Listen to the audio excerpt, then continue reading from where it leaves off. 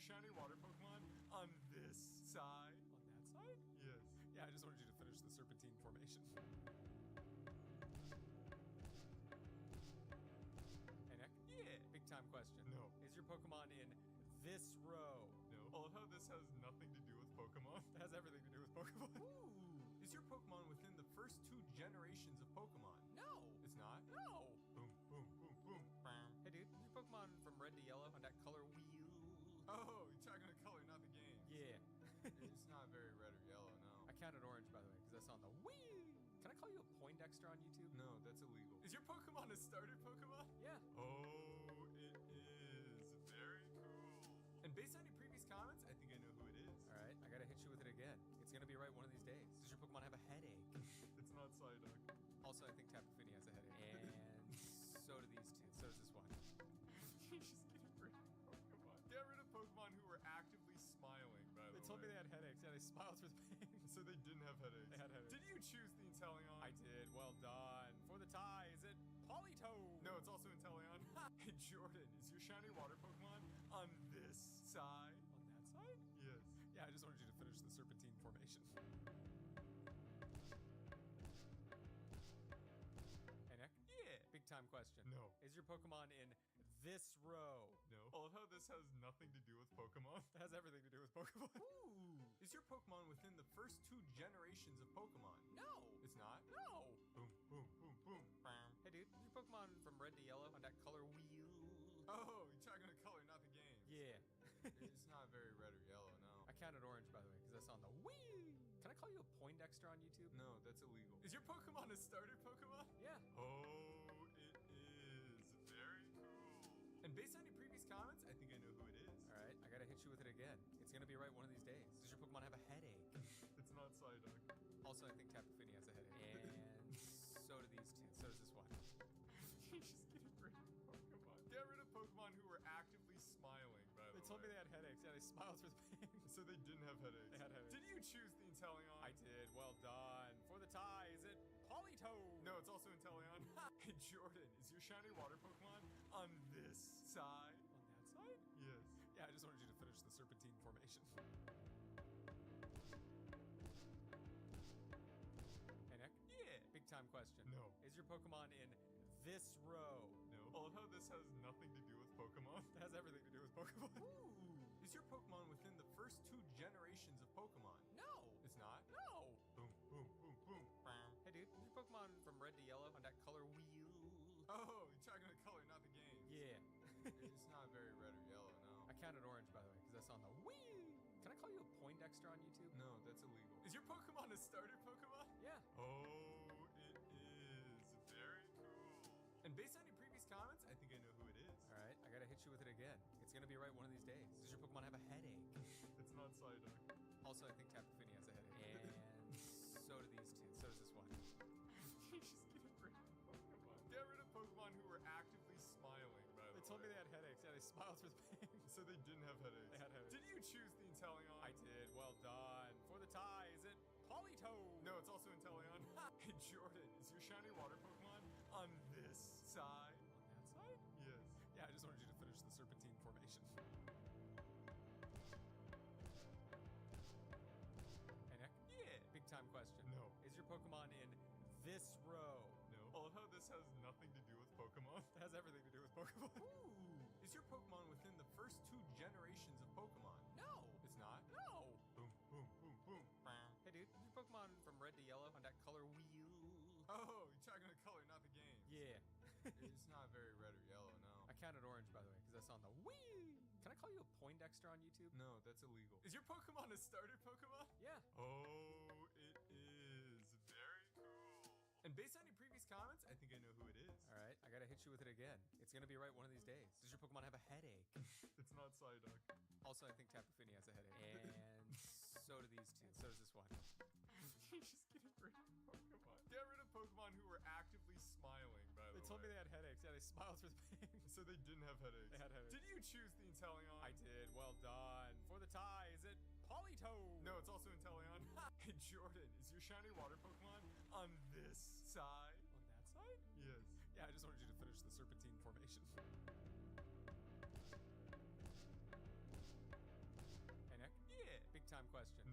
Pokemon in this row? No. I love how this has nothing to do with Pokemon. It has everything to do with Pokemon. Ooh. Is your Pokemon within the first 2 generations of Pokemon? No. It's not? No. Boom, boom, boom, boom. Bam. Hey, dude, is your Pokemon from red to yellow on that color wheel?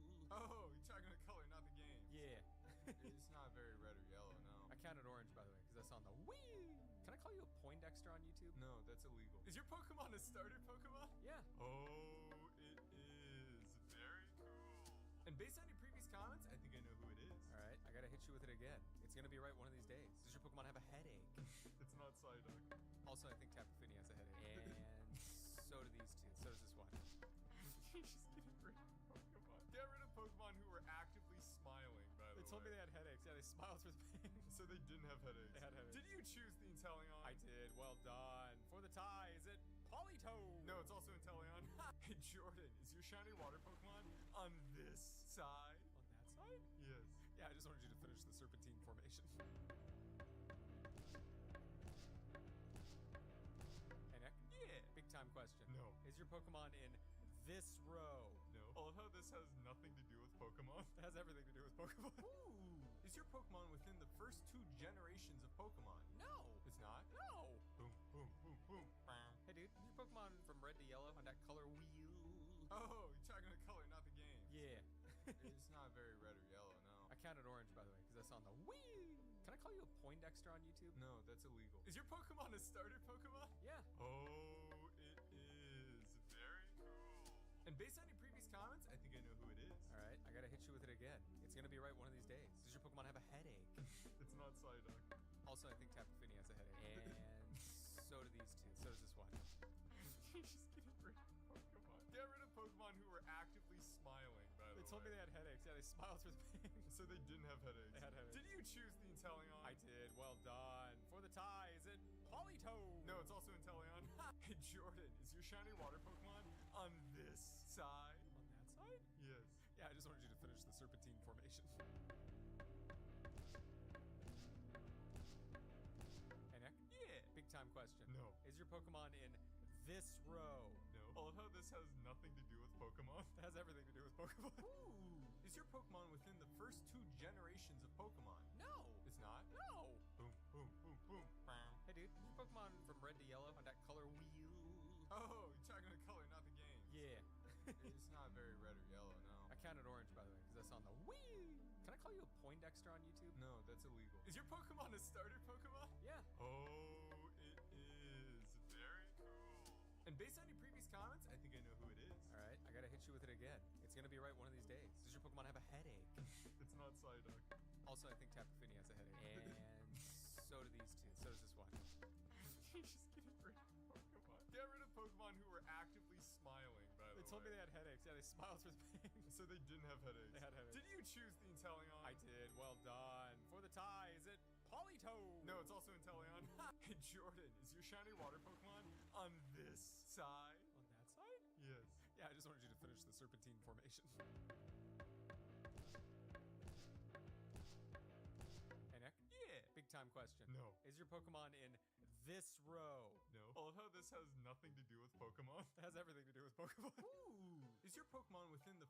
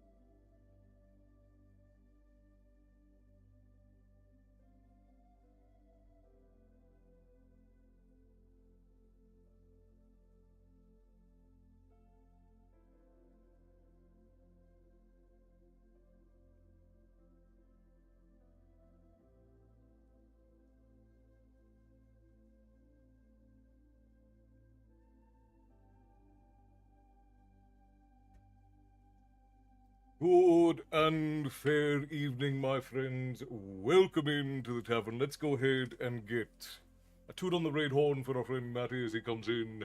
3, 2, 1.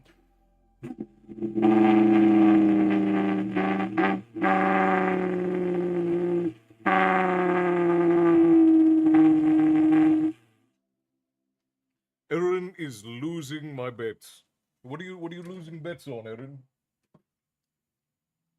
It's why I don't gamble. I don't have enough luck to gamble. Just me waking up and going outside is enough of a gamble. I'm not here to tempt fate like that. Matty, how goes it? Good and fair evening, everyone. We've got Kemian, we've got Erin, we've got the Bear, we've got Teresa, we've got Quirt, we've got Molly Sue, we've got Frost. We've got Sotok. And I think I got everybody. I think I named everybody. We also had Barry and Clarence dropping in over on the YouTube portal. Welcome in, my friends. I'm so very glad that you could join us. And we've got waffles. We've got waffles in droves. We've got enough waffles for everybody. It's good to see you all. I hope that you're doing well. I hope that you are enjoying yourself. Nicholas Infante, hello and welcome in. I believe you are a folk of the kingdom of His Highness Norcalius, correct? I believe that is correct. It is indeed waffle time. Minus the fact that I had to put the most hilarious thing I'd ever put in medical in my life. What is that? Good afternoon, Bear. Good afternoon. Good evening. Good afternoon. Good morning to all of our friends from all over the world. I hope you're all doing well. The lady is getting ready for you all, and I know it says here that we are doing Child of the Prophecy with Oonagh. Clearly, I am not Oonagh. Yes, the Merchant of Tamriel in Orcalius' chat portal. Well, I'm glad that you could stumble your way back into the tavern for some stories. On Sundays, we waffle for a bit, which is we just chat and chat shit and do the like. And then my lovely wife will come and she will be reading to you all from Juliette Marier's Child of the Prophecy. How is everyone? What is today? Today's Sunday. How has everyone's weekend been? How has your Sunday gone? The lady and I have been so buried in work, I forgot what day it was. Can you believe that?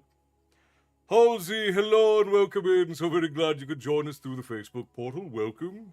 For all of the new folk, I am Castle, this is my tavern, and here we talk about myth and lore and tales of yore, and every now and again we read you all a story, sometimes a bedtime story, sometimes a wake-up story. It all depends on the time and place. You're pretty, but not that pretty, mate. Well, fair enough. Maddie also had a tip. Wait. If it ain't profusely bleeding and still attached to my body, hands off the bird. Batty, you are a character, my friend. It's Monday for our friends in the Upside Down, that is true. See, Bear, it's confused, because for me it's not Monday. Where I am, it is most certainly not Monday. It is a Sunday.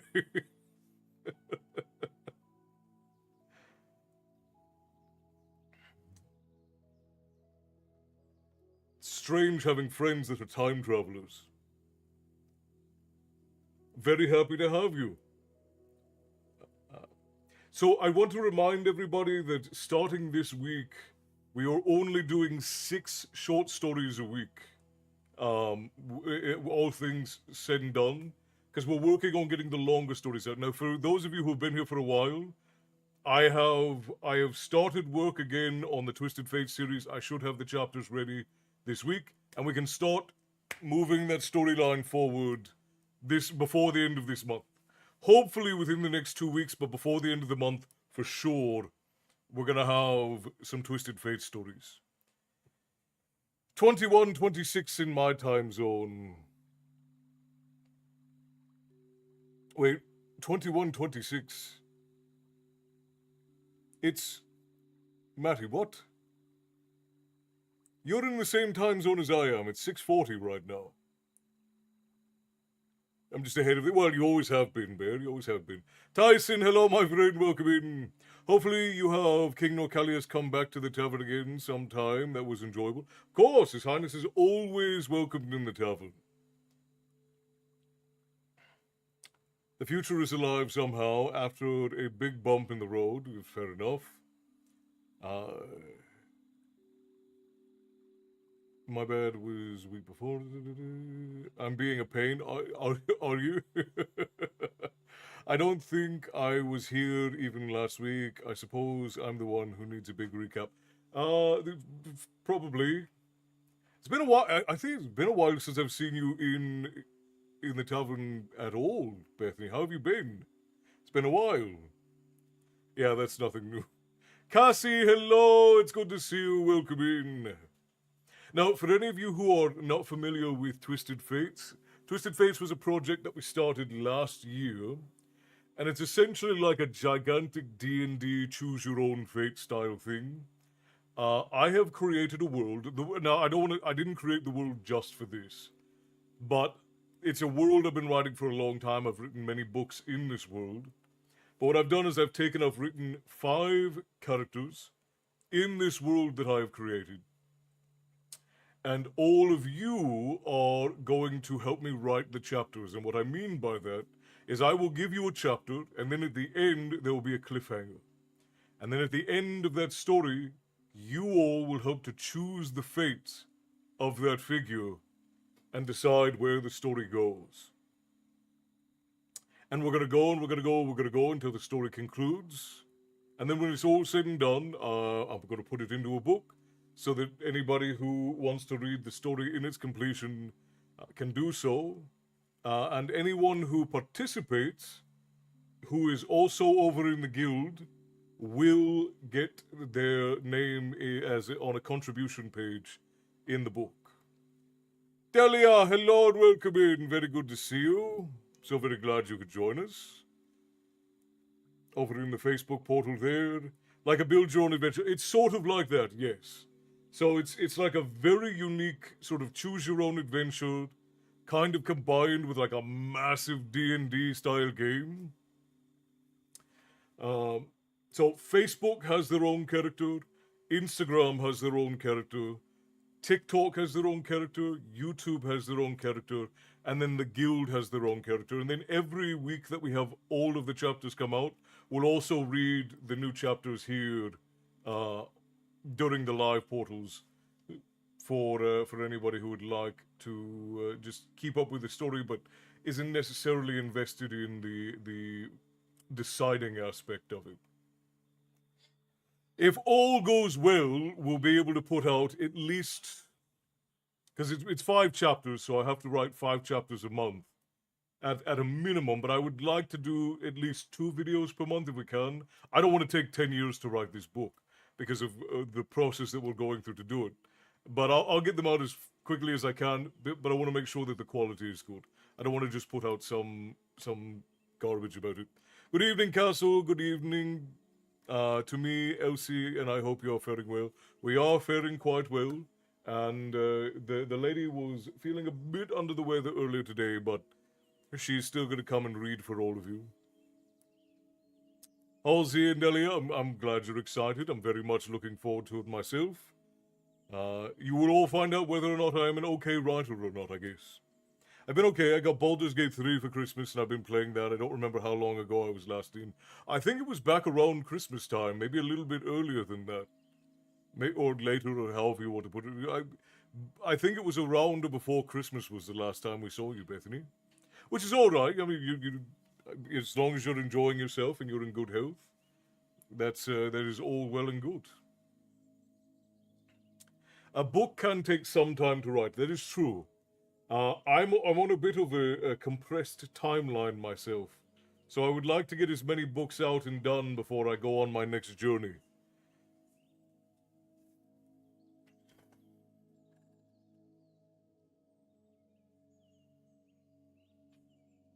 Because I've also started re-editing Creatures of Yggdrasil, which is another exciting one that I'm looking forward to.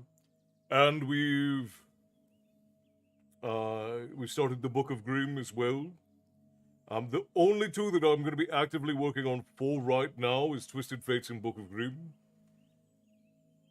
But I have the drafting process up and ready to go for Creatures of Yggdrasil, and then the lady is going to be working on our children's series as well.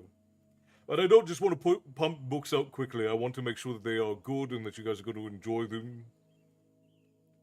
I'm on full edit mode on book 3 right now because the reordering and changing a few things. Well, and that's to be expected. That was a part of the process, Matty. I don't know if I'm in good health, but I could be. I feel you. I feel you on that, Bethany. That's sort of the natural state of being. I don't suppose I've been in good health since I was about 12 years old, but I'm alive, and I could indeed be doing considerably worse. So that's a fair way to put it. uh, So since we're waiting for the lady, I have a few announcements. I guess we could do. I don't know how many of you are even going to be interested to know these things, but one is we're doing one fewer stories per week than before. This is so that we can work on the books and so that we can get out longer story times. Because we used to do these very long, like sort of in-depth essays of mythology and folklore and storytelling and so on, and we just haven't gotten. We just haven't been able to do them with how many short stories we've been putting out, because we uniquely script and shoot all of the story times, so it's a bit of an ordeal to get that many out every week. But we're getting ahead of the game. We're doing pretty well. But Sundays now, we will not be putting out short story times, and we will be putting out longer ones. And there might also be some more live story times that get added to the roster, if we can manage it time wise. The long story times are one of the more important things. We have to start getting those out. And the books are also very important, so we have to make sure we get those out. Cassie, you said, aren't we all alive? I should hope so. I should hope so. I myself have spent probably more of my life dead than I should. My heart has stopped and I've been declared legally dead several times. I think I've spent almost 45 minutes of my life dead. Thank you, Frost. So, friends over on Twitch, we're just going to run ads right... Well, yeah, we'll run them right now, and then we'll run them again before the lady gets on so that you guys don't have to deal with any ads while she's reading too. So, we're going to run those right now, and then we'll be back 3 minutes. And luckily, I'm not talking about anything important, so we should be alright. I'm not sure I'll be here to listen to storytelling tonight. I've been up since 4 a.m. Elsie and I are falling asleep. Well, that's quite alright. Just woke up. It'll be a beverage and back to bed. But it'd be rude not to say hello. I hope everyone's doing well. Much love. Hello, Marcus, my friend. I'm very glad that you dropped in to say hello. I hope that you're doing well. Get back to bed. Rest.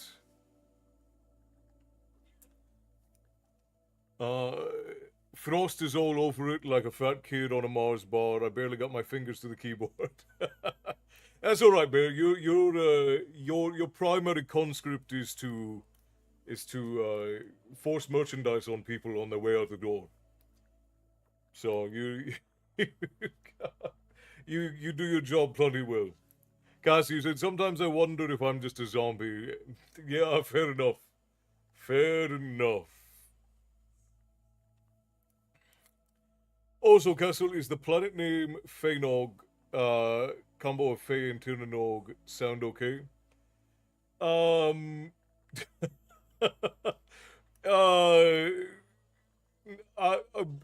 in the I would not. I would not go with that. I would not go with that, Matty.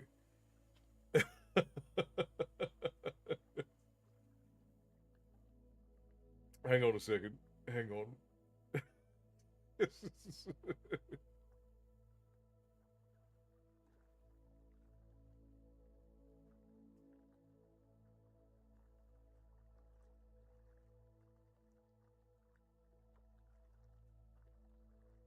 Well, it does sound a bit like eggnog. That is most definitely a part of it, which is odd. But more than that, hang on, let me check to make sure that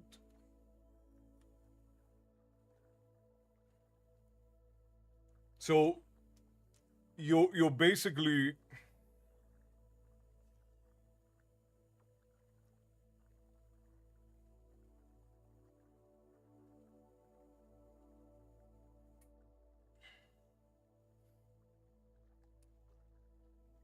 I'm trying to think of Pain and Og, but even but even that uh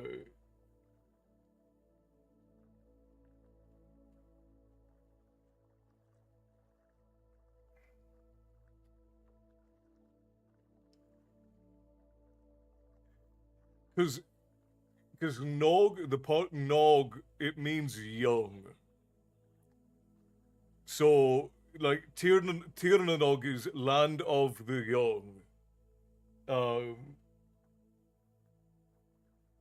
so if you were doing if you say Feynog, you're basically saying like young enchantress. Well, but the word Fey in Middle English means like enchantress. So you're basically saying young enchantress. The planet is called Young Enchantress, which is kind of weird because it means the young almost means it, when you say Tirnanog, the way that it is contextual. It means land of the eternally young. But if you just say Nog, in that context, it means like adolescent. So your planet is called Adolescent Enchantress. Because the two words are different languages. You have Middle English and then you have Gaelga. So the Middle English mixed with the Gaelga, it's essentially going to translate to Adolescent Enchantress, which I don't think, I don't think that that is the, I don't think that that is the expressed meaning. You could call the planet Tirnafe if you wanted. So you could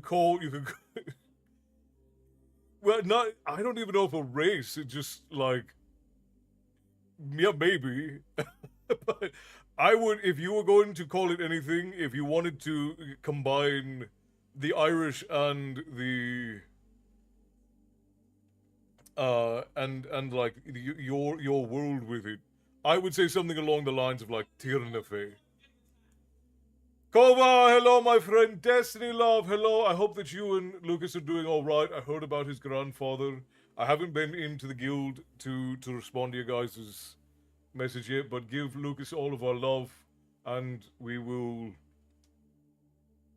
raise a glass to the memory of his brilliant, giant of a man grandfather. Isn't Tirnanog from Irish lore? Maybe not. So Tirnanog is one of the many other worlds. So in Irish myth and spiritual belief, there is no afterlife per se. There is just an other world. So there are several other worlds. You have Tirnamanen, you have Tirnanog, you have Tirna Masvan, you have Magmail, you have there's another one. There's like 12 different Celtic afterlives in Irish mythology. Well, I'm sure the lady already said it, but if you need anything from us, please let us know, and if we're able to do it, we will. Does that mean don't use Feinogi? Yeah, I would not. I wouldn't. I mean, it's either going to raise, and again, it depends on how much you market the book, but it's either going to raise some serious eyebrows amongst the literary communities who understand the language, or it's gonna just I would pick something else. I would pick something else. If you're attached to it, you can keep it. But I would pick something else. Crystal, hello, love. Good to see you. Welcome in. I'm so very glad that you could join us. Grab a seat.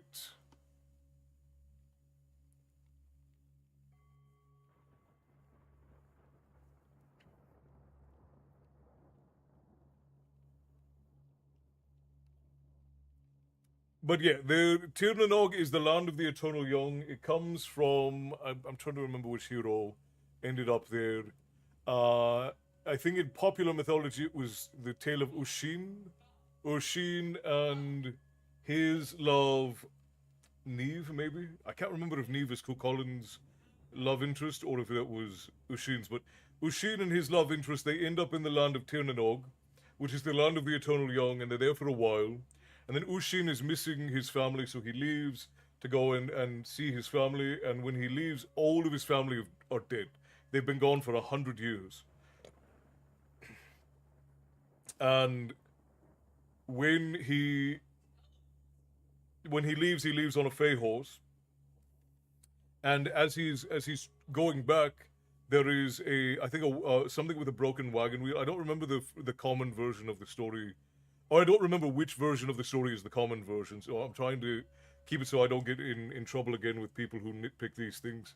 But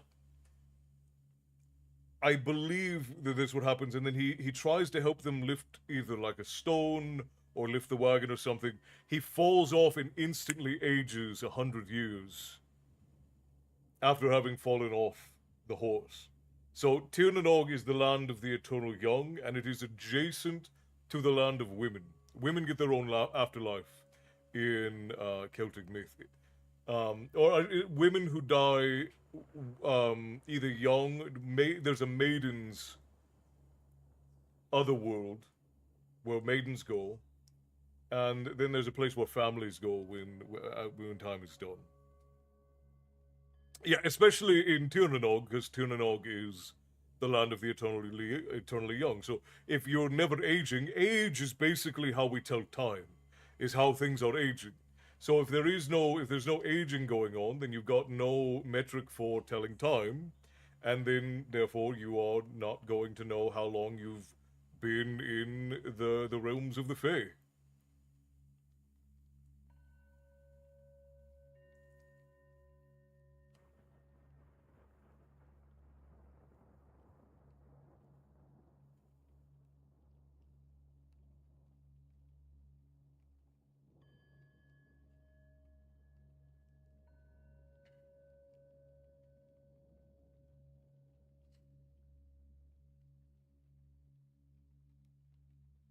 Fae in a Scottish context refers both to mystical and magical fairies prevalent in folklore known as the guide folk or the Fae folk, and the Scots word Fae meaning from, where Fae meaning Scottish Fae are malevolent, unseelie court, inhabiting lochs, glens, and forests deeply integrated into Scottish culture, often appearing in tales and traditions. Yes, but the word Fae itself, because Fae, where you Fae is slang. It's like a combination of Gaelic and English.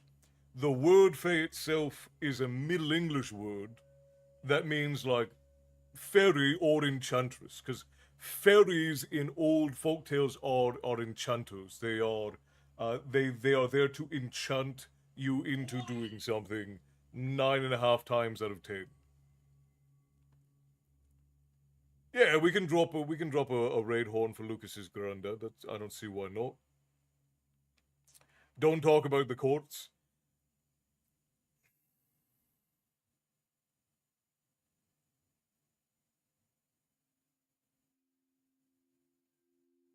See, but Matty, are you talking about Mabinogi from the Welsh? Are you talking about Mabinogi from the Welsh? Is that what you're talking about?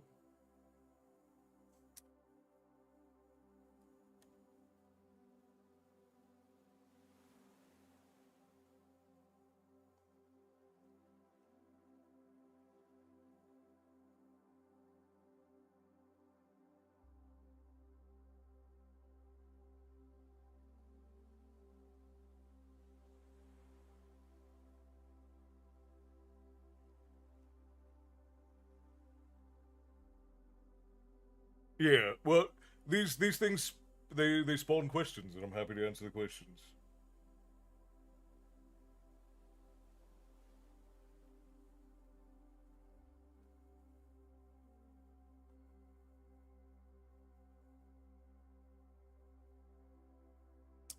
As far as the Seelie and Unseelie courts, though, that's a more recent myth, if I remember right. Because I know it's very popular to talk about today, but I don't think it actually appeared in Scottish folklore. I actually think it first appeared in French translations of Scottish folklore first. I don't think that the Seelie and Unseelie courts came about until like the 1600s. So that is not paralleled directly. It came along with all of the other, like, the god of this, the god of that happened leading into the Victorian era that was inspired by how the Greeks catalogued everything. Juan Manuel Montoya Cruz, greetings from Mexico, my friend. Well, welcome in. I'm so very glad that you could join us. Based on Irish... Okay, so, but Mabinogi, I think, also means young. So even using Mabinogi, I think that still means young. My Welsh is very, very rusty, so don't quote me on that. But I believe that Mabinogi still refers to someone who is young. Need to look into Welsh a bit more. Can only remember Gwydion off the top of my head, which is fair. That's what waffles are all about. It's true. Waffles are all about odd tenants. Let's just say that Faye is the one part I know my mind keeps placing with that planet. So I'll figure it out. Yeah, but again, if you wanted to do something that was linguistically sound, you could say Tirnafe. Tirnafe would be like the land of the enchanters, or land of the enchanted, which would make more sense linguistically speaking. It would be called either the land of the fairies, or the land of the fae, or the land of the enchanters, the land of the enchant. That linguistically makes sense. You could do that. Yeah, and like the important thing to remember is that like fae and fairy are generally like catch-all terms that were standardized by like the French and the Victorians more so than what was used a long time ago. Like if you're talking about fairies from Ireland, then you're almost exclusively talking about the Tuatha Dé Danann and what my family called the Descendants, right? You have the Book of Descendants, which talks about all of the different creatures and beings that were children and creations of the tribe of Danu, the Tuatha Dé Danann, and the Fomorians. Tirnafe is one word you could do, but it would make more sense to have it split up, because in Gaeilge, combining words like that is more Germanic, so that would be more like English Germanic sort of thing to do. If you wanted to have more of a Gaeilge ring to it, you would separate it out Tirnafe. Something else we can blame the French for? We'll just blame everything on the French. Why not? I don't see any reason not to. Hey, by the way, if you guys can hear that vibration in the background, the lady is making me fresh jerky, which, by the way, if you ever want to know how to express love to me, send me good jerky. I want and need nothing else than good beef jerky. It doesn't even have to be beef. I don't like turkey jerky, but basically any other kind. Yeah, she's a sweetheart. She's learning she's going through adulthood trials for our clan.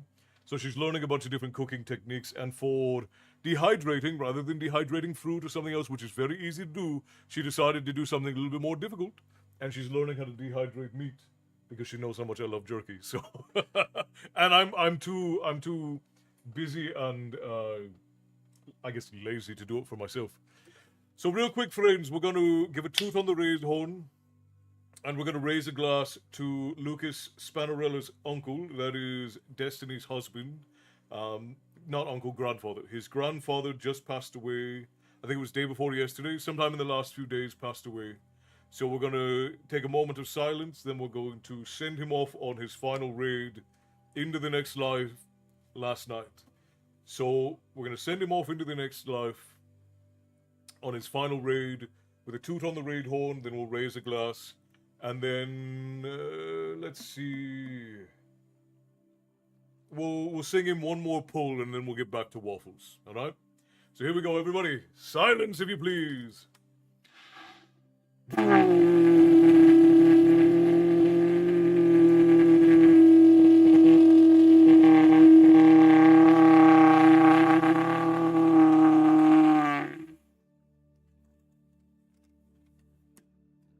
Destiny, can I get a first name for Lucas's grandfather, please?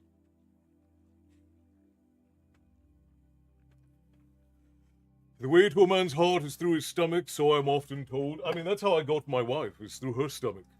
Because normally I'm the one who cooks because she burns herself all the time. Esther, it was Captain Hoodie, Destiny's husband's grandfather, passed away last night. Tom, last night at 5 p.m., double heart attack, and he basically slipped away. Oddly enough, he just got done teaching at the fire school. Absolutely incredible man. Well, let's raise a glass to his memory. Sláinte. Aringo bra, my friends.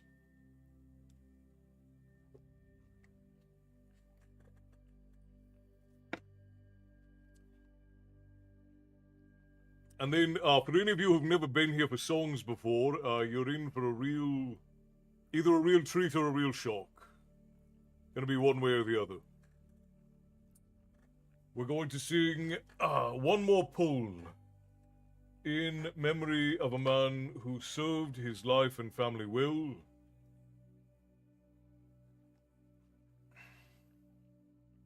And has now found himself ashore for the final time. May his long walk be one of peace and beauty, and may he find himself amongst kin when he gets to the end.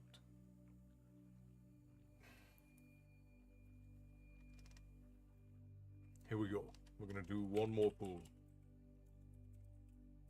Unless you have a specific request, Destiny. Do you have a specific request to send him off? We don't sing well, we sing to have a good time, yes indeed. He was a lifelong fireman, devout man of faith, and the most loving man I've ever met. There's little greater you could say about a man at the end of his life than that he served all his life, that he was a devout man of faith, and that all he did in his life was love.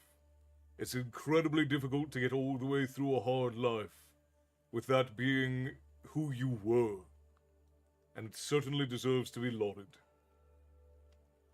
Alright, let's go ahead and give him one then.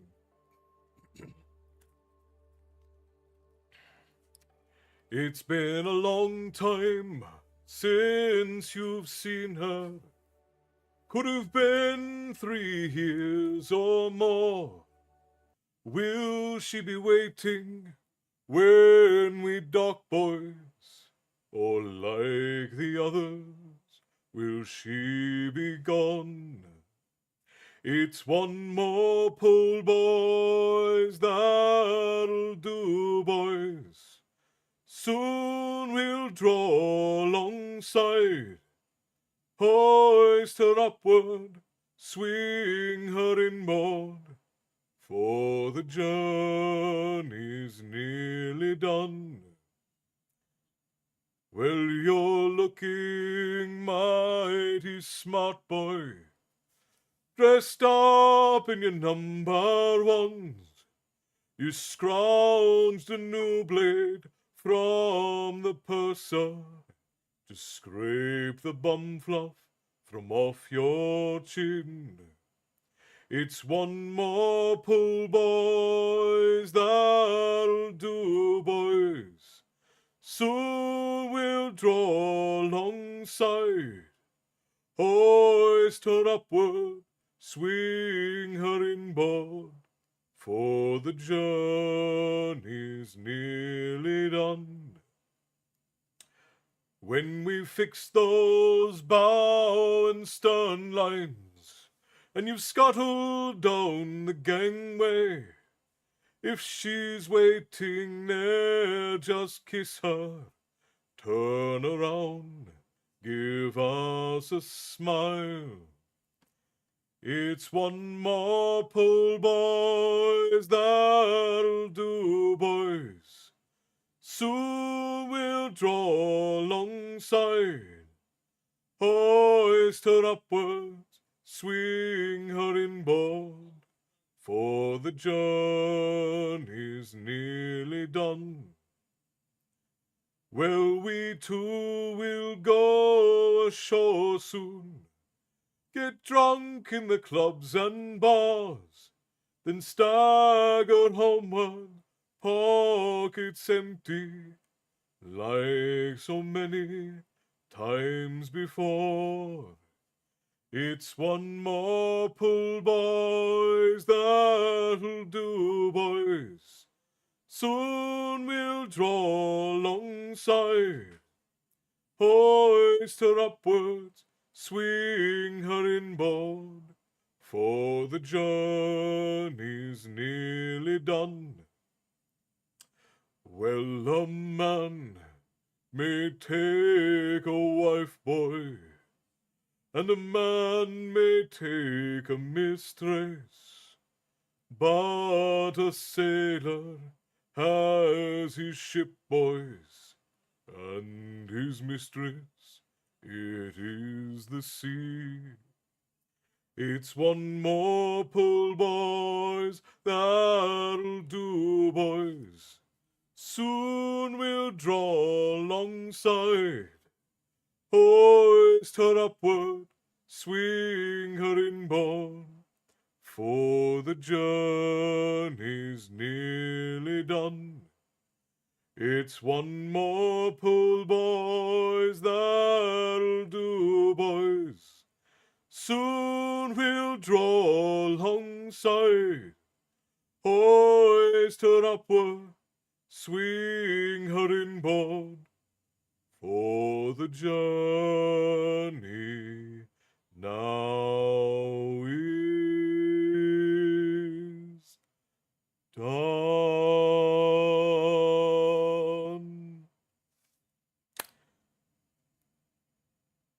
A wonderful night to Tom. May he rest well, and may his walk be one of beauty and grace. How wonderful that you have a chance to spend time with your great grandmother. I wish I could say the same. My great grandmother passed away in Fife, Scotland, long before I came along. It is truly a rare gift to connect with family history in such a meaningful way. You're really fortunate. Yes, indeed. Yes, indeed. And you know what? You know what? Since we're all here, we're all Celtic folk, why don't we'll do one more. Why don't we do Danny Boy? I think Danny Boy is a grand send-off.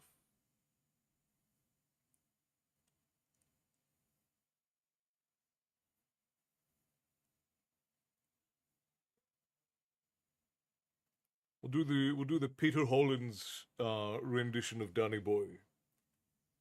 Erin Highland, hello, Ilgabeen, smiling while cross-stitching. I'm glad to have you. Now we have two Erins, and we've got an Erin on the Twitch portal and an Erin on the Facebook portal. Look at that.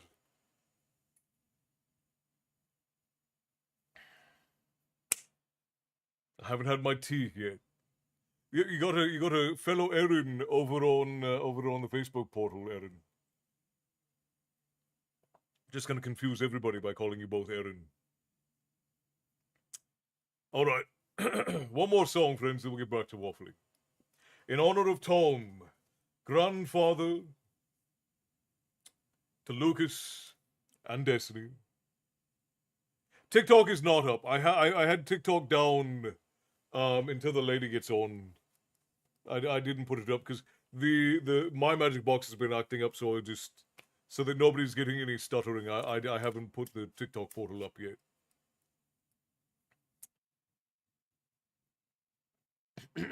All right, here we go.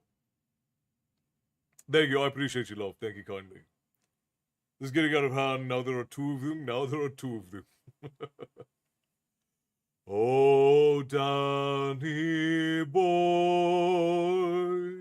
the pipes are calling from glen to glen and down the mountainside. The summer's gone,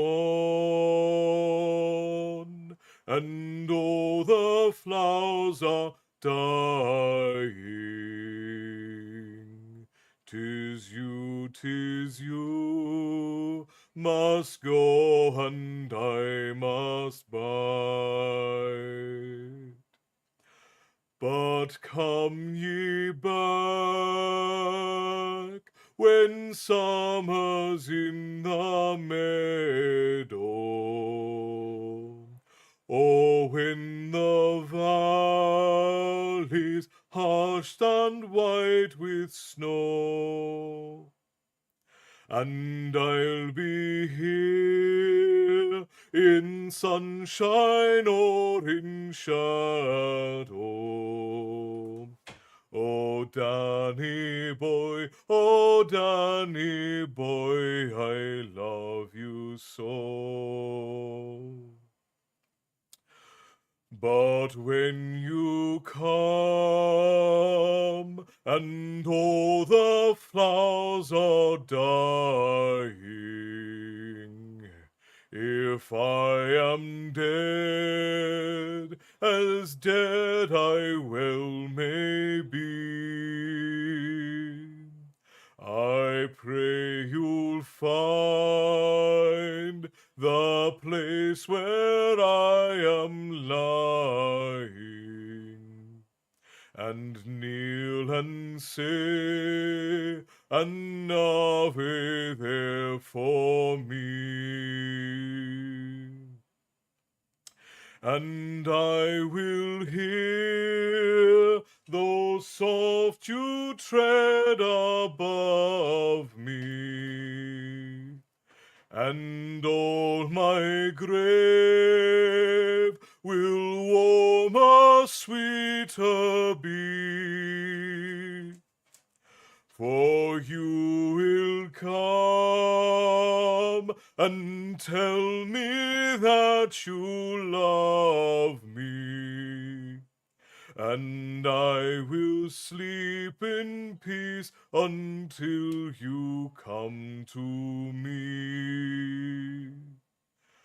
I will sleep in peace until you come to me.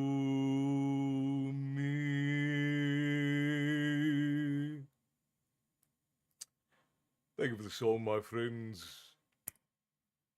Rest ye well, Tom. And again, may your journey be one of beauty and sights and pleasantry.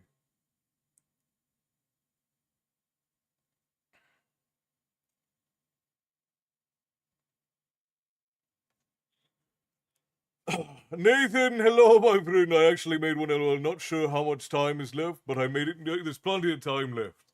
I'm just waffling about, waiting for the lady to get ready to read to you all. Thank you so much for sharing those songs with me. I truly appreciate the unexpected gift. Wishing you all the blessings. Of course, Esther, of course. My grandpa's alive and my cousin has kids. Cousins had kids before she passed away from cancer.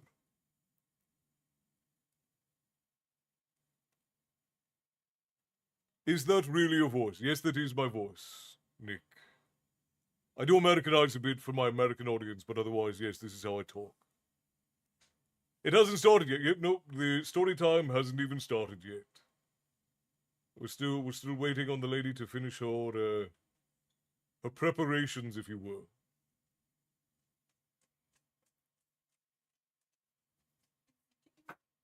Do I want some chicken, perhaps?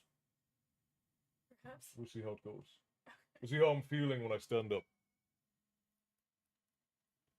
Jill, hello, very nice, good to see you again. I'm just waffling around here trying to find videos to help me with my next project. Well, what's your next project? Oh, it's Bootstrap Jill. See, we had two Jills. I wasn't sure which one you were, but I appreciate you letting me know. It's good to see you, Jill. Welcome back in.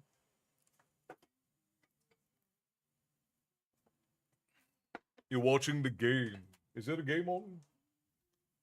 I haven't watched sports ball in so long, I have no idea.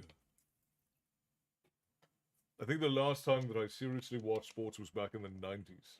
Maybe the mid-2000s.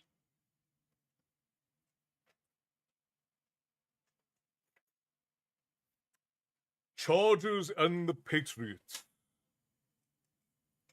Yeah, I think the last time I watched football, American football, was when the Patriots won the Super Bowl, whenever that was. Erin, don't drown the. Is this what she's trying to do? Drown me?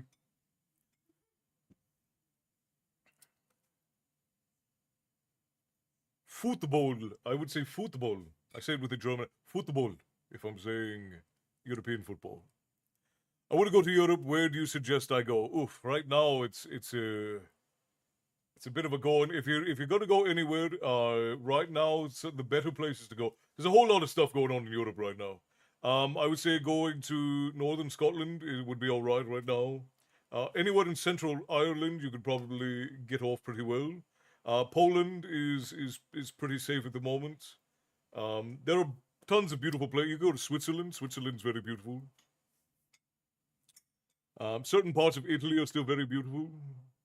There's a lot of like industrializing and modernizing and things that are going on in Europe right now. So there's not as many beautiful places in Europe as there was when I was young, especially in Ireland. A lot of the forests and stuff that I grew up playing in, they just aren't there anymore. And his American audience has been trying to encourage him to un-Americanize his voice and accent. To his credit, he's making some progress. I have made some progress. The wife has been trying to get me to do that too, but I've been doing it for so long. I've been in America for 20 years, 20 plus years, and I've been correcting myself to sound so Americans can understand me for that entire time. So it's been a while.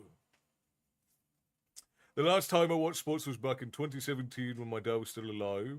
We were both huge tennis fans, passionately following every match together. The moments spent cheering on our favorite players really made the experience special. Yeah, a lot of people really love the camaraderie of watching sports. I like to play sports, and I haven't done that in years, and I'm not in any shape to do it presently. The only sport that I could probably presently play would be foosball, without killing myself. Matty is the one I would. Wow, Erin, aggressive. I hate watching sports. LOL. I will hear all about it in 11 hours or so. I'm sure. Frost, the ad that's playing the credit card guy's name is Frost. That's funny. Our Frost has plenty of credit. I'm a sports fan. Damn, that sucks. I grew up with the Rocky Mountains, and the Rocky Mountains are beautiful. I will tell you right now, if you live in any of the more rural areas of the United States that aren't deserts, you will have a hard time finding things that are more beautiful than that anywhere in the world. Like there are some places that are just accepted, like there are the what is it, the Taichung Mountains, those big mountain range in China is really beautiful, like just immeasurably beautiful. And then you have like the big fjords that lead into like the cliffs and the mountains with the waterfalls in Norway and in Sweden. And there are some like that also in Iceland. And then you have like the cliffs of Moher, you have the Giant's Causeway. There are some things that are just unique that you can't see anywhere else. But when you talk about like what you have access to in America, America is just so beautiful. It is so very. If you love deserts, there are deserts. If you love, like, some of the deserts in Nevada and Arizona are so ridiculously beautiful. You can't see anything like that anywhere in the world. They're gorgeous. Huh? But and then like you have the mountains. You have the Pacific Crest Mountains. You have the Rocky Mountains. They're just so beautiful, so ridiculously beautiful. Americans can put in some work to stretch their brain to understand the accent, which is fair enough. And I don't just get grief from Americans. I get grief from Scots, and I get grief from Brits, and I get grief from other mix who don't have, who like, because like I've said, my family's accent is odd because we're kind of a mix of Scandinavians. Most of my family are from Norway. Some are from Sweden, but we're from like northern Norway, and then from Southern Ireland. And we're kind of isolationists. Our family doesn't really interact with a whole lot of people outside of our family, because we're very traditional. We do a lot of like self-education of our children and things like that. So we speak kind of strange even for folks in Ireland. So even Irish folk have a hard time understanding me and want to talk crap about my accent. So it's a whole deal. It's a whole deal. If I get a chance to travel again, I'm really hoping it will be to the breathtaking landscapes of Scotland, or back to the charm of my hometown in Tasmania. Both places hold special places in my heart. Indeed. I would prefer to still be able to play sport, but being busted up, the best I can do is dart a pool, and even that's it. Bear, I love you to death, mate, but part of the reason why you're still so busted up is because you cannot take a day off. You're constantly hurting yourself because you cannot do that. When I was in Ireland, I had more often than not grab an American to translate for me because of my accent. Yeah, again, that'll happen. People talk about American stuff, but I get the problem all over the world, especially if I relax and I let myself go through it. It's hard for people anywhere to really understand me because my accent is very unique. I didn't know it was unique until people started telling me it was unique, but yes, I acknowledge and understand that I have a unique accent. Or stupid accent, some people say. You're the last of the Norse. Well, my family literally are from Wicklow. Wicklow is Guelga Ford, Meadow of the Vikings. Like my Norwegian ancestors have been in Southern Ireland for over 600 years, and my grandfather's Gaelic and Gael and Malaysian Irish ancestors have been in Ireland, as far as he knows, as far as he says, for over 2,000 years. So, who's to say? Same, Nathan. I still get the Rockies where I live. What is it? I called them the Pacific. What are the mountains out here called? They're not the Rocky Mountains. What are the mountains where we live? What are these called? No. The big mountain trail out here in California. The big one. Your cat is gonna get stuck in there. He just crawled into that drawer. He's a menace. Absolute menace. What are the West Coast mountains called? I live here and I don't see. So people are always like, "Oh, why can't you remember these things?" I live here now, and I can't think. The large. Yeah.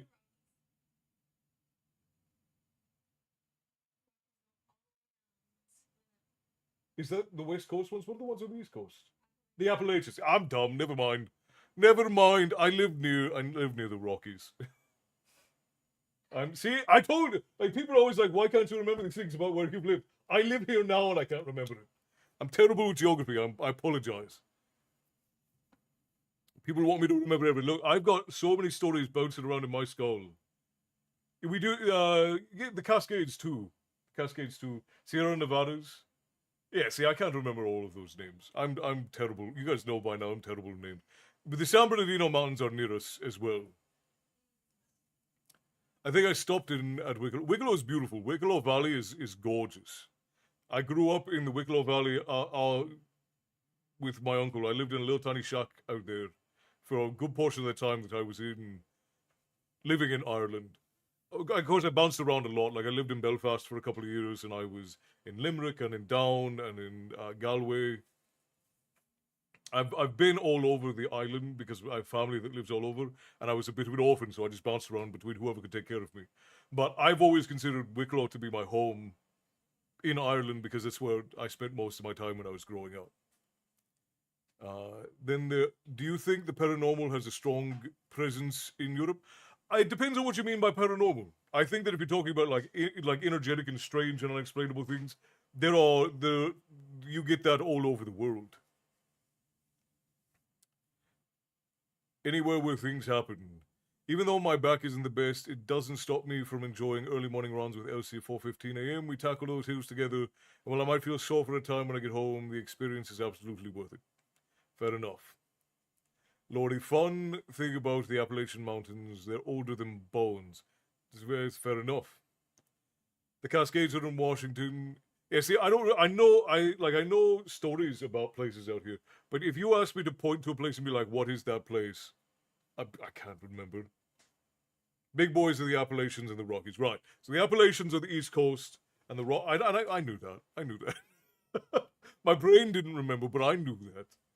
And the Rockies are West Coast, right? Yeah, the lady and I, we live down in the valley, like at the base of the San Andreas Fault, which the San Andreas Fault runs through the San Andreas Mountains and the Rocky Mountains. Yeah. The big boys, yeah, right.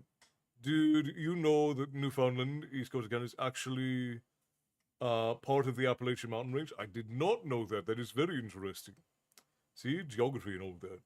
I think I need to refill my tavern tankard. Available in the tavern shop. Raise it again for Tom. Raise it again for Tom. I don't. Do we? We need to. Do we have tankards available in the shop? Get them sent from the manufacturer. So we don't have any tankards in house. But if you order them, we can still get them sent from the manufacturer. But then you don't get the specialization, like the customization that comes from us. They just come directly from the company that makes them. Are the Rockies West Coast? How do they stress? That's a great question. You're asking things that I have no.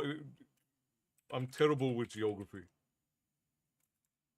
Basically, California, Oregon, and Washington are on the west of it.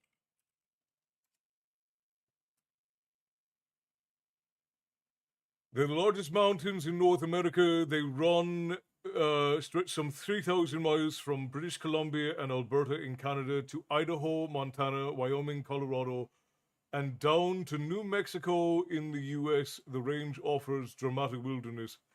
Yeah, so it basically run. There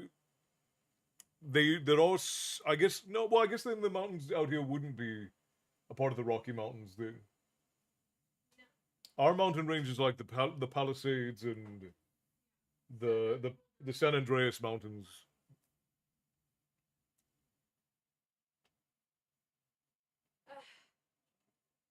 Did you have folklore Ireland and old timers? So my family is very, very entrenched in classical storytelling. Yeah, I guess Rockies would be more Midwest. Lucy, hello, good to see you. Welcome in. Glass bottoms so they can draft me with the king's shilling. Now the Rockies are Colorado, but that's not. Yeah, that's right. So the Rockies are well, they're closer to the West Coast than they are the East Coast, but they're more like the middle of. They run like down the western middle of the United States because they go through like Washington and Idaho and Montana, with a little bit on the edge of Wyoming and going down through Utah and Nevada down into New Mexico. But the West Coast where the lady and I live, like we have the Palisades, we have, hang on, what are these mountain ranges called?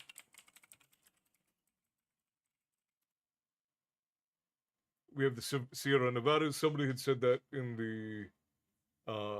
we have the California Coast Ranges, we have the Transverse Ranges, San Gabriel's, San Bernardino, and the Peninsula Ranges. I'll be honest, I didn't know any of those things. Mount Shasta and Half Dome, those are... Oh yeah, Mount Shasta and Half Dome are up in the Yosemite area. I'm a 20-minute drive from being in the Rockies. They're in my backyard almost. They're my neighbors. Yeah, there we go. The Rockies are Midwest, technically. So yeah, fair enough. We have some in the up, but I can't remember what they are named. Yeah, Lucy, if you're over on... I was looking at cassette tapes, so sorry for being... No, that's all right.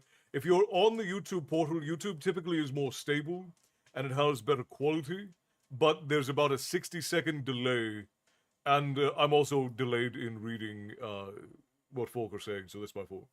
Australia is relatively fat. We've only really got the Great Dividing Range. Upper Peninsula. Upper Peninsula.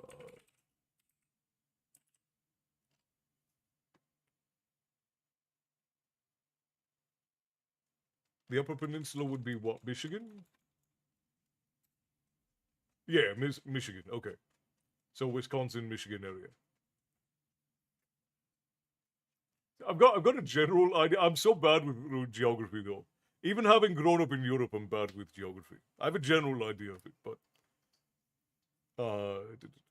we find ourselves embraced by the majestic mountains, the vibrant array of wildlife all around us.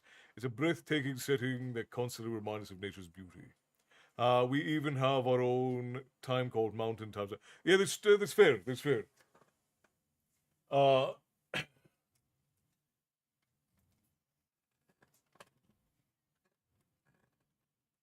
Washington State.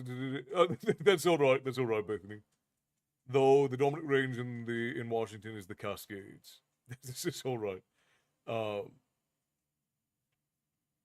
Yeah. Well, the Rockies are huge. Like the Rocky Mountains is a massive mountain range. Like again, like it gets almost all the way over to the west coast. It's not strictly all the way, but it does stretch all the way over that way. Gunnar, I don't know if I said hello, but hello, my friend. I saw you come in, and I don't know if I said hello, so I apologize if I didn't. But welcome in. I'm glad to see you, brother. The bright purple highlight is just overwhelming for my eyes. Oh, for the highlighting the message thing. It can be a bit bright, that's to be sure. If you were to buy a boat, would you buy a 125-foot vessel or a 175-foot one? Well, I would never buy a boat because I don't believe in being on the water. The water is the wet area, and if I had been intended to be on the wet area, I would have fins and gills. I don't do the wet area. I don't even like flying over the wet area. But it's eye-catching for a reason, that's true. But if you're going to get a boat, I would say get the bigger boat.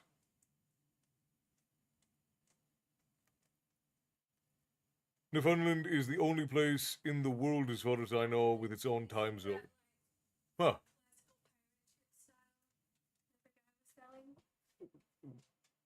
Oh, the guy who's selling the pirate ship? Yeah.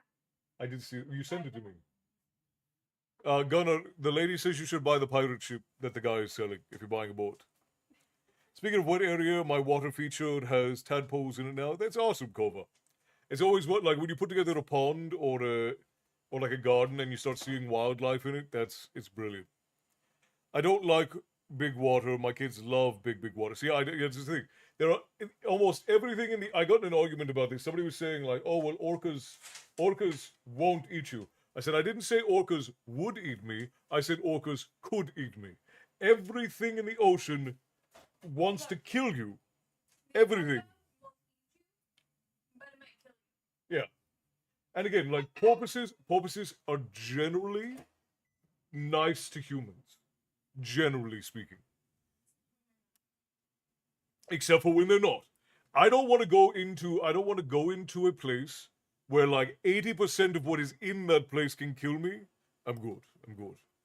Hello from the state of Iowa. We produce so much coin and so obviously. Yeah, Iowa is one of the backbones of America. So I don't know what you do, but thank your state for what you do. You keep us fed.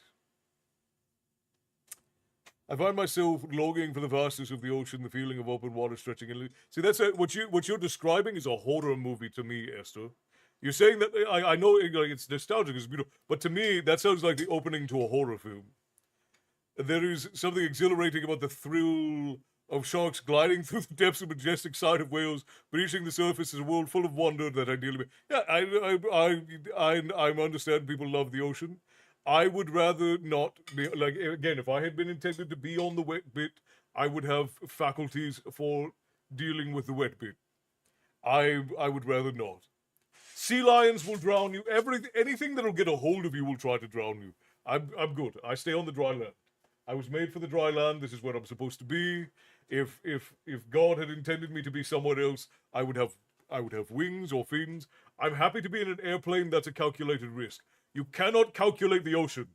There is no calculation in the ocean. Airplanes are a calculated risk that I am willing to take on occasion. Boats, no, I don't do the ocean, nothing. Castle never coming to Australia then if he's worried about 80% of wildlife. Look, I can fight a kangaroo, okay? I can fight a hippo. Not well. I would die to a hippo 100%. And 50% of the time I die to the kangaroo. But I know what I'm getting, like I can see what I am approaching. And if I get stung or bit by something that I didn't see, that's my fault because I'm an idiot. I might have seen Waterworld too soon, possibly. Yeah, if we ever go to Waterworld, I'm just drowning. Like that's it. I'm not even gonna try. The world will have one fewer storytellers. The land can be just as dangerous, but I can see I am equipped for the things. Human beings are the alpha predator on land. We are not the alpha predator in the ocean. Period. I'll be back. I gotta go do some things. All right, Nathan. I will look forward. The lady's about to start reading. But I appreciate you for dropping in, my friends. 100% humans are the alpha predator on land. There's not even There's not even a question about that. Waterworld equals instant death for me. I'm not doing exactly Destiny. Exactly. That's exactly how I feel about it. Do need to get the tadpoles identified in case they're cane toads. Fair enough. Are you ready to begin, my darling? As ready as I'm gonna be. Oh. Okay, before I leave, This is blue. it is blue Why am I? because it's lightly green. Blue and green are not. This is blue. Blue and green are not that different from one another. Okay, before I leave you, would you get your ass whooped by a kangaroo? Call BS on the fighting the roo. It will kick the living suitcase. Which again, I said 50% of the time the roo's got me. But I've worked with wild animals, and I know what I can deal with and what I can't deal with. Like a crocodile is 100% stronger than me. So are large alligators. But I can deal with a crocodile or alligator because I know how to deal with those. Well, I guess those are semi-aquatic because they're on land and in the water. But I don't go in rivers. In the river, the crocodile's got me. On land, I've got the crocodile. That's just how. That's how. Because on land, I'm the alpha predator. I am the apex predator there. we're Bethany. We are 100% at the top of the food chain on land. There is no creature that is a natural predator of mankind. Now, if we don't have our tools and we're not in groups, sure. Some things can get us, but the vast majority of things. If you go out in the woods with nothing, yes, you're dead. Yes, yes. But the thing is that no human, at least no smart human, goes out into the woods with nothing. But castle is also, well, a castle, so I think the kangaroo is a fair fight, right? Water I don't mind because I can swim, but that doesn't include what will. Right. But I can't swim forever. I can stand for days on end. I can't swim for days on end. Always underestimate. See, but again, I've dealt with these animals before. I have experience with these animals, which is why I'm saying, like, kangaroos do take no prisoners. They've got nasty claws and their kicks are terrible. That's 100% the case. 100% the case. I'm not saying that 100% of the time I could take a kangaroo. I'm not one of these delusional people who thinks that I could fight a bear and win. But I know how to deal with a kangaroo. I've not been kangaroo hunting, but I've dealt with kangaroos in zoos. Wild roos are stronger. I understand that. They're stronger and they're bigger. But I've worked with animal rescues and zoos, so I know how to deal with these creatures. Like, I've wrestled alligators, I've wrestled crocodiles, I've dealt with large snakes, I've dealt with large predator cats, I've dealt with wolves, I've dealt with coyotes, I've dealt with snakes, I've dealt with spiders, I've dealt with scorpions. I know how to deal with these things because they are on land. So I know how to deal with it. I think we all just watch the Predator movies and take notes on the antagonist and then go out there and see what happens. Fair enough. If I can run from it or I can beat it with a stick, I'll be good. See, I don't even necessarily need to be able to run faster than it. I just need to run faster than whoever is with me most of the time.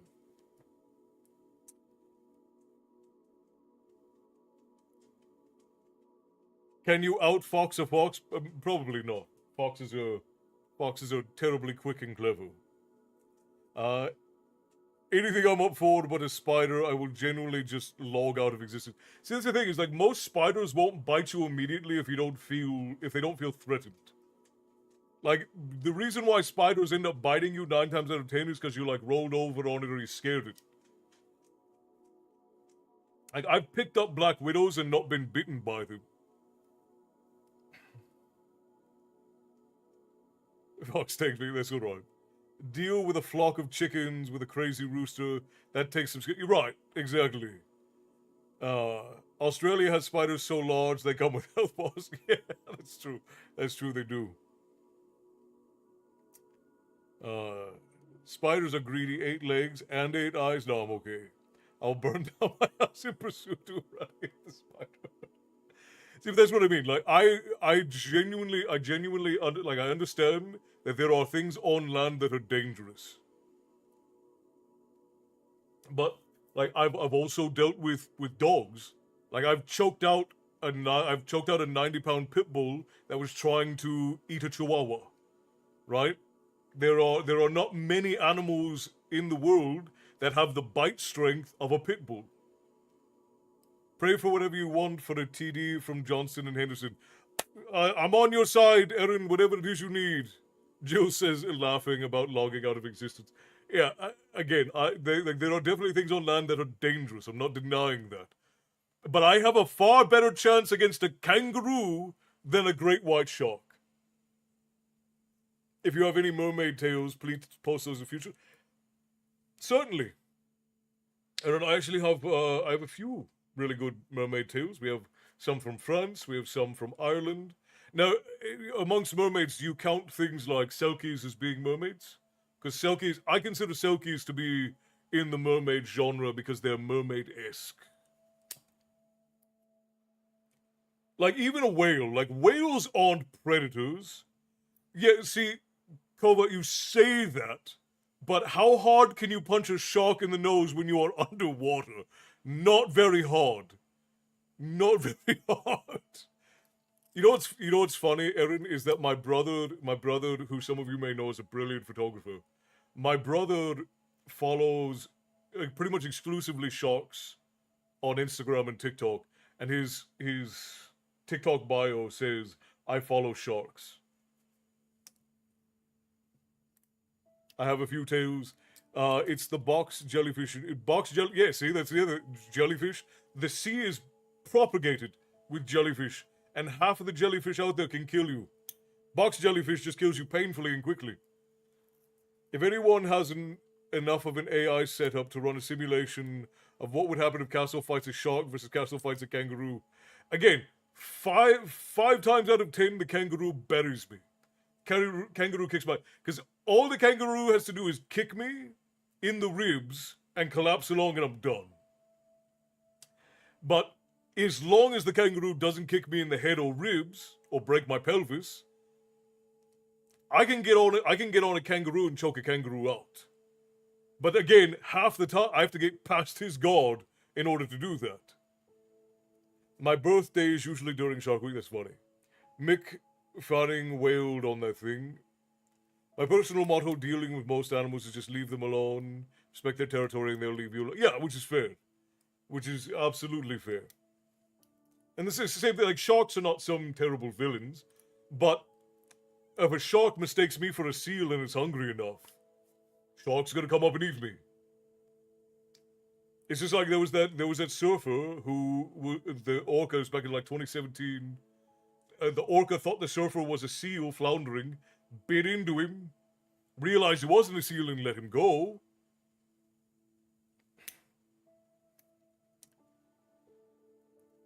We'll start you on a wallaby castle, then finish yourself. We'll work your way up to the big red. But see, this is the thing, I was like, I've dealt with kangaroos in captivity. So I know about how fast a kangaroo is, and I know about how fast I am. I have experience with animals on land. There's no amount of experience with animals in the water that can get you away from a 20-foot shark that wants to eat you. Nothing wakes you up in the morning than a deer running right into the front of your car, and you have to brake fast. That's fair, Ryan, that's fair. Who punched out a shark? Oh, I see. I forgot we had bobcats out here. I looked up in a tree and it was staring at me. Yeah, see, there you go. I don't think the shark is gonna think you're a seal. It might think I'm a very big seal, especially if it's hungry. And that happened on my motorcycle back in the summer. Live flash before. Yeah, the like hitting a moose or a big elk with your car is another thing that is terrifying. Had snakes drop in the boat while fishing. That's terrifying. I was canoeing out in Louisiana. We were doing low boat fishing, and I had a water racer drop into the boat, and to me it looked like a water moccasin. I thought it was a water moccasin. I flipped out. I almost flipped my boat. That was terrifying. Shark Week, hoo-ha-ha. I still think wild kangaroos are faster, more space to trade. And that's fair. That's, Kemi, that's why I'm saying 50% of the time. 50% of the time, I'm still getting my butt handed to me. The Finding Nemo, for those of you who don't know the reference. Yeah. But 99% of the time, a shark is burying me. Alright guys, we're gonna run ads real quick, and then the lady's gonna hop on and read for you all. Like, I'm not being arrogant here, guys. Like, I've dealt with big bears, I've dealt with large cats. I know 100% what these animals can do to me. All of these comments are relentless. I'm just too tired to keep up with all of them. I try to read as many of them as I can out loud, Esther, so you guys can keep up with the conversation without necessarily having to be able to read. But they do get away from themselves, a bit of it. There are plenty of deadly things on land. There are things in the ocean we don't know exist, which is also true. That's also a fair point from Tyson. There are things in the ocean that we don't even know exist, which is terrifying.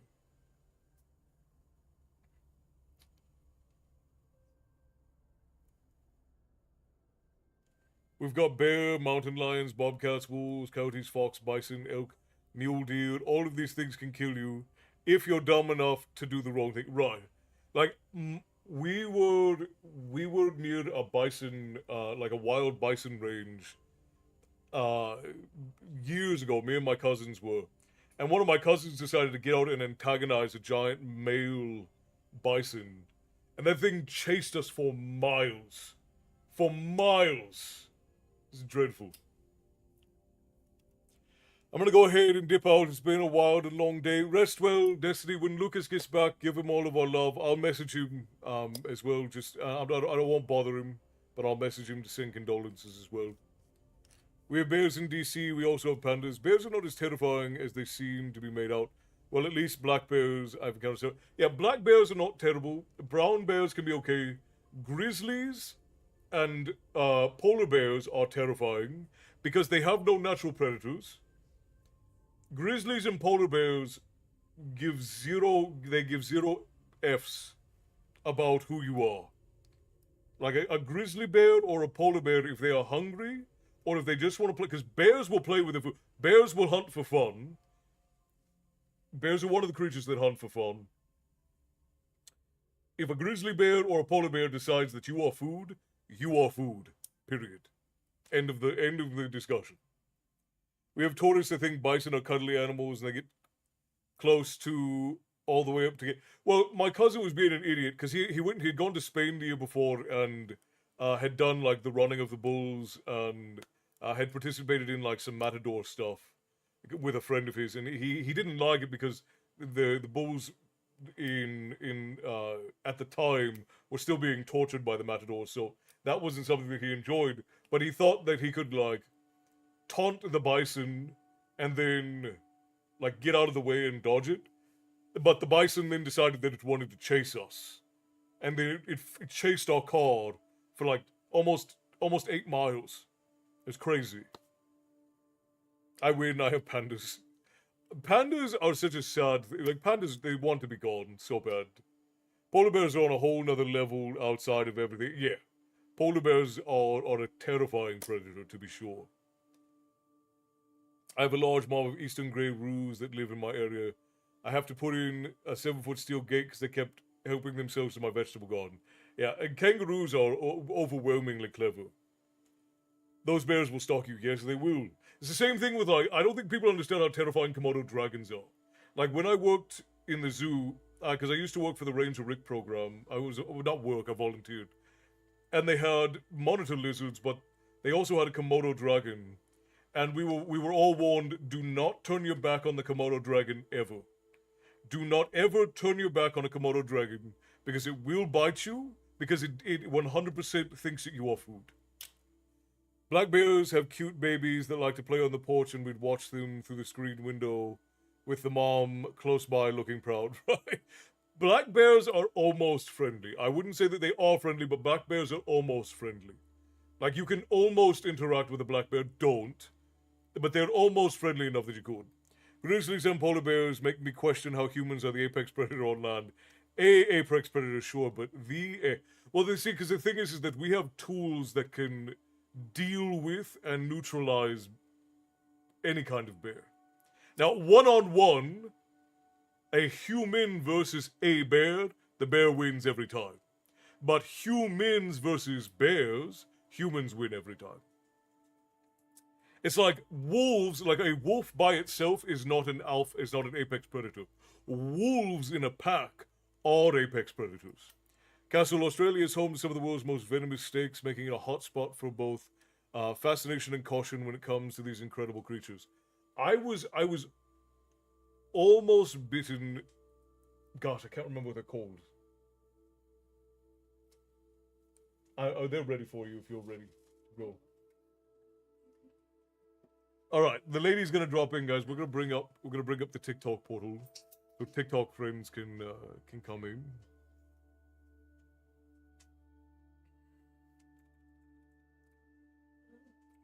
After talking about the who's at the top of the food chain. Yes. Yeah. Well, what do you think? Do you think that I could survive fighting a Roo? Yeah. Because you've been hit by cars, and That's true. can't imagine. I have been hit by I've been hit by several cars at high speeds. You've Now, to be fair, a Roo been electrocuted, and you survived. That's true. Electrocuted by a city greed at that. You got the snot kicked out of you quite a few times and survived. That's true. You're thrown away, my lady. The throne now. You're gonna be invisible. The yes, sorry. You could no, just here, turn back, stand up. Because I couldn't reach the handle when you Okay. turned it away. Sorry. Yes, Spectre Oonagh. I didn't know it was gonna make me invisible. The story of the cocaine bear is true, but the film that depicts it is not true. The bear did eat a duffel bag of cocaine. It did kill a bunch of elk and deer and moose. It did not kill any people. It killed a bunch of fauna, but then itself died of a heart attack somewhere in the woods. Sad.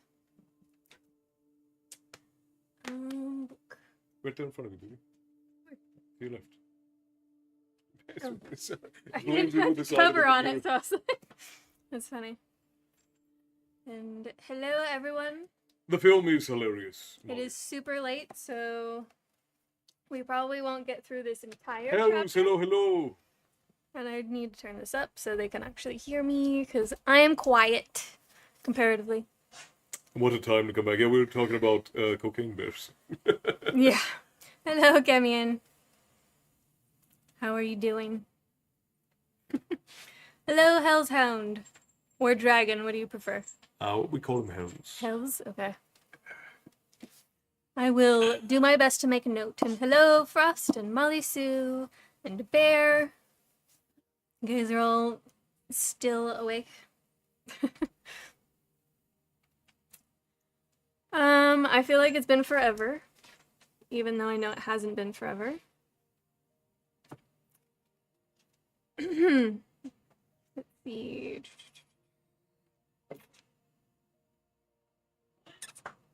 Okay. Somehow, yes. It's been ages. Yes. Welcome back in, Gunnar. And yeah, I have been well. I have some periods of where I get a little exhausted and I need to rest for a bit. But overall, I'm alive. We're doing good. We're getting work done. We're making videos. And that's what we're supposed to do, right? You know, I'm drifting off. Okay, you're gonna fall asleep. That's totally fine, Esther. But it's funny, you keep changing your name, so for like a minute I have to kind of compute what's going on. Yeah, it's only 3 in the afternoon for you. It's about time for an afternoon nap, though, huh? Yeah, you haven't been here since before Christmas. Well, we did miss many of them, so I don't know that you missed a whole lot. Fanya has made it to her family in Seven Waters. She's meeting everyone for the first time, and all of Sean's young daughters. I believe the eldest is around her age. Yeah, well, I don't know about fair, but and I can't really be considered a maiden anymore either, but I am the lady of the tavern, as I have been monikered. Oh no, it froze? It's not showing that it's frozen for me. As foretold, yes. Welcome in, Lucy. We're reading, it's actually the third book of a trilogy. I'm gonna refresh it. It's good. It's called Child of the Prophecy. The first one is called Daughter of the Forest. And the first one is inspired by the old Irish tale about the wild swans. And hello, Cassie. Yes, it's good to finally meet you. You have to get up for work? Okay, then go ahead and head to bed. Sorry that we switched over so late. I'll try to get on earlier next week. So the trilogy is by Juliet Marie. I don't know that the trilogy itself has a name. The series is called Seven Waters. So it's probably called the Seven Waters Trilogy, but then it turned into a Seven Waters series. And each book follows a different protagonist from the same family as time goes on. But the protagonist of the first book, she grew up with older brothers, 6 older brothers. She was supposed to be the 7th son of a 7th son, and that didn't work out. And her mother passed away, so she was kind of a wild child. And her father remarries, and it turns out that this is a sorceress, and she casts a spell on all of the brothers to turn into swans. And the protagonist she was given the opportunity to save her brothers, but she had to remain silent. She could not speak a word, utter a noise, and she had to make shirts for them out of starwort, which is prickly and burns your fingers. So it's a very interesting story. There's a lot of turmoil that goes on. It's definitely worth the read. And then if you like it, I would suggest reading the other books. It's almost always late for you? Yes. But I know it's kind of hard to accommodate everyone's schedule since we have people from all over the place, right? But yeah, so this one is Fanya. This is the protagonist of this story is called Fanya. She's been separated from a majority of her family, just living with her father, who is the son of the aforementioned sorceress and the Lord of Seven Waters. Is this a K.M. Shea book? No, this is Juliet Marie. So I discovered her at the turn of the century, and she has many very good stories. I have a lot of her books.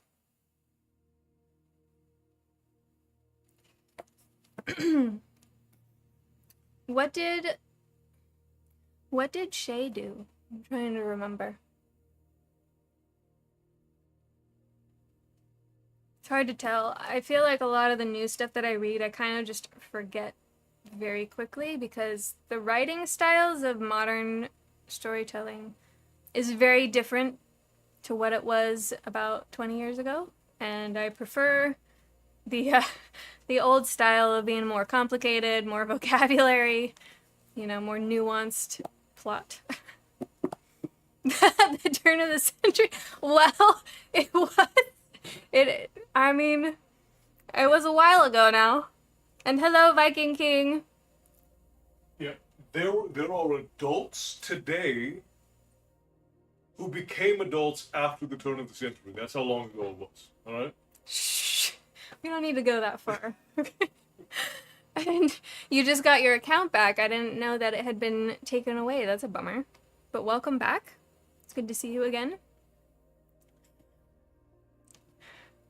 Kind of sucks to come in so late. I know. I'm sorry. We do have the whole list of all of our VODs available. They're just unlisted, so we have a link that you can click to have access to all of them. I guess the difficult part would be sifting through all the titles to see which book you're actually following. Starting when we start our next books, I'm gonna start going back and retitling and thumbnailing all of the lives. Yeah, that'd be a so good that idea. you guys will be able to tell which one. I'm not gonna do it retroactively, but 25 years ago isn't that long ago. Yeah, it's kind of weird, our perception on time. Because I will still think about, the 1920s is not that long ago. And then I'm like, wait a minute, it's now the 20s of this century. So it was a long time ago. Especially compared to, like, how long the United States has been around, right? It's pretty crazy. Pretty wild how quickly things change.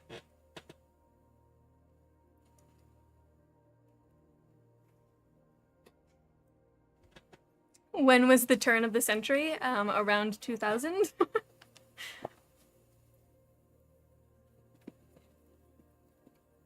in that area, that zone. Yeah, catch up and come back. I mean, or if you just want to have something to listen to fall asleep, you don't have to be super invested. Because you'll be like, oh, I'll get to it later. yeah, so I think half of people hang out with stories and the other half hang out with the comedy. You get your butt down from there! Get out! Get out! Get down! You get your butt beat. Kitty's getting in trouble. You're getting old, I know. Same. I'm gonna be 40 this year. Gross. It's okay. I'm gonna do my best to age with grace. Kitty wants jerky. Yes, he does.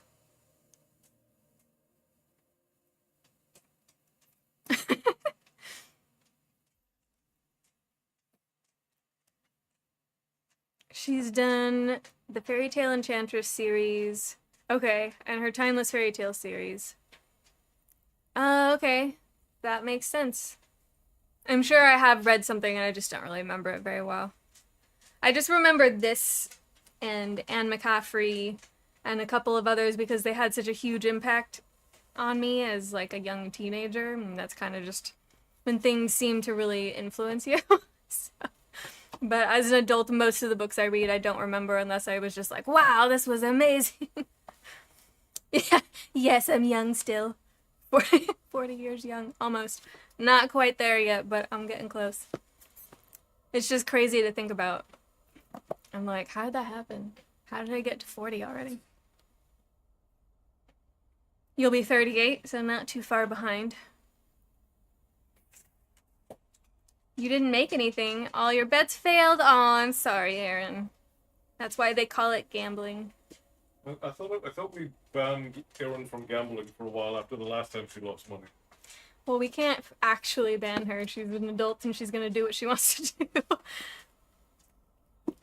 But because she didn't obey the ban, now you have to cry. And that way she made you cry with her Hers is very gambling. youth safe. Well, that's good. Because I've learned that young adult does not mean teenager when you're actually shopping in the young adult section of a store. It can also just mean like a young adult in their 20s. That also counts. So it's just kind of aiming for that demographic. And it's not always appropriate for a teenager, in my opinion. But, where's the game of chance happening? I am going to guess that she was doing fantasy football or some such. What do they call that? What do they call it? I'm not a sports person. You can do a fantasy football league, which is a way to gamble if they do money on it. It's like they do a game, and then you have like a graph, like a grid, and then you kind of like pick the squares that you want, and they line up with the scores at the end of the game and at halftime, and you get money if you guessed correctly, I guess. Something along those lines. I missed the races entirely this week. You watched the horse races? I'm a rebellious egg. Yes, you are. You're 44 years old, so I am a little behind Ryan.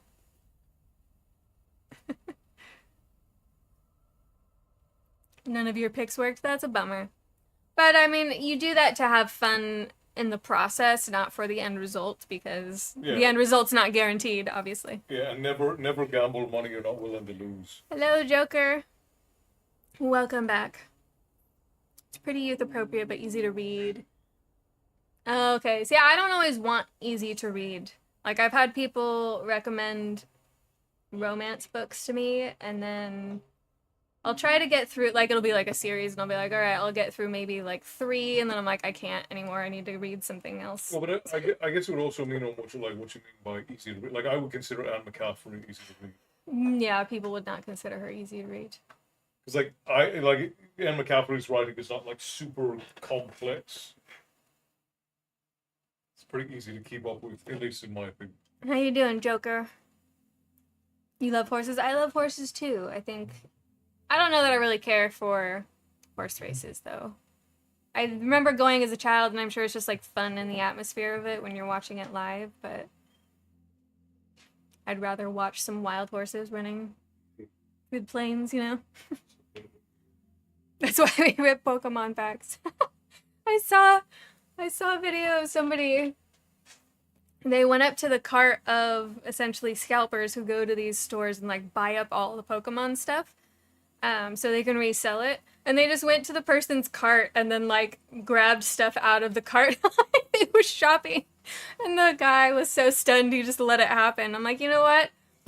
I wouldn't get mad at that because it's rude. It's rude that they're buying up all the Pokemon stuff, and then the kids don't have the opportunity to buy it themselves. They have to buy it for more money from scalpers. It's not a kid thing anymore. I don't know if it's a true story, but there was a TikTok video about a guy who had taken his son and daughter, he had twins, and they were 6 years old, taking them to the store to the Pokemon vending machine to get cards. And when he got there, a scalper had cleaned it out. And the scalper was carrying like big bags of cards because you're not supposed to anymore. Like they have rules about like not loitering, and like the machine locks down for 20 minutes after it's bought a certain amount of product. So guy probably sat there for like 8 hours to clean the machine out. That's crazy. But when the guy got there and it was all empty, and he saw the guy leaving with all of the cards, the guy was like loading up his thing, and there was a homeless guy outside of the store. This was like somewhere out here in LA, and the dad supposedly went to the guy, the homeless guy, and said, "Hey, I'll give you $50 if you go punch that guy in the back of the head." Wow. And that's too much. And the homeless guy went and did it, and then the dad went and stole one of his bags and dropped $100 on him and left. And then the dad ended up getting arrested. Again, I don't know if that's true. Yeah. That's a story I saw. I hope it's not, because that's too much. I understand getting upset, because it is upsetting. I find it to be very rude. They should have a limit. You know, keep it where somebody is giving them out. They can't just pick them up. And especially since most of the scalpers, they don't collect. They're not a part of the community. They don't care about any of it. Just doing it to make money. Yeah, it's rude. Absolutely rude. Molly Sue says that she wants to pet the murder pony.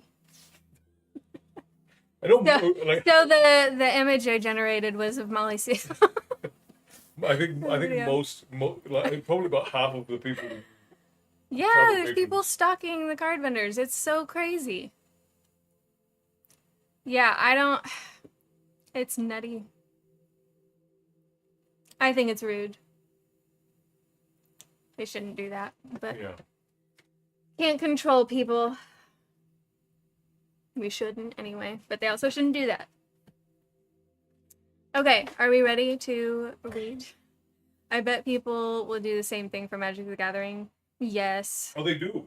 They do. When Final Fantasies, Magic the Gathering came out, people were basically raiding the stores, and it got to a point where the big box stores like Walmart and Target started putting them behind customer service because there were fights breaking out over it. And it wasn't even fights between like people who wanted them and scalpers. It was fights between scalpers. Like scalpers were fighting each other over it. Don't mention MTG. My wallet is still recovering. Yeah, we don't buy anymore. Right? Yeah. Magic the Gathering was my only vice for a long time, and then I stopped collecting. Yeah, we didn't like what they did with the Lord of the Rings set. That was kind of one of the things where we got frustrated. We're like, you know what? We keep them locked up over that stuff now. Yeah, it's probably smart. I mean, if you have a lot of value in your collection, you want to make sure you get some insurance on it in case something happens. I never started Warhammer 40k. I love the lore, but I never played. I had some of the miniatures back during like the tabletop era of it. I never did it. I have 2 Gandalfs and a Sheila, but I need more. Always need more, right? Rhett has some boxes, Pokemon boxes that he hasn't even opened, because I had gotten them on the caveat that he needed to have Certain grades. Or get So, certain grades and then done. he kind of just forgot about it, so now he just has these unopened Pokemon, like, what are they, ETBs. booster boxes? Elite trainer boxes. Oh, yeah. ETBs. Okay, Elite Trainer boxes. And they're just sitting there. Well, one of them tripled in price. Really? So, yeah, one I think we bought for 40, and they go for $1.20 now. And he could resell it if he wants the money instead. You just had your friend over? Were you guys watching the game? I love the painting aspect. Yes.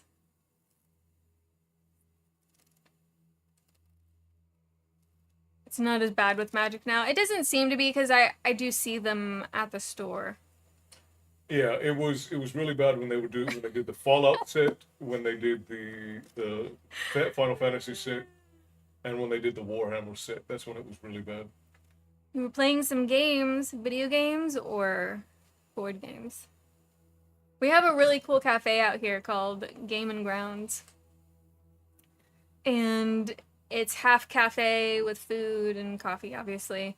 And then the other half is a room for It's a game shop. card tournaments. Yeah, they have board games and card games, and then they actually have events for people come on some days during the week to compete. It's cute. Don't open them? Yeah. I meant at the store. Yeah, the store doesn't lose anything. Yeah, that's true. I just had you up, Maddie, while you were streaming. So I heard a fair amount of it. Alright, I'm gonna go get videos somewhere. Mad Snake. Same setup? That's cool. Board Fox games. But do they have a cafe with it? That's the key component there. I want to enjoy some coffee and something to eat while I'm playing a game that I rent for $5. I did. I heard your ricotta rant. They do? Okay, that's cool. I think that's a great setup, because that was the first business I had seen like that out here. I'm sure there's another one out in LA, and I just didn't know about it because I don't really frequent going over the hill, because it's just, traffic is nutty and I hate it. I wish I could forget about them. Wait, what? Okay, when I think there's still something wrong there. I don't know what the last part of that sentence was supposed to be.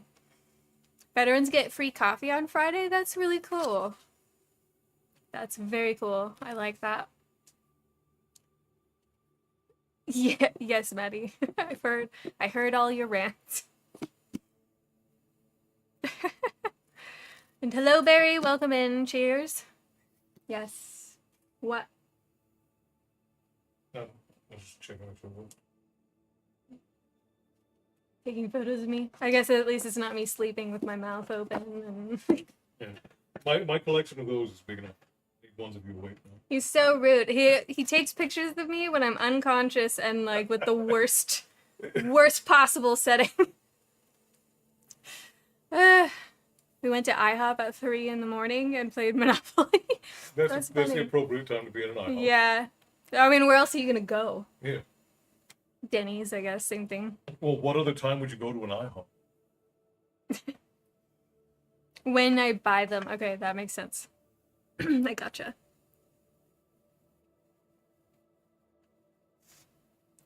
Anyone else wish they could play Dragon Age Origins for the first time again? You know what? I remember a game I had been excited for. I don't think it was Dragon Age, but a dragon was involved.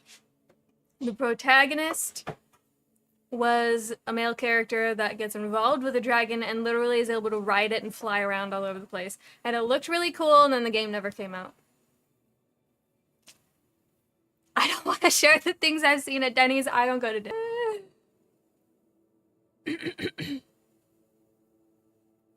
Oh, it doesn't work. That's a bummer. What about on a console then?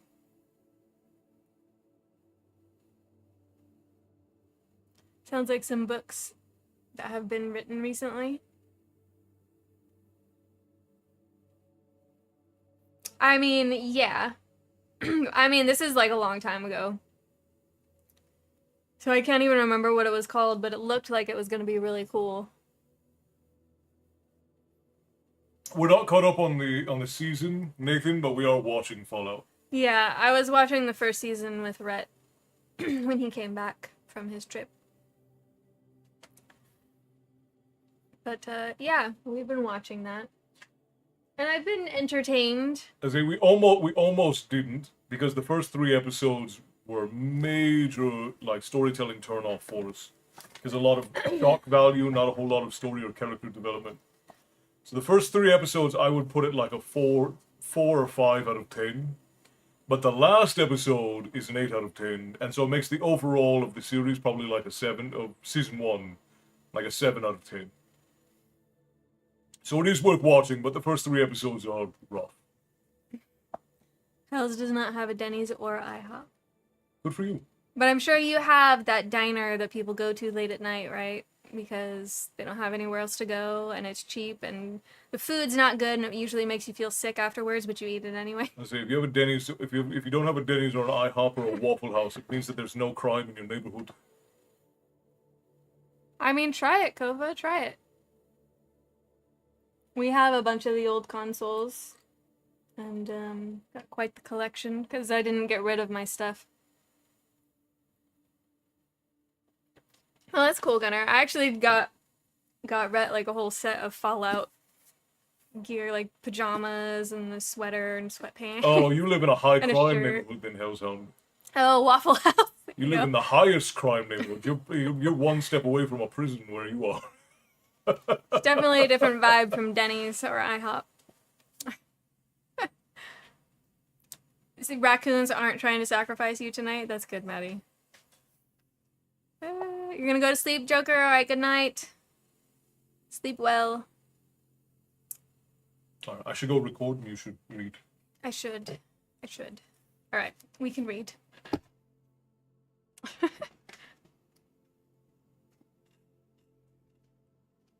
Steam won't play Fallout 3. That's interesting.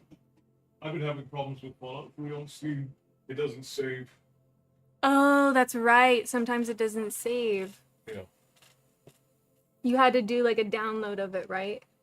Yeah, I had to do a local backup of my save every time that I did it. In 25 days, they're going to drop remasters of Fallout 3 and New Vegas. So, there's that. There's a McDonald's or a Burger King in the town you live in. There you go. I guess that's fair. My cat just dropped a bag of carrots. Was it carrying around a bag of carrots, or he just like knocked it off of a counter?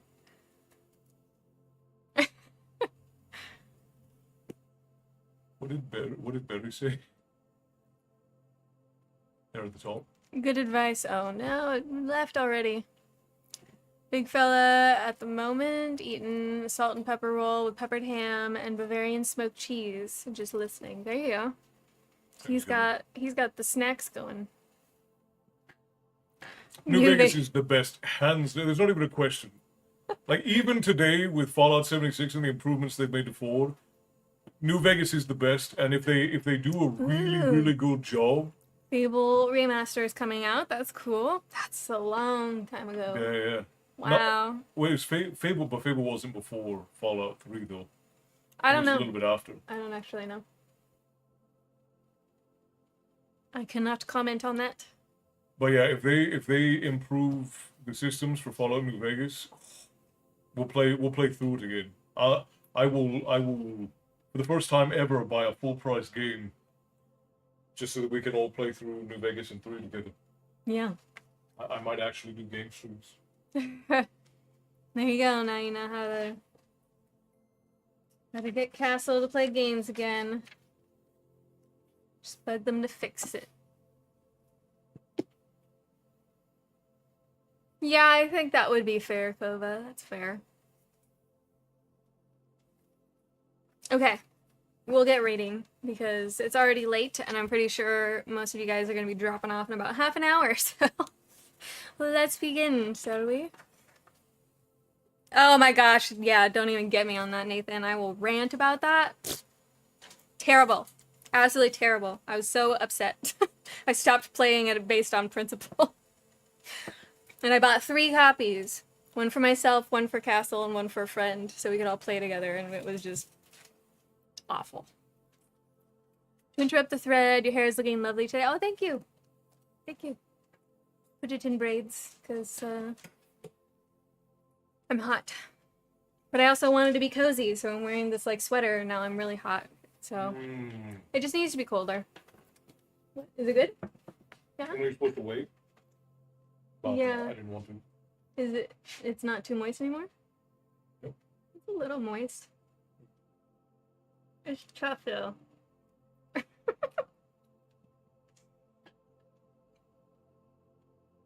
Maybe you should take it out then. No, it'll be fine.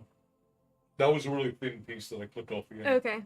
Well, maybe you can break off the thin pieces because it'll get really dry. I don't know. You're gonna eat most of it, so you decide. Tutorial on braids for us long hair folk? I mean, sure. I wish I had thicker hair so I could do cooler stuff. But my hair is very fine.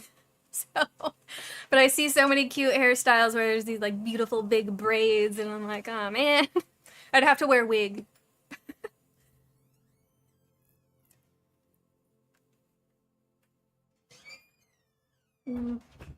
Yeah, it does need longer. But it's good.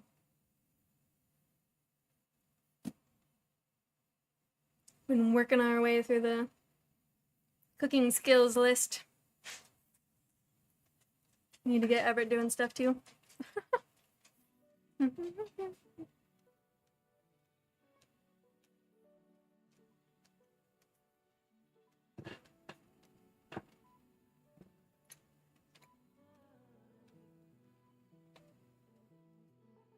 Do you want braid tutorials for the men folk?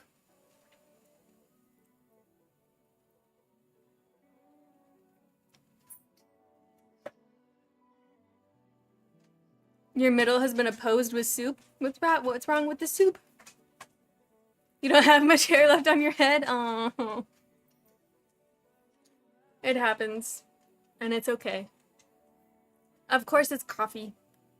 What else would it be, Maddie? Get real. It has to be coffee. Yeah, I will. Bethany's like, I want to go to bed. Can you just, like, read, finally?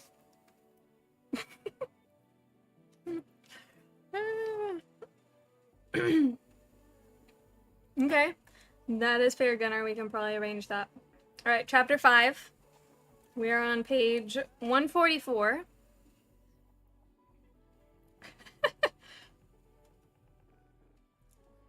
Yep. It's because you can tell I'm enjoying it. You did say please. I know. I'm reading between the lines, per se.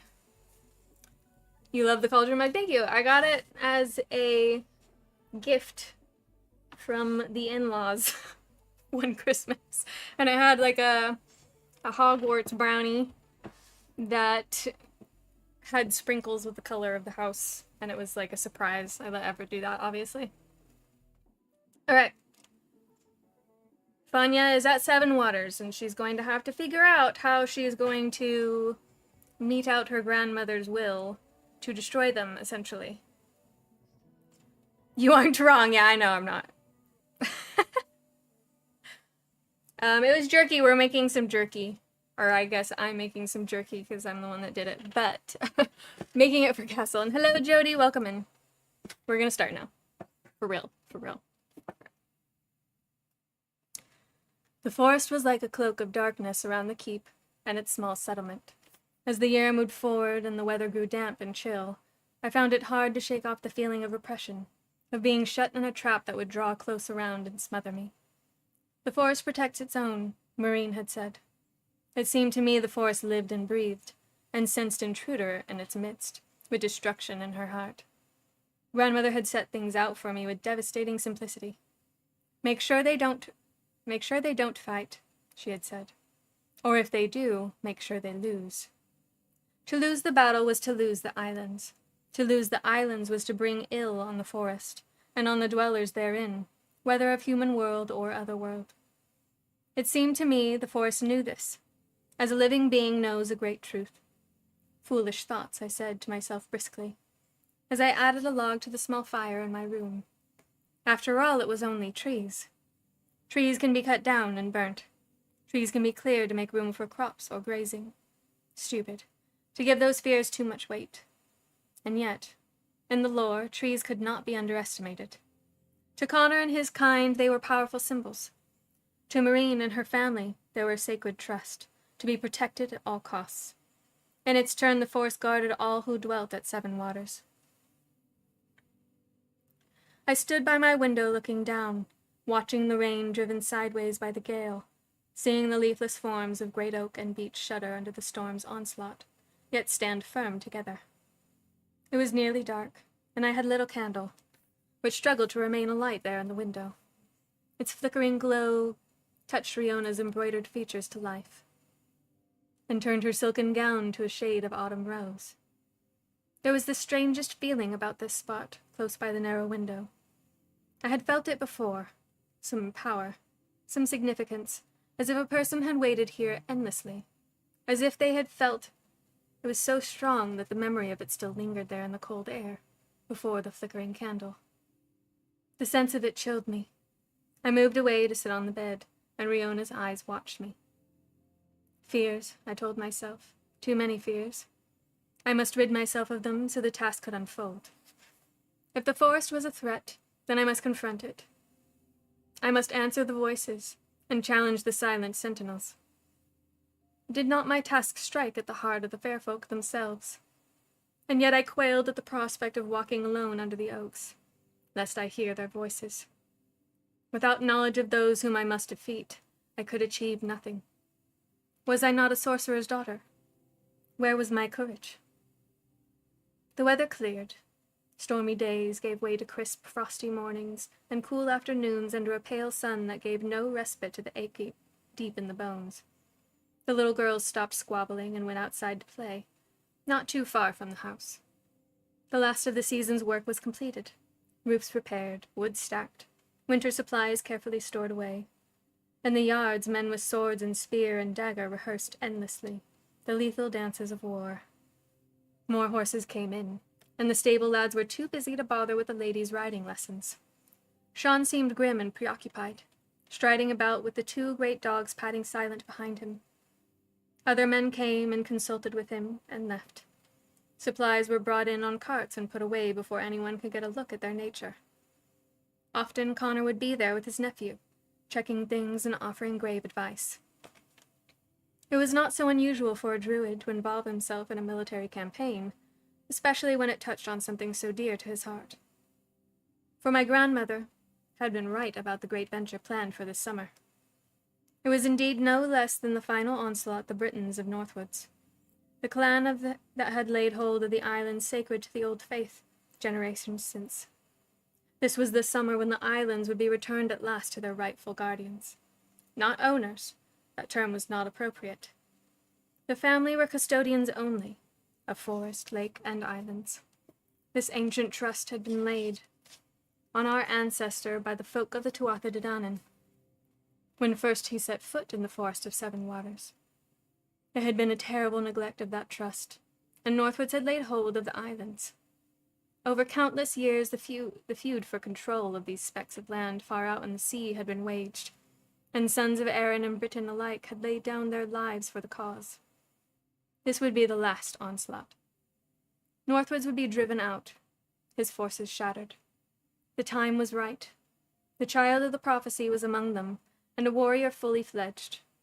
With him to lead and an array of allies such as had never before been mustered, the venture could not fail.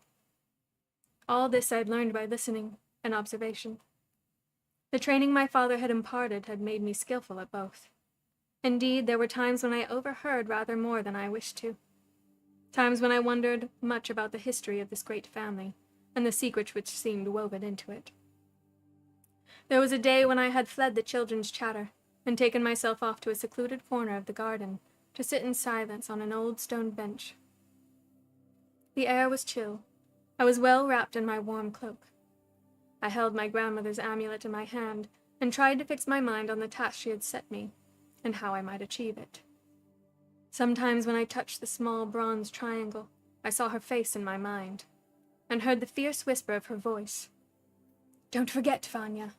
Don't forget your father." I remember her punishments, and did not doubt her power. At times my spirit quailed at the impossibility of the quest which lay before me. The amulet helped in those moments of doubt. Its small form in my hand was always reassuring. While I held it, I could believe myself capable of almost anything.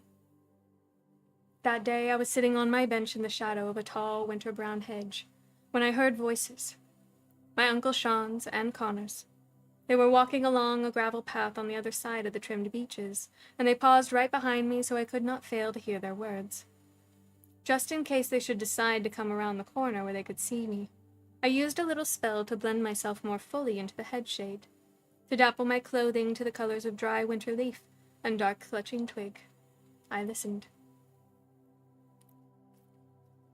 I've asked myself many questions about Kjaran's reasons for this, but no answers come to me, Connor was saying.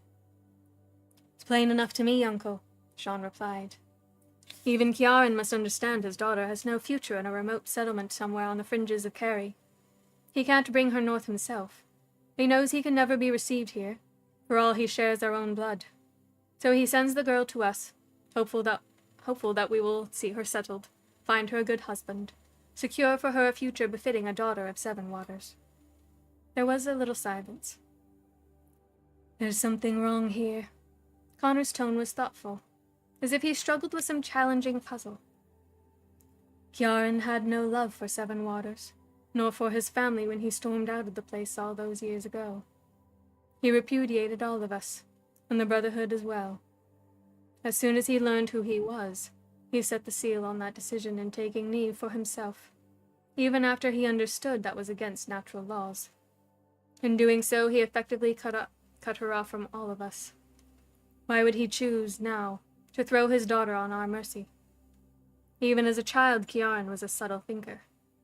There's a plan in this somewhere, and it's not as simple as a wish to see his daughter wed to some likely nobleman. With respect, Uncle, I think you're wrong. I think Kjaran is doing exactly what Neve would have wanted. My sister loved this place and her family. She also loved the life it offered her. The fine things, the music and dancing, the company and festivity. Neve was no hermit. It grieves me I will never know if my sister forgave what we did to her, if she died still bitter with what we chose so ill for her. Could not Fanya's presence here be seen as a kind of forgiveness? You wish it could be so, Connor said quietly. You overlook what the girl is, I think, what legacy she bears.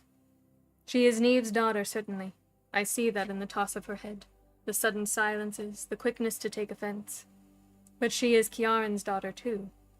You know what that means. Keeping Fanya here may be a risk to us. We must tread cautiously, I think. Come now, Uncle.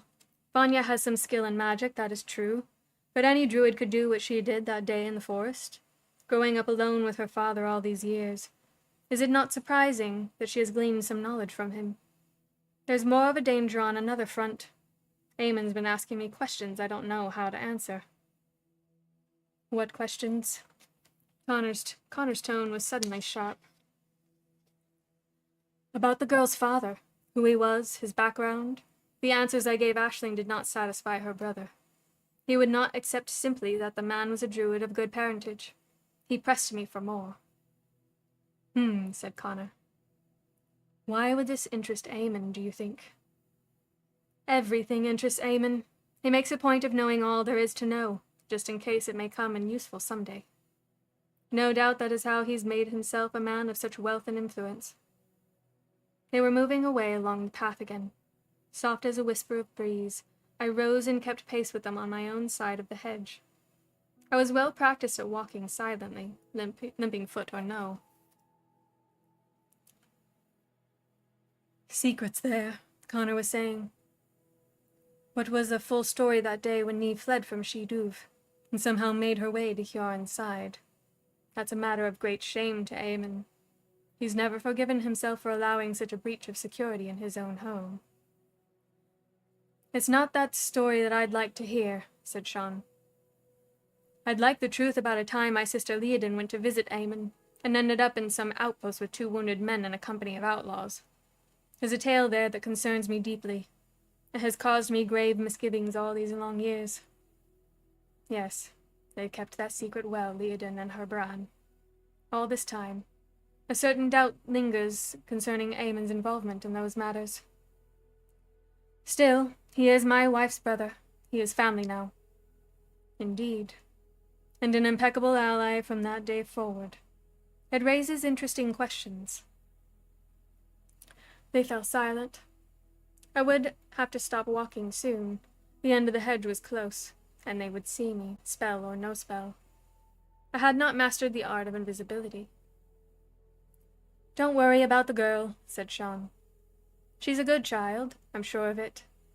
A little magic, a few special abilities, where's the harm in that? Look at Leodin, after all. Connor laughed, but there was no gladness in it. You're wrong. This girl's as powerful as her father was, I suspect.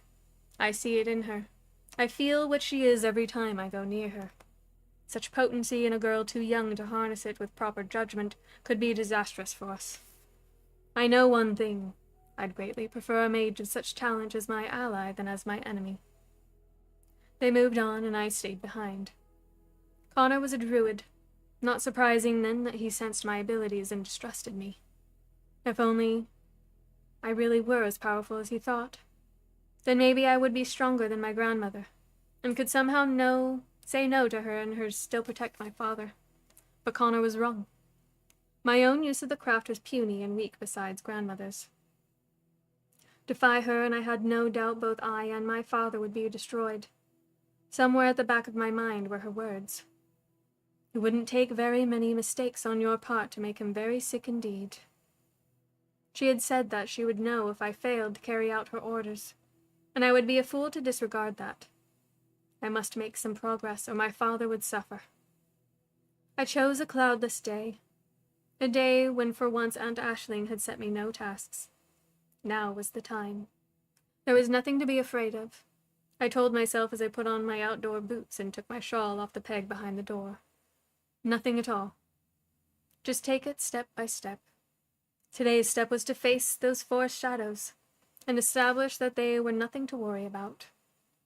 Tricks of the Tuatha Dé, no doubt, set there to keep people in fear and stop them from asking awkward questions.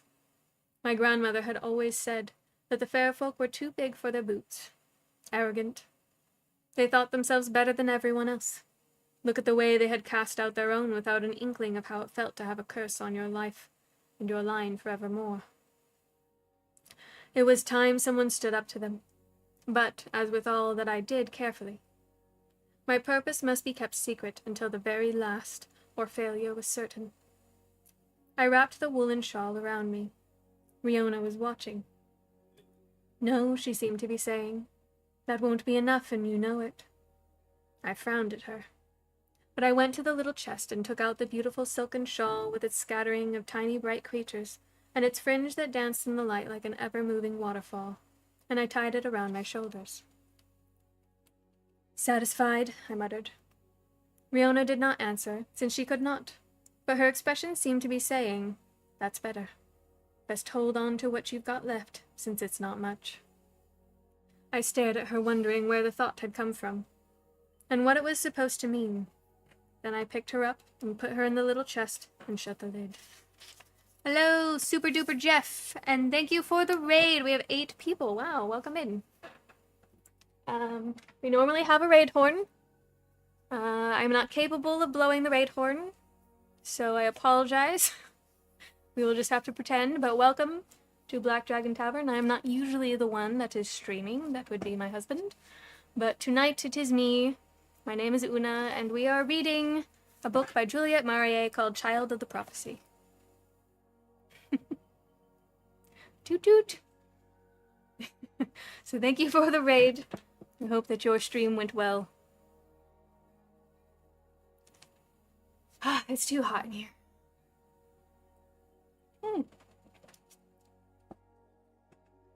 Thank you so much.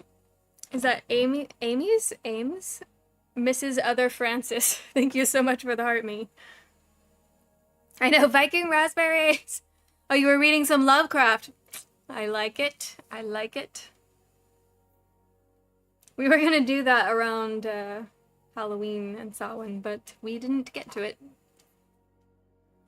But Lovecraft is always a good time, that's for sure. Your sister's name is Oonagh? That's very cool.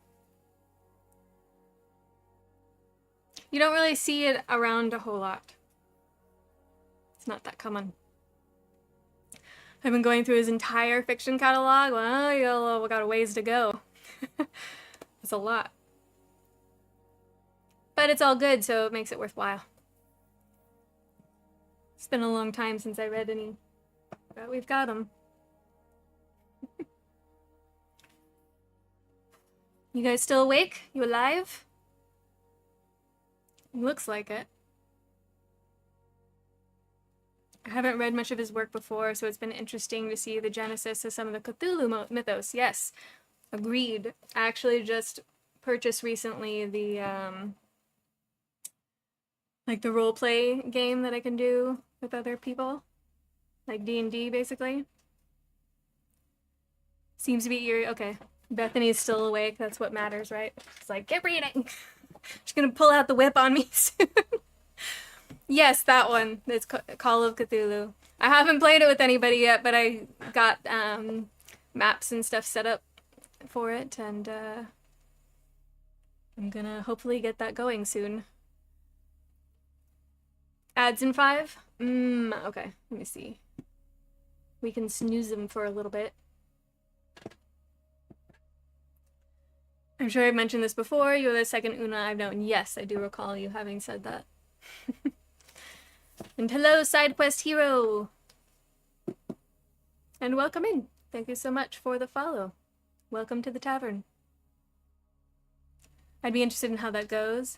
Yeah, I was reading through it, because obviously you want to be prepared as the dungeon master, so I was reading through it, and it does sound very interesting. There's a lot of wiggle room for adding stuff that you would like to make it more like creative, so to speak, but it does have a full flow, and it can get a little complicated, but it looks like it'll be fun. I just got the beginner section finished, so I could do one-on-ones with people so they get used to the process, because we have a lot of people who are new to a D&D sort of game that would like to play, so.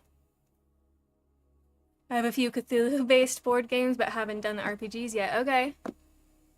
Yeah, I saw it on Humble Bundle a while back, and I was like, yeah, you know what, why not? We haven't done any D&D stuff in a while, so. It's AIM with an S. Okay, AIMS. Got it. Oh, thank you. I appreciate you saying that. I don't think I'm as good of an orator as Castle is. I think he's definitely got the voice suitable for reading books, and I enjoy listening to it too, obviously. But I wanted to share this book with everybody, so I decided to read for you guys. And I think it would be kind of weird for Castle to read a book from a female point of view. Yeah, people say sent them to sleep. Yes, that does happen. Which is totally fine. I think that's absolutely appropriate for a reading stream. You know, enjoy the story and fall asleep if you want. You could always catch up later, right? All right. We'll continue. These chapters are very long. Very, very, very long.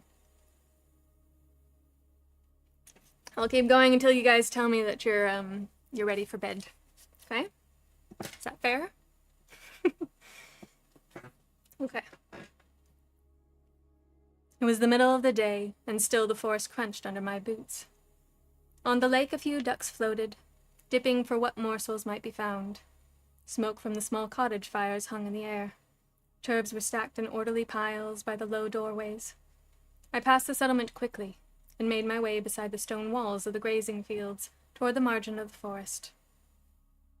And there by the track were two of my uncles, my Uncle Sean's men, leaning on their staves and watching as I approached. I gave them my best smile. "Good day to you." "Good day to you, my lady. Best you don't venture any farther alone." "I'm not going far. Just a little way along the lake shore. I won't be long." "You'd need to have a man or two with you. Lord Sean's orders." "Oh, but sorry, my lady. Can't let you go off on your own. It's not safe." They were both tall and broad, and the expressions on their faces told me argument was pointless.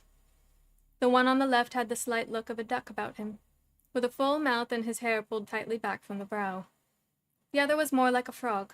I summoned up an incantation and raised my hand. That is rude. She chose violence this morning. You've got about 9 hours until bed. I'm not going to go for 9 hours. You're very funny, Bear.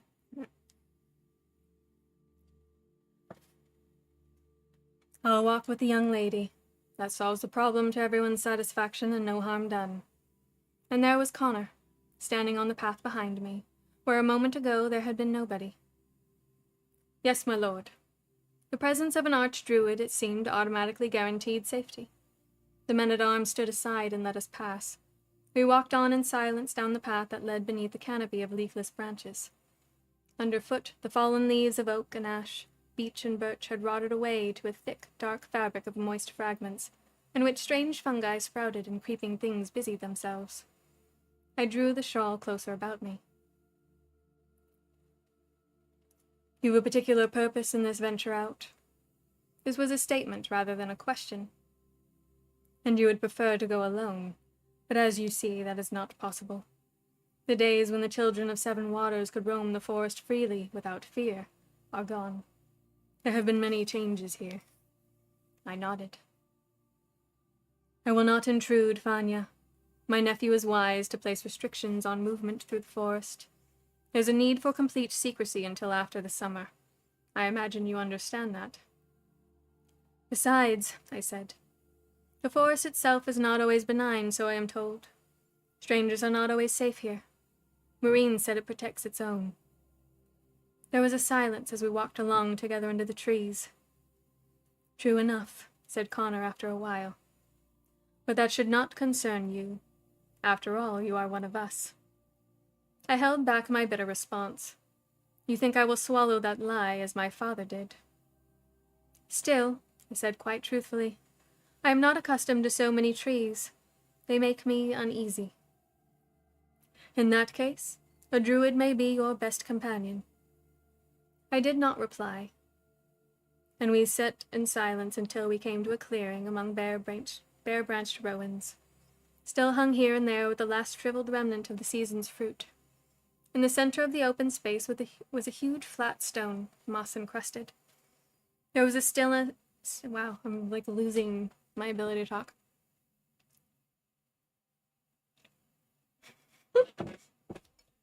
That's funny.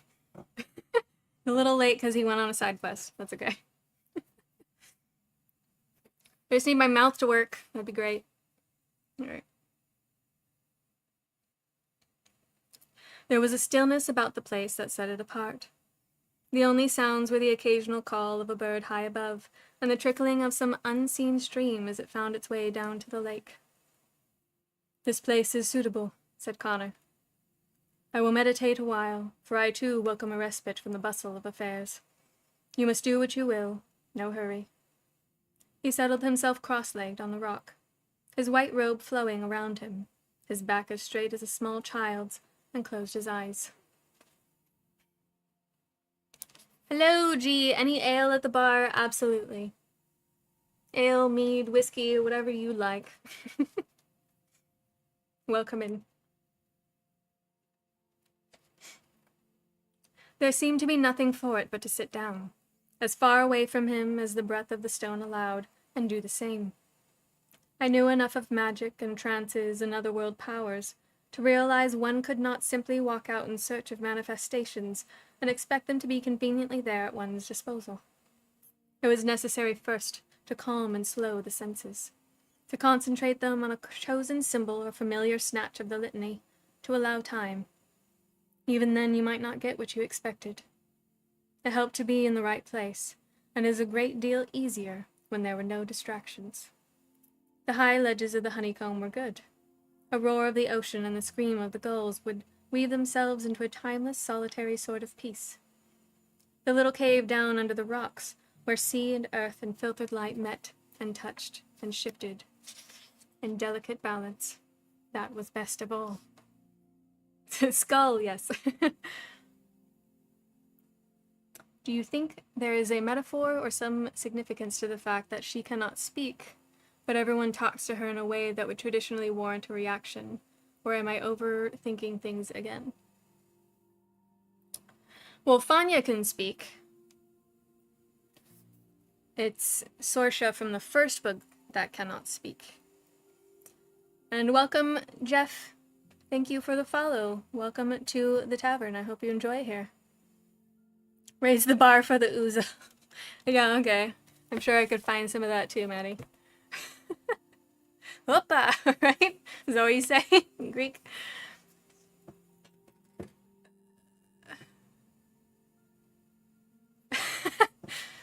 Yeah, I prefer the whiskey. Maybe a sake, you know.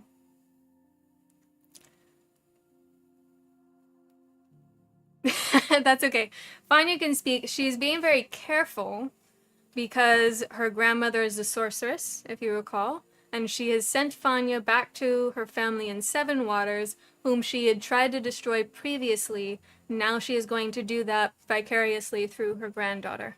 And she's threatened her granddaughter that if she does not do this thing, then she is going to make her father sick and die. Which is her own son, by the way. It's pretty terrible, right?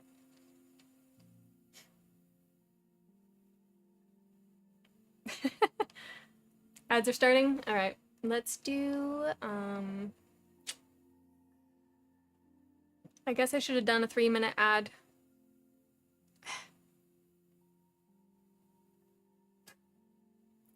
I do a charity drive on my stream every Christmas, and I do mystery shots. Uzo always throws me for a loop, but it isn't as bad as the Malort. What is a Malort? Or Malort? Malort. I don't know what that is. What is that? Unless Bear snoozed them. Yeah, I don't know. It doesn't tell me that there's an ad going right now. Anything major happening after the eavesdropping? So she went out to meditate, have some alone time. And the guards were telling her, no, you can't do that. You can't go any farther. And then Connor showed up. And then she is now meditating some distance away from him, but she can't be alone, is basically the guideline she's been given. They are running now. Okay, yes, I see it. I see it.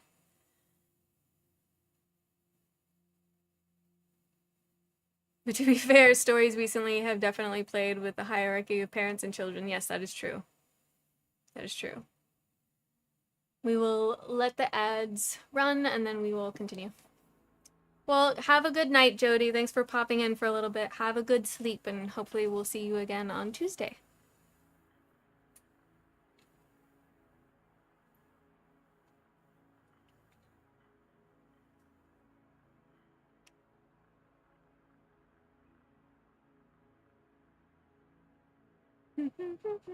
How's the sleep schedule, says the hypocrite. Not great.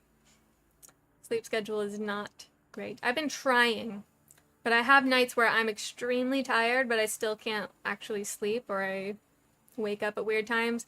And then, I don't know why, but anytime I have any kind of stress, I won't really notice it during the day, but I'll wake up at a weird time in the middle of the night and just like suddenly be gripped with this anxiety, I guess, is what it would be.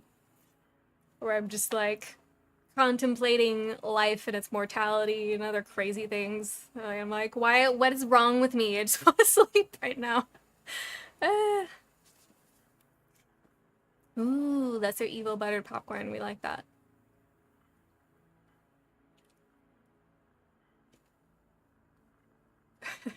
Wait, you had that for dinner, though? That's not dinner. That's not dinner. And that's hilarious, Maddie. That is hilarious. No, you can't just say, I ate this thing at dinner time and then call it a dinner. That is a snack. Okay? Popcorn is a snack. It's not dinner. If you eat enough of it, no. That's bad, Gunnar. Don't do that.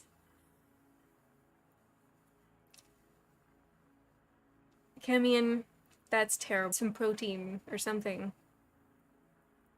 Being an adult means being able to have cereal for dinner. I mean, you can make that choice. At least you can have like a healthier cereal that has like some nuts or something in it for some protein.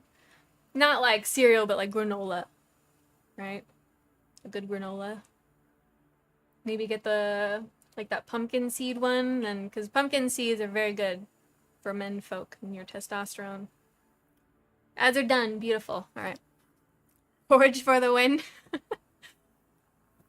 How do we yogurt for brunch? Oh, I've seen people love those little yogurts, but I haven't seen them in the store. Maybe I need to go to the fancy store. Not that I really want to get them. I get a huge tub of the organic yogurt at Costco. So, and then we just add stuff in it to flavor it. Yeah, I get that, Maddie. And milk, yes. Is Talam Brachon Gumor? I don't know what that means. I haven't learned that much yet. Piña colada. No. Currently making tacos. There you go. That's good. I have so many little glass jars now. I see the lids. Like, you can buy the lids so you can reuse them. You can make your own yogurt and refill them. Or make some, just get a plain yogurt, like a big tub of it, and then just, like, make different flavors and put them in there. Oh, it's Scots Gaelic for I like porridge a lot. Got it. I remembered lum. And I remember more. Yeah, you can buy lids. I saw them on, like, Temu and AliExpress. Yeah, go on one of those apps. They've got them on there. I had beer for lunch. Stop it. That's not lunch. You can say I had beer at lunch, but you didn't have it for lunch because it's not a meal. All right, we're going to continue. It's getting late. All right. You guys. Such a goober. All right. I think, yeah, okay. She was reminiscing about the honeycomb, which is basically like the little caves that she and her father lived in by themselves next to the ocean. I longed for its watery blue shadows and the soft hush of wavelets on pale sand. In that place was rest for the heart.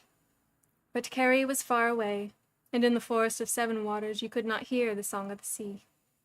Here you must think of the rock, a rock so massive and old it might be part of the very body of the earth, as if one sat safe in the lap of Dana herself. I would concentrate on the rock and forget the trees. Slow the breath, feel it deep in the belly, feel its power through every part of the body, in and out. Pause, in and out, slow and slower. I am here. The earth holds me. Once I sat with my back to the standing stones and became one with the eternal patterns of sun and moon. Now I feel the strength of this rock beneath me, and its ancient purpose through all corners of my being. Pulsing in the blood, beating in the heart, anchor and stay of mind and spirit. I am of the earth, and the earth is in me.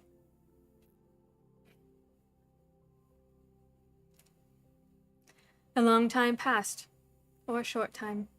Without moving, without opening my eyes, I knew there was something there. It fluttered down to sit, owl-sized and a little threadbare, on the mossy surface not far from me. It fixed its strange round eyes on me, then blinked. There was a sudden change. Not a flash, for there was no light. Not an explosion, for there was no sound. Just a sort of ripple of the air. An adjustment in the fabric of things. Instead of an owl, there was a small human-like being of around Eilish's size. But this was no child. I could not tell if it were man or woman, for it was clad in a voluminous cloak of feathers, brown, gray, black, tawny, and striped, and wore a hood of similar hue, so that only its face could be seen, round and owl-eyed, with a snub of a nose and bushy brows, and beneath the cloak a pair of neat small feet in bright red boots. There was no need to move or open my eyes. The eye of the spirit saw clear. "Cross over, fire child," said the apparition. "Learn from a druid, did you?" "From my father." It seemed to me I spoke without making a sound. "That explains it. A great loss to the wise ones. You made some very poor choices. So did your mother. At least, that's how it seemed at the time. But it all worked out for the best. Matters took a twist and a turn. Happens sometimes." "Who are you? Are you one of those that call themselves fair folk?" The small being gave a rich giggle, which ended in a hoot. "Flattery'll get you nowhere," it remarked archly. "Fair or foul, it's all the same to me. Want to ask me anything, I'll answer you. I owe you a favor." That surprised me. Why would you choose to rescue me? Not part of any plan, was it? "Might I not have wanted to set you free just because it seemed the right thing to do?"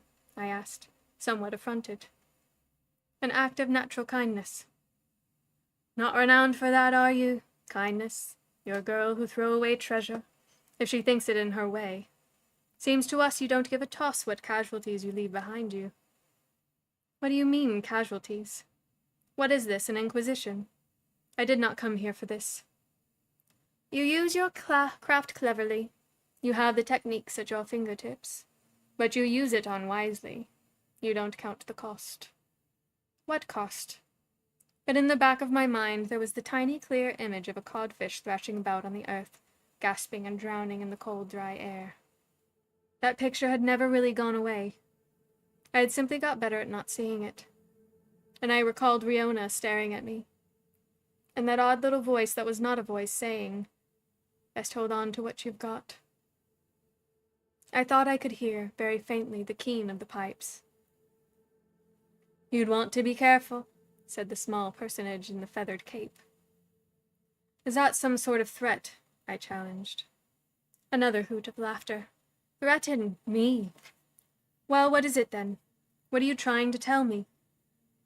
"You've got a big job ahead of you. The biggest, fire child. Don't waste the craft. Don't splash it around. Came close a couple of times, didn't you? Save your strength for later. You'll need all you've got and more." I thought very hard for a moment or two. What are you telling me? I don't understand. Surely this small creature could not know my purpose here. Probably it was all some trick to make me talk. They must think me simple indeed. "Odd, isn't it?" said the creature, squatting down on the stone beside me. It was quite impossible to tell what lay beneath the extravagant feather covering. Its eyes changed, the dark pupils growing round, the yellow border shrinking. "Even in the long plans of the fair folk, things don't always work out. That girl Eden, she wasn't accounted for in the scheme. They realized too late what her importance was. By then they couldn't change her mind for her. She up and went on her own way, abandoned us, left the forest, never came back, save for a social call or two. Took the child with her and near confounded the whole thing. But the child will come back. They always do. The forest calls them. Look at you. You came back. Now what are you going to do?" "Why would I tell you? I don't know who you are. Why should I tell anyone?" "I could help, fire child. I don't need help. I don't want help. Why do you keep calling me that? When you're angry, sparks fly. Doesn't that mean something to you? It means I have been remiss in my control. It will not happen again. All right, thank you, Frost. Have a good evening. We'll see you again on Tuesday.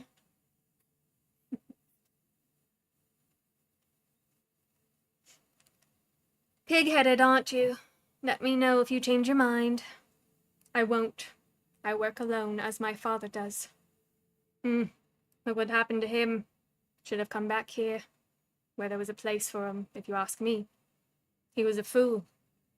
I'm not asking, and I won't hear you insult him. He is a fine man, wise and honorable, and expert at what he does. You're doing it again, Flickering. You're a loyal daughter. Make sure loyalty is not your downfall.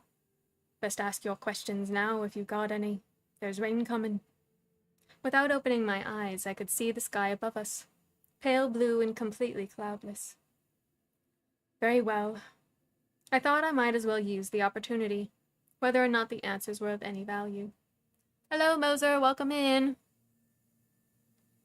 Good to see you.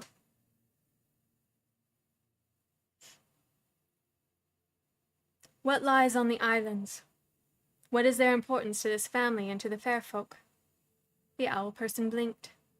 Ask the druid. I'm asking you. Ask the druid to tell you the story. He's got a flair for it. The islands are the last place. Pity you don't have the gift. What gift? The gift of seeing ahead. It'll all be gone soon enough. In your granddaughter's time, or her granddaughter's. The trees, the lake. All there'll be is a handful of barren for sheep to pick on, and a dried-up pond with a few sickly eels in it grasping for breath. Nowhere to go, nowhere for my kind, or their kind, or even for your kind. Without the islands, it'll be the end of us all. I thought the islands were no more than rocks in the sea. If, as you say, all is to be laid waste, how can they help anyone survive? Surely they can sustain no life. The little creature gave a huge sigh that shivered through all its feathers. I told you. It's the last place. The druid'll explain. I don't want to ask him. He wants you to ask him. He's waiting for you to ask him. He's been waiting since the very moment your father stormed out of Seven Waters, and the wise ones lost their future leader. But you know that, don't you? I did not reply. The feathered being was uncomfortably close to the mark. All right, good night, Jeff. Have a good evening. Thanks for coming in, and thank you for the raid. Hopefully we'll see you again. Tuesday will be the next night we stream. And it'll be Castle, not me.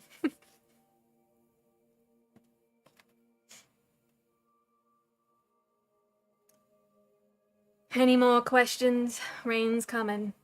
Want to know what your Aunt Leiden said when she heard Kieran's daughter had turned up at Seven Waters? Want to know how your father's doing all alone in Kerry? Want to hear a tale about pipers and weddings? Stop it. How can you know so much anyway? It might all be lies. Put out just to confuse and distress me. Distress? Thought you weren't capable of such a feeling. How do I know so much? What sort of a question is that from a sorceress half-fledged? Didn't your father ever teach you how to scry? I hesitated. Well, yes, but I'm not very good at it. The small being gave a nod. There's some in your family have quite a talent in that direction, it said.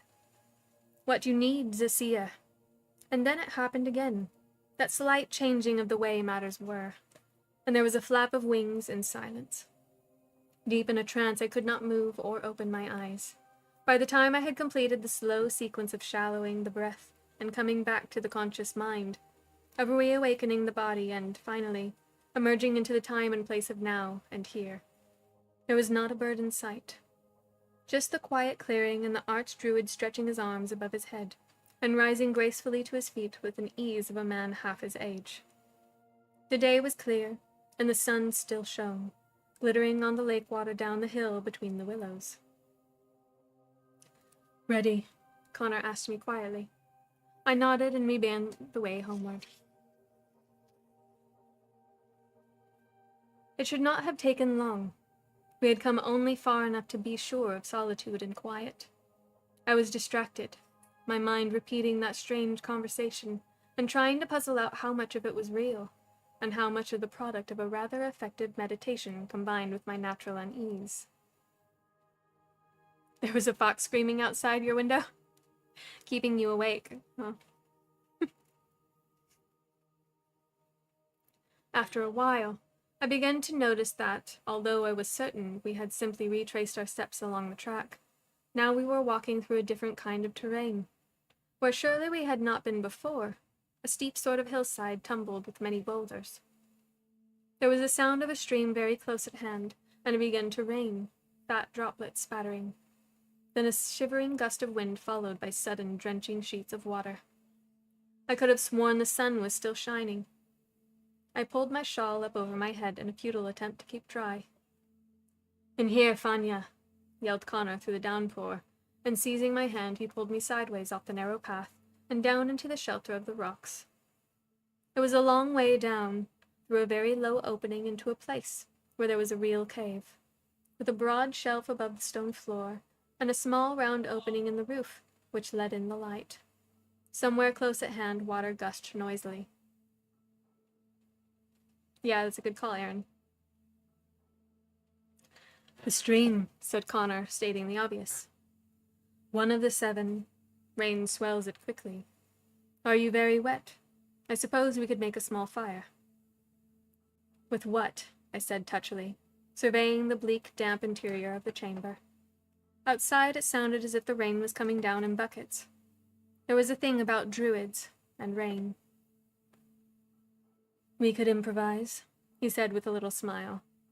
"Between us, we could make up something. We could come up with something." "Maybe." My tone was less than accommodating. I did not like being tricked. I did not like being cold and wet and stuck in a little cave with an archdruid, family or not. "But there's no need. This must pass quickly. The day seemed fair enough." "It did, didn't it?" remarked Connor. "Still, I'd prefer it if you didn't catch a cold." He took off the cape he wore over his long robe and put it around my shoulders. It settled there soft and warm and not even the tiniest bit damp. That's better. I could not hold my tongue any more. "If you're deliberately trying to annoy me," I snapped, "you're succeeding." He smiled. "And if you are deliberately avoiding extricating yourself from the situation because you don't want me to see how much you already know, then you're wasting your time and my own." I scowled at him. "What do you mean? Could you not use a spell of transportation and be safe before your little fire in the keep? Safe behind closed doors?" "In fact, no," I told him crossly. "Father said I wasn't ready to learn that." Connor nodded. "Very wise of him. It's all too easy, if you know how, to rush off home every time things get too much for you. Well, you may not know that spell just yet, but there are others." "You mean I could turn you into a frog since you seem to like the wet weather so much?" "Well, yes, you could try. But I'm somewhat older than you, and while I don't make a habit of using sorcerer's tricks, that doesn't mean I'm ignorant of them. I think you might find it just a little difficult. You'd have to be exceptionally quick." I glared down at the stone shelf on which we sat. The sound of the downpour was all around us, cascading past the round opening. Above us, roaring outside the narrow passage through which we had entered. Below us on the cave floor, water was running across the rock and pooling in the center. The walls were dripping. "I wanted him to stay," Connor said softly. Despite the din, I heard him clearly. "I asked him to stay, but he would not. He was very young and hurt. He should not have left us. There's never been another with such aptitude, with such breadth of skill and such a depth of intellect. I found it hard to forgive myself." It's very windy out. "It is part of the trust, part of the guardianship that each generation gives a son or daughter to the wise ones." "Surely there have been others," I said, wondering how he could tell barefaced lies and still sound so convincing.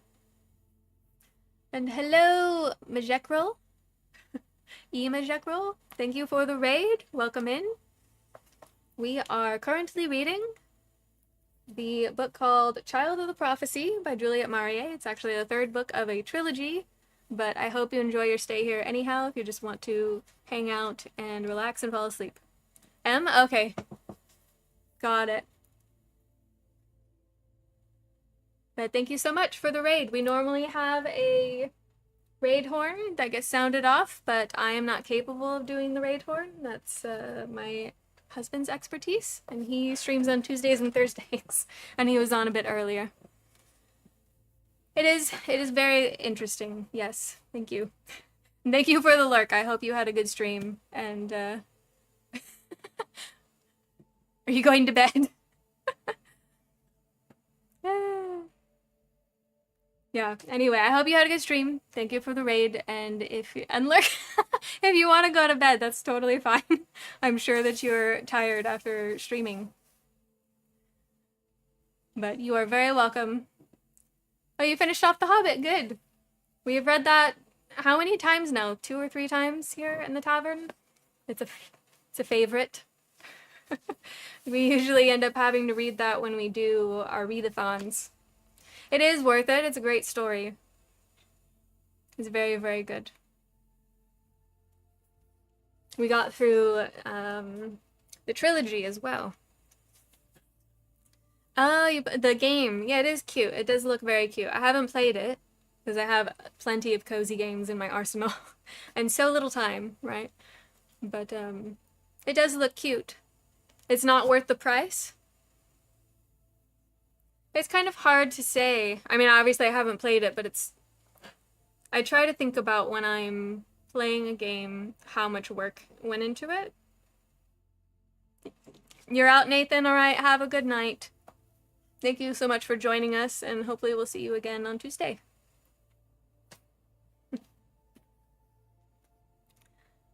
But yeah, I think about just making one character, because I'm also a 3D character artist, so I think about like how much work goes into just doing that. Like, you know. But I don't remember how much it costs. I thought it was reasonably priced, but I don't remember. Maybe I saw it on sale. It's very possible. But it looks cute, and it's a cute idea to pair it with The Hobbit when you're reading it. Right, we're gonna continue because it's already late, and I know everyone is jonesing for it. Oh, you teach 3D programming. Oh, that's cool. See, I need a programmer so I can do all the projects that I want to do, so I can handle the art side of things. So I've already tried doing stuff, and I'm like, all right, I hit a roadblock because I don't do coding, right? And yeah, thank you. Have a good night. Thank you so much for the raid. Thank you, thank you. All right. Oh, hello, Sugar. Since I moved to Tokyo, I keep missing the streams. Oh, you moved to Tokyo. That's very cool. You're in a very different time zone now. But we are on rather late this evening, so maybe that's why you were able to catch it. But welcome in. All right.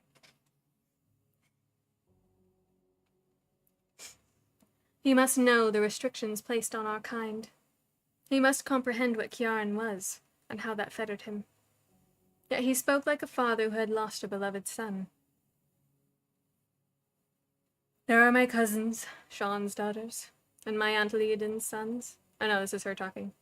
There are my cousins, Sean's daughters, and my Aunt Leodin's sons. Surely one of them.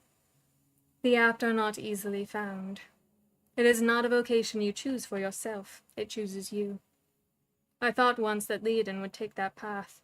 Leodin or her son. But she broke the pattern. Why are none of the tortillas the same size? Probably hard to do that if you're making them by hand. And as for Johnny, he could have been anything he wanted to be. But she took him away. Johnny is a warrior and a leader of fighting men. Young as he is. Leodin made her own path. Both the strange inhabitants of Innisfail and the good folk of her husband's estate in Britain see her as the heart of their community. and she is a skilled healer.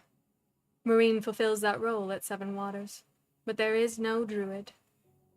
I was silent, watching the pool on the floor as it deepened and spilled over, a great bowl of water swirling dark into the corners of the cave. I did not wish to show I was frightened. "Did you know," said Connor conversationally, "that I myself was close to 20 years old before I entered the Nemetons? I had studied, of course, and made a start on the lore and the discipline, but I left it very late. By that age, Kieran was close to completing his apprenticeship. I'd be more content if I believed it had not been wasted. The water seems to be rising." I nodded. "Who were the first folk in the land of Erin?" he asked softly. "The old ones, the Fovera, people of the deep ocean, the wells in the lake beds, folk of the sea in the dark recesses of the earth. And after them, the Firbog, the Bagmen. Could you go on? As long as you wanted. I suppose it would be one way to die, reciting the lore as you slowly drowned." He looked at the cave floor. The water was not only dripping down the walls, now it was gushing in through the low entrance, a sort of stream of its own. There would be no getting out of the way. The level was climbing, there would be no getting out that way. The level was climbing ever so close to our ledge. The roar outside went on unabated. "It does seem to be getting deeper," observed Connor. I clenched my teeth together and tried to look as if I didn't mind a bit. I racked my brains for an appropriate spell, but nothing came to mind. It was my father who was good with the weather. "Not frightened, are you?" Connor asked, edging back a little on the ledge. The water was splashing up close to our toes. "Didn't he bring you up in Kerry, in some place where the waves are as tall as oak trees? I'm sure that's what I heard young Maeve saying." "Yes, well, I may be used to looking at the water, and smelling the water, and hearing it, but that doesn't mean I want to be in it," I said tightly.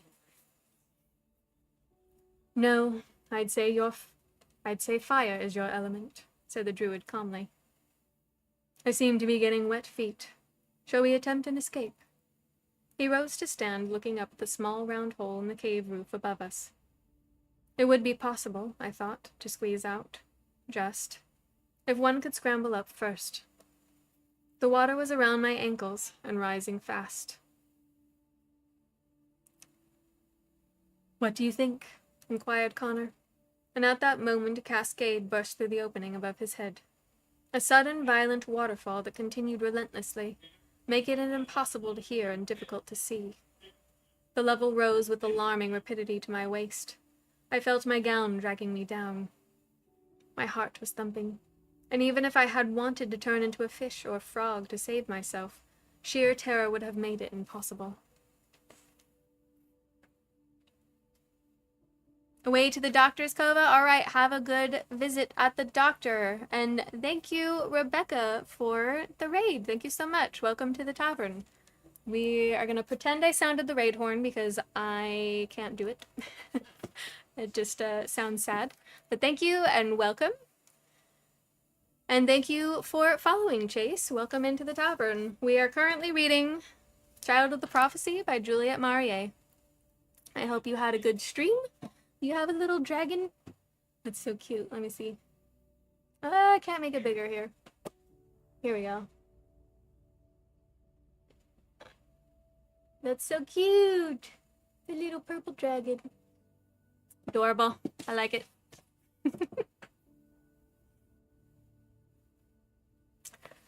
But welcome, welcome. I'm gonna continue reading because it is late. I'm sure some people have started falling asleep already.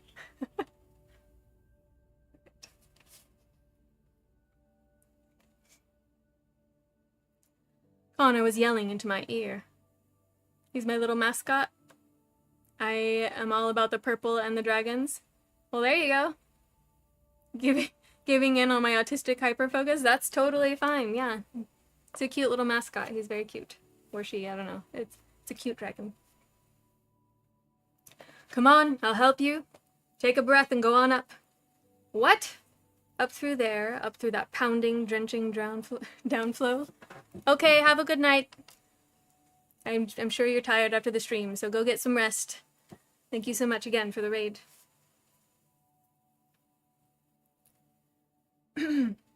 Up through there, up through that pounding, drenching downflow, with water in my nose and eyes and ears, and no idea what was on the other side. The very thought paralyzed me. I'm keeping you awake as you sew. Okay.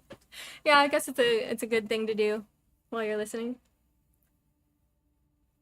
Quick, shouted Connor, and he grabbed my arm as my foot slipped on the ledge under the water, and I came close to disappearing beneath the surface. Quick, while we can still see where it is. Are you Kiaran's daughter or aren't you? He said, and putting his arms around my waist, he lifted me up toward the circle of light, through which water poured down unabated. I took a breath, remembering to fill my chest slowly from bottom to top, and then I reached out and hauled myself up as hard as I could against the weight of the descending water. I clutched at the slippery rocks, scrabbled for a root or branch or anything that might give me purchase, held my breath until my chest seemed close to bursting, cursed the need for a long gown, kicked out with my booted feet, and found a little ledge in the rock, pushed upward, and at last found air.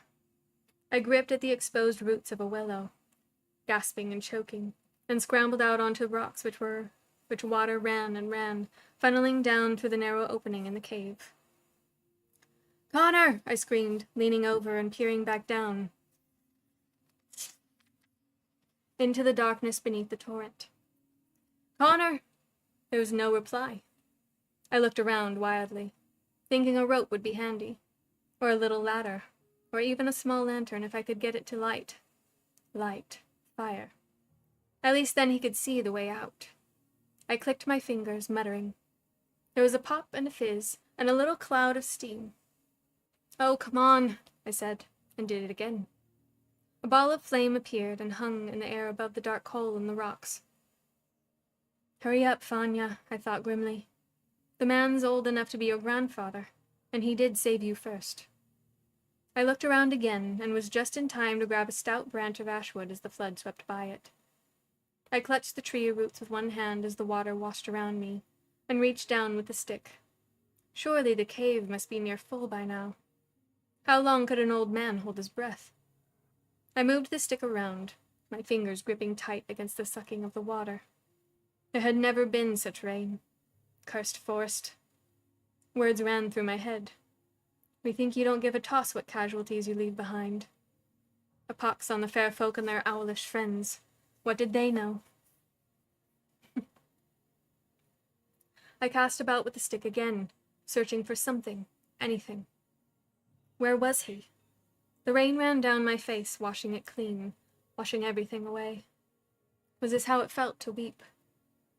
The stick jerked in my hand. I let go of the tree roots and put both hands on the ash branch, wedging my foot between the roots to keep from being swept away over the rocks and down the steep bank. Overhead, the orb of fire remained a steady glow, lighting the way up.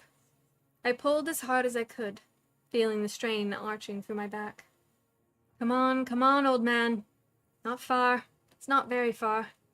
A long, pale hand appeared, gripping the stick. And then another, emerging through the cascade to grasp at the muddy roots beside me. I bent and grabbed his arm and pulled again with all of my strength. There was a splash, and his head emerged from the water, small plates plastered damply to his cheeks, mouth open and gasping like a fish. Somehow, he still managed to look dignified.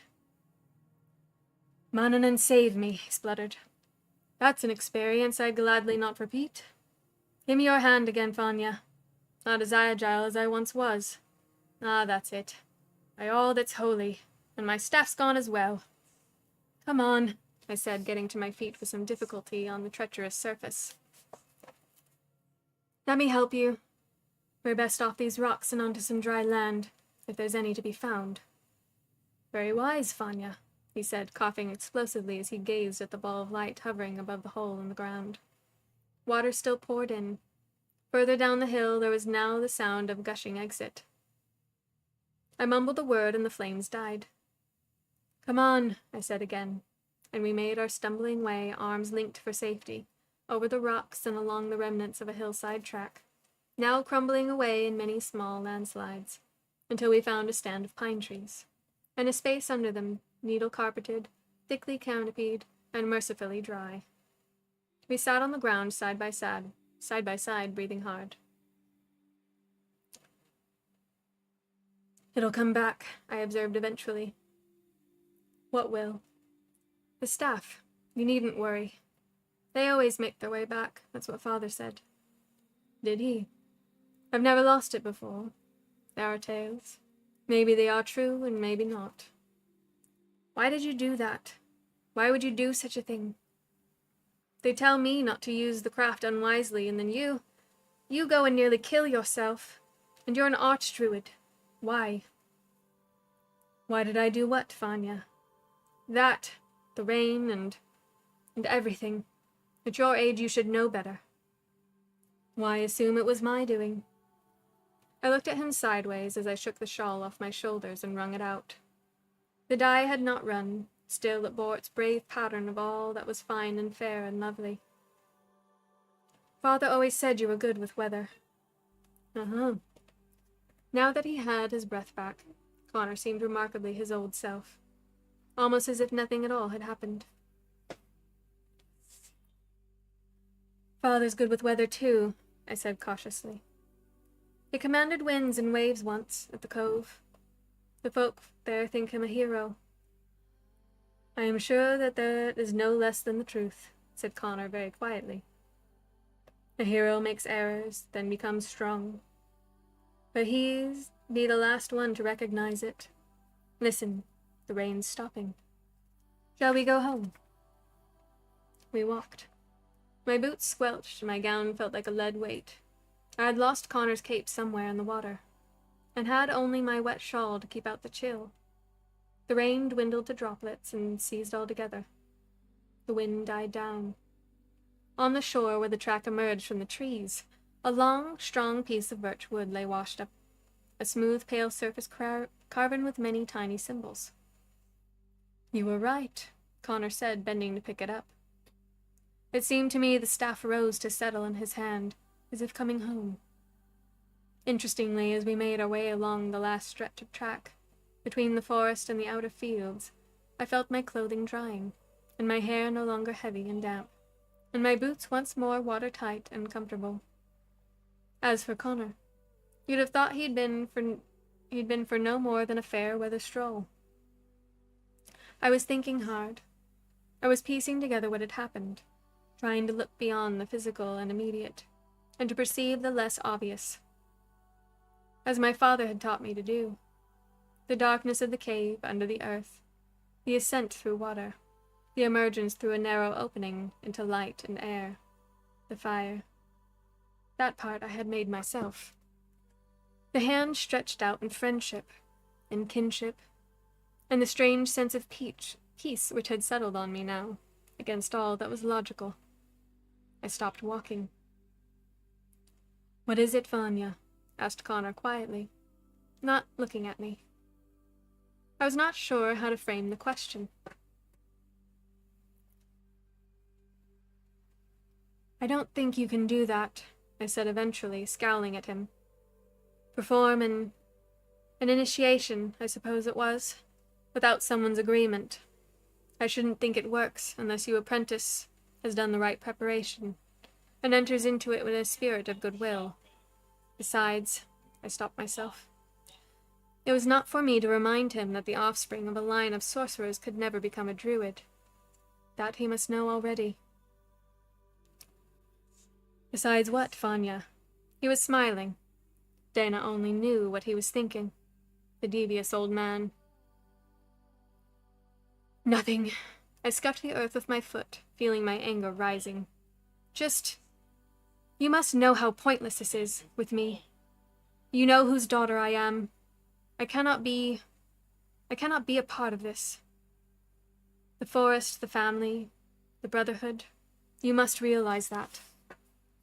Connor began to walk again, steady and quiet in his old leather sandals. I did not plan this, he said. I don't suppose you believe me, but it is the truth nonetheless. Perhaps it was, as you say, a test. If so, you have passed it, I think. A test set by others than myself. It may take time before its meaning becomes plain to us. You might use this as the basis for meditation and consideration, Fanya. There's always something to be learned from such an experience. What? I snapped. This wasn't fair. He sounded just like my father. That an archdruid can drown as easily as the next man, maybe.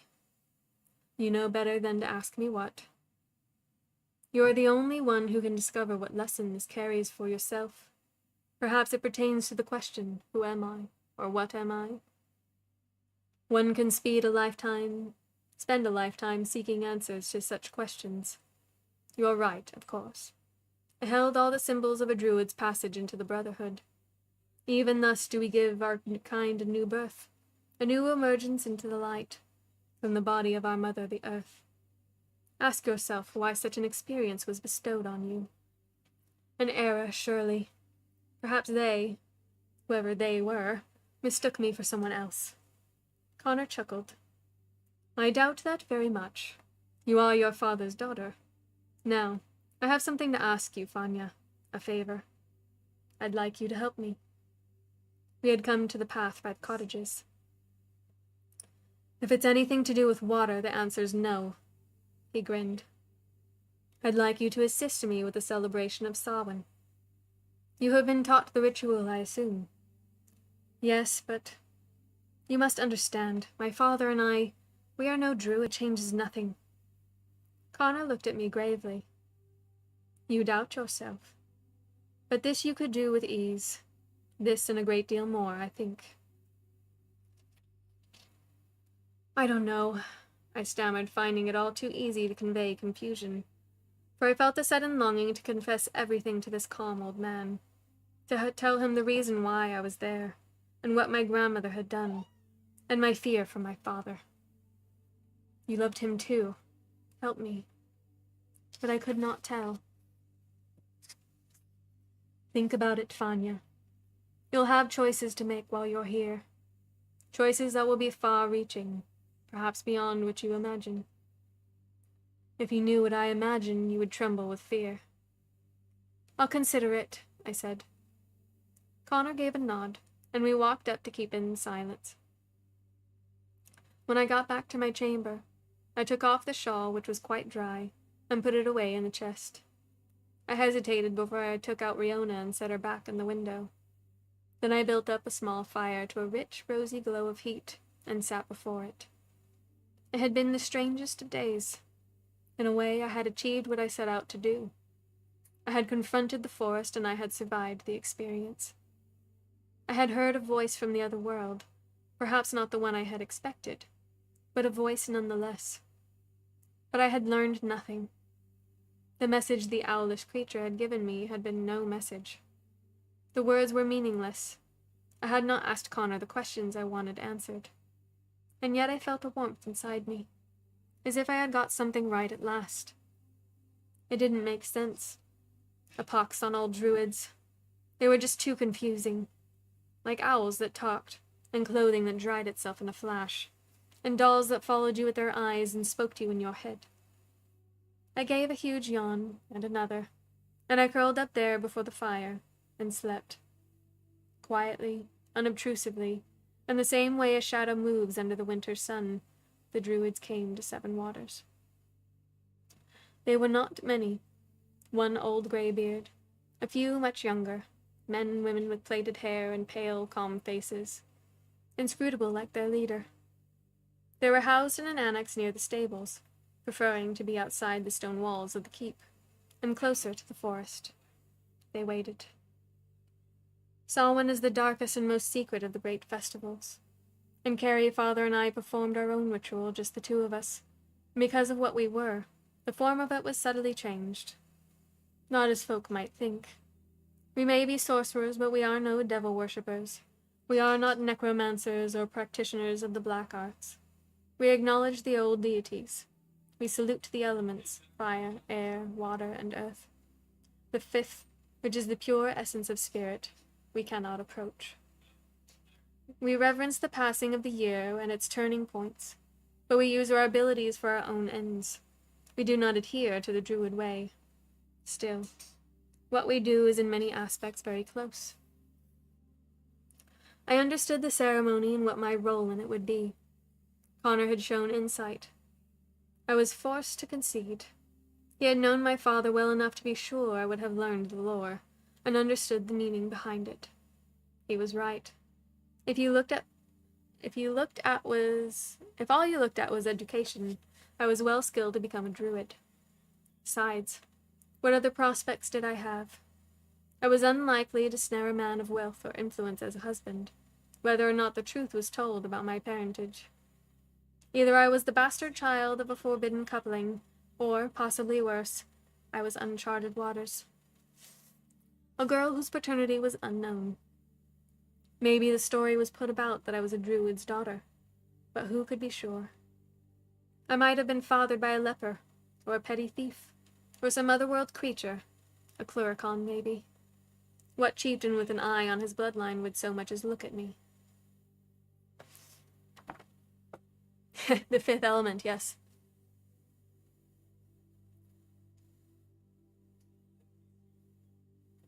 My throat is starting to get scratchy, though. We might need to stop here.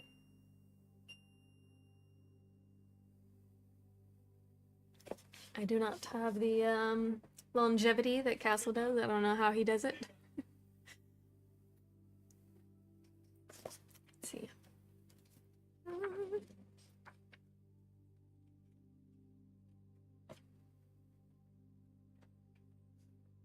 Yeah.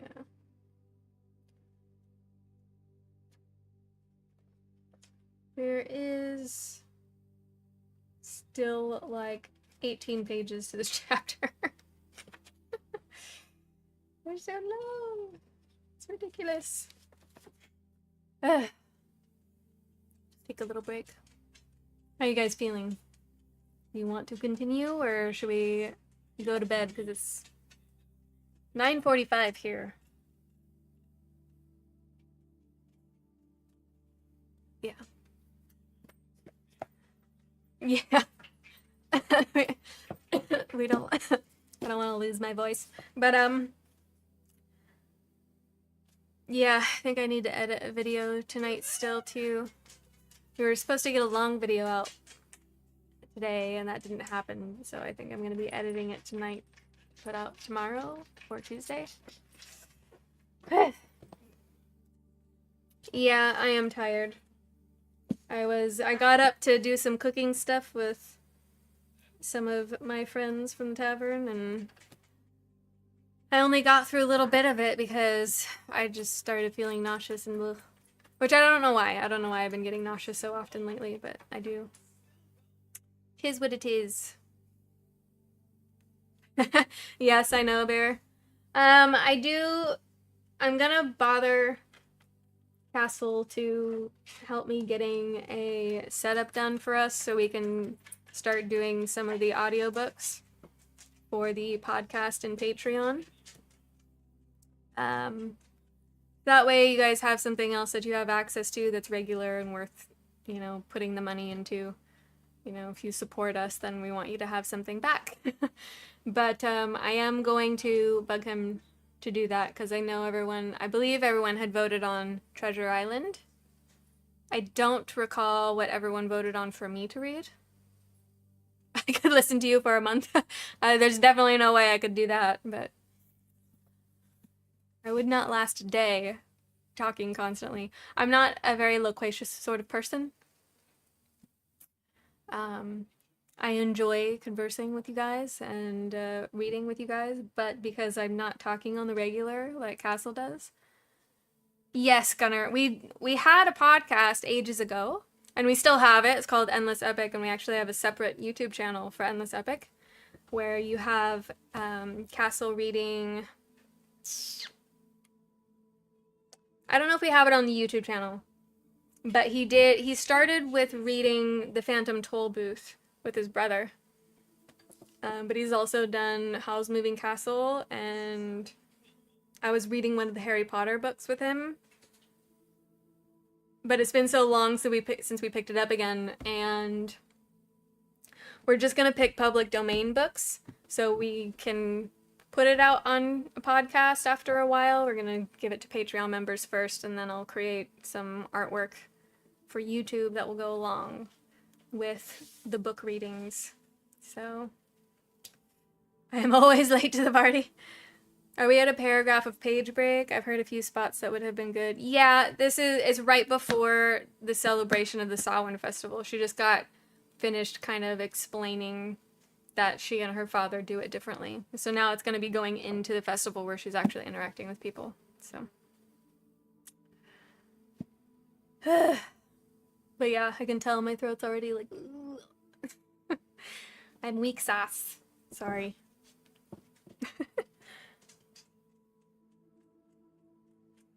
But yeah, I think I just realized that poll that we did was on Gilded, so I'm not even going to be able to look it up. Does anyone remember what book I was supposed to read for the Patreon? Yeah, I'll have some honey and tea. I'll just put some honey in my coffee. Read the last sentence again? Yeah.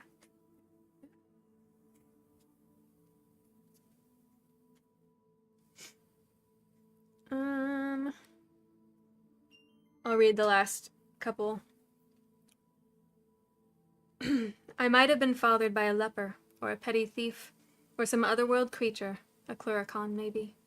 What chieftain with an eye on his bloodline would so much as look at me?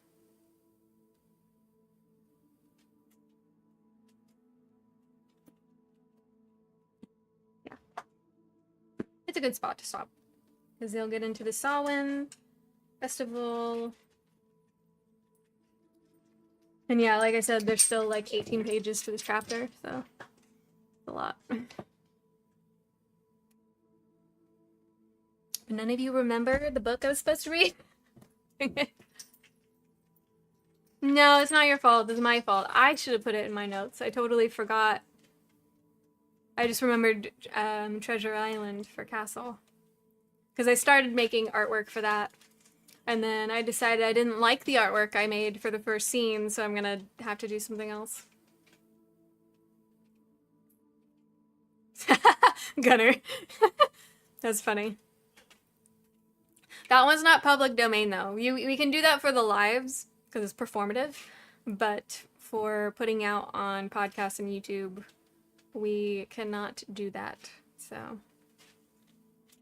Do I feel well enough for a song? It might be a little scratchy, but I could definitely give it a go.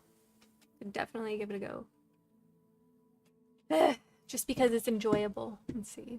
What should we do? Dun, dun, dun, dun, dun. Spotify. See what's on my list. Yeah, it's not public domain, meaning... Because there's copyright to the text, we can't record doing the audio for it like an audiobook and then putting it out because it's protected by law. And we don't want to get in trouble. Tinker Tailor Soldier Spy.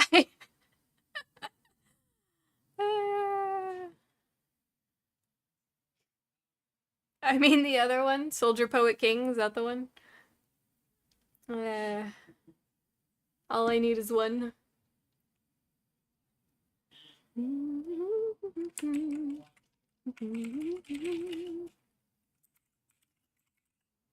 Yes? Okay. We'll do that one.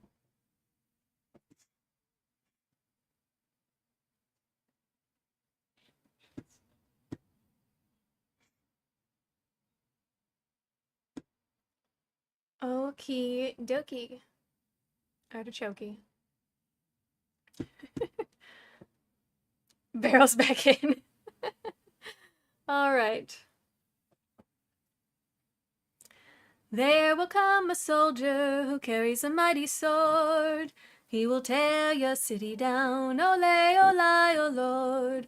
Ole, ole, ole, oh Lord. He will tear your city down. Ole, ole, oh Lord. There will come a poet whose weapon is his word. He will slay you with his tongue. Ole, ole, O Lord.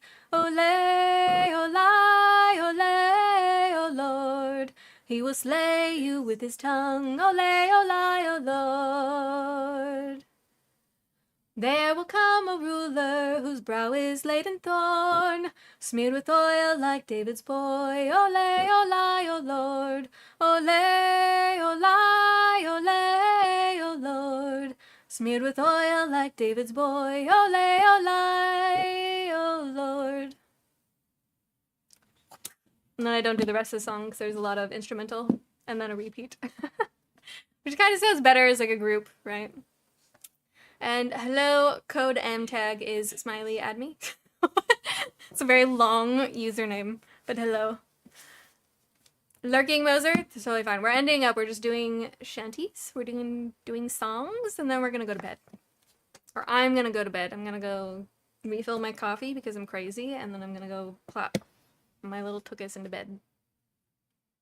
You're back? All right, were there any other songs you guys wanted to do this eve?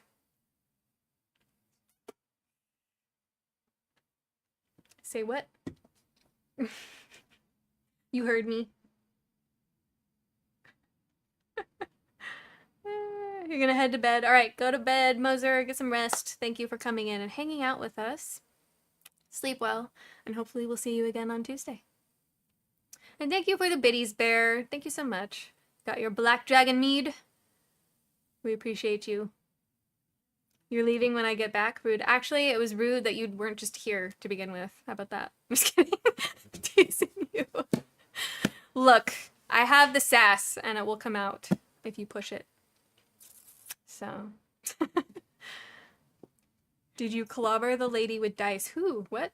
Oh, the biddies. Yeah. What is a song you want to do but never ever gets requested? That's a good question. That is a good question. Gone to America? Yeah, we could do that. I haven't done... I kind of like the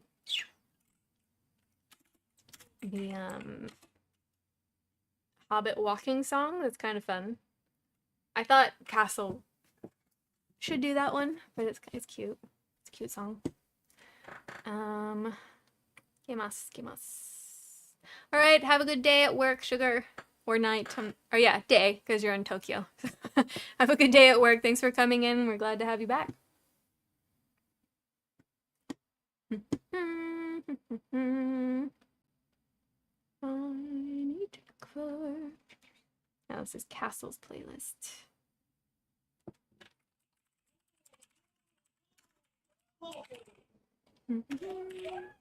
Nope. Let me spell it. But yeah, I can do Gone to America. Diggy Diggy Hole. I don't know if I can pull off the sound for that. I am a dwarf and I'm digging a hole. No, I'm just kidding. I'm just doing a silly voice.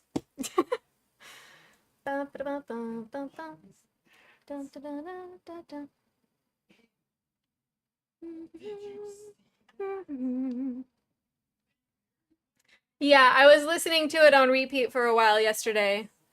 I need to get used to the proper tune, and once I have that memorized, then I'd be able to read the lyrics and be fine.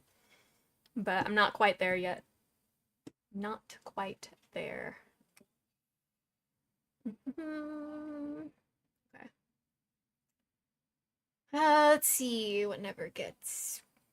Is this from Yogcast? What is that? Oh, Diggy Diggy Hole? I forgot their name. I put a snippet of their song in one of our videos, and we couldn't monetize it because they kept contesting it, even though I used a short enough clip that it should have been fine, and I was like sharing their stuff. I was like, alright, fine, rude.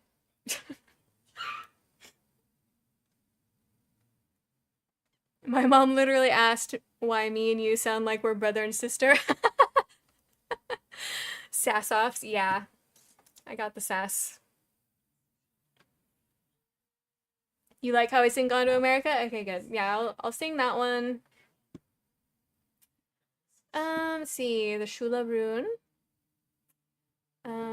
I'd like to sing Oran on Roin, but I don't speak Scottish Gaeilge, so it's harder for me to realize what the sounds are supposed to be because I've been looking at Irish Gaeilge. So it's really hard to pick up on those, but I like it. Julie Fowlis. He doesn't mistreat me. If he does, yes, he'll get in trouble. It's funny. Got Edge of Night. I like the Willow Maid song, but it's a little too high for me, so I don't really do it very well. Ads in 2 minutes? Okay. Well, we should probably just let an ad go, maybe. I don't know. Let's see. I can snooze it. Alright, I'll snooze it. So London So Fair. The Last Goodbye.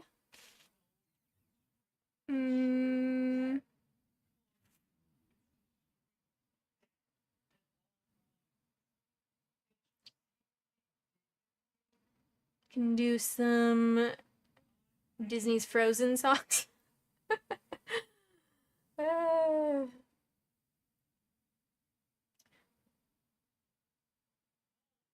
I like Song of the Sea. I don't know if I do it well, but I like it. Oh, is the pig done? No. I sent you the last version of what I've worked on so far, Maddie. I'm giving you the progress of it. Wicked Game? Wicked Game. I have that, right? Do I have that? I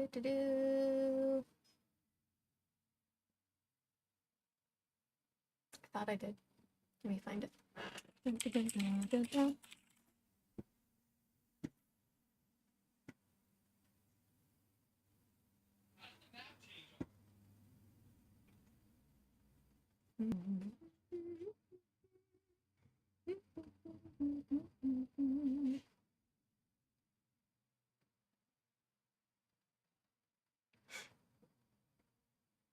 Let it go. Oh, please, no, what's wrong?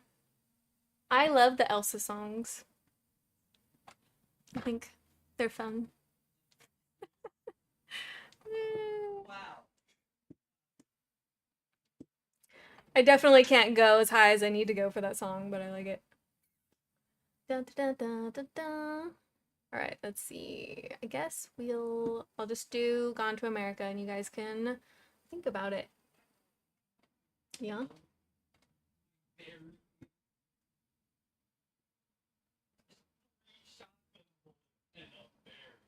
Yeah. Got the Last Unicorn songs on my list too. I like those. They're very calming. Into the Unknown. Poco Loco. I don't know that one, but yeah.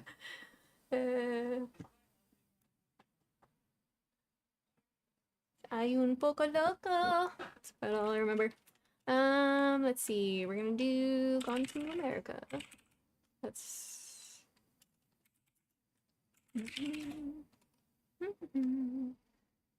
that's the one. All right.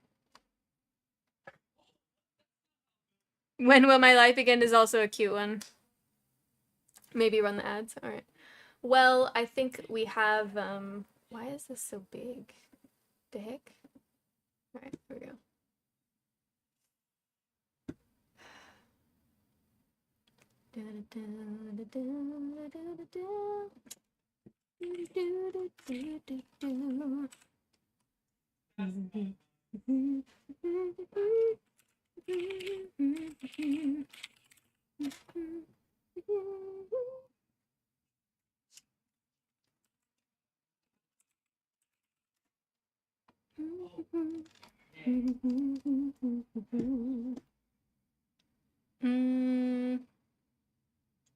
Yeah, I don't see the...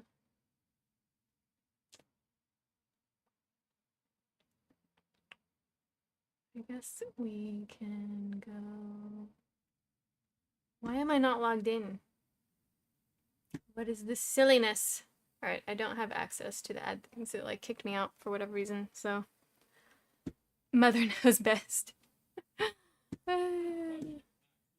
Yeah. That was actually a fun song. A lot of the villains have pretty good songs in Disney for whatever reason.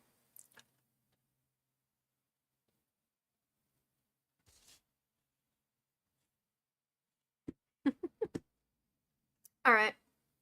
I'm gonna go ahead and just, how do I get hair? Ugh. Gross. Here in my mouth. I'm sure that was lovely to watch. Married him in April, lost him in July. Listen to my story and I'll tell you why. They said that he'd been poaching and stealing wine. They said I wouldn't see him for a long, long time. They said he's gone to America to work the land that some called Virginia. They said he's gone to America. Married him in April, lost him in July. They took him as their prisoner, then told me why. They said they had sent him where poachers go. I asked if I could see him, but they said no. They said he's gone to America to work the land some called Virginia. They said he's gone to America. Married him in April, lost him in July. Curse the men who took him, curse their wicked lie. The night they saw him poaching and stealing wine was the night that he took comfort in these arms of mine. They said he's gone to America to work the land that some call Virginia. They said he's gone to America. Married him in April, lost him in July. Thank you for the biddies, Bear. I appreciate you. The first, Harvey says the first movie. Which one? From Frozen? All right, did we pick another song or are we done for the evening? What would you like, my friends? Thank you, Gunnar. I don't know about angelic, but I appreciate the compliment and I'm glad you're enjoying it. It's the only reason I do it. I pick Wellerman or Tale of the Shadow. We can do a Wellerman. I don't know if I've actually heard the song of Tale of the Shadow, like the real song. I've only heard Castle's version of it. But I can do Wellerman. Da, da, da, da, da.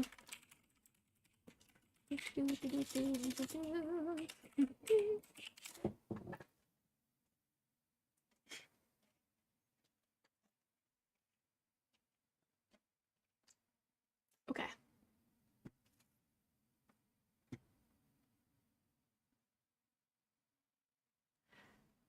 Una's Castle's Angel. I suppose that's true. You know my two I always suggest, if you can recall, whichever is easier. Usually Into the West. What's the other one you like?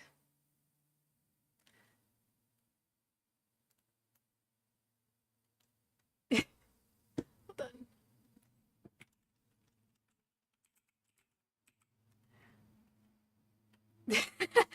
Yes, and the lady who sasses Maddie. Yep, yep.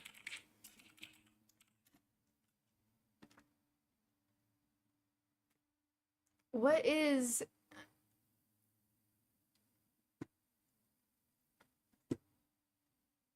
What is the Wicked Game song? Like, it sounds like I should know it.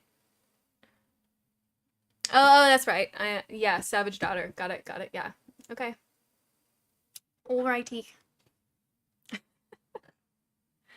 There once was a ship that put to sea, and the name of the ship was the Billy of Tea. The winds blew up her bow, dip down, blow my bullies, boys, blow.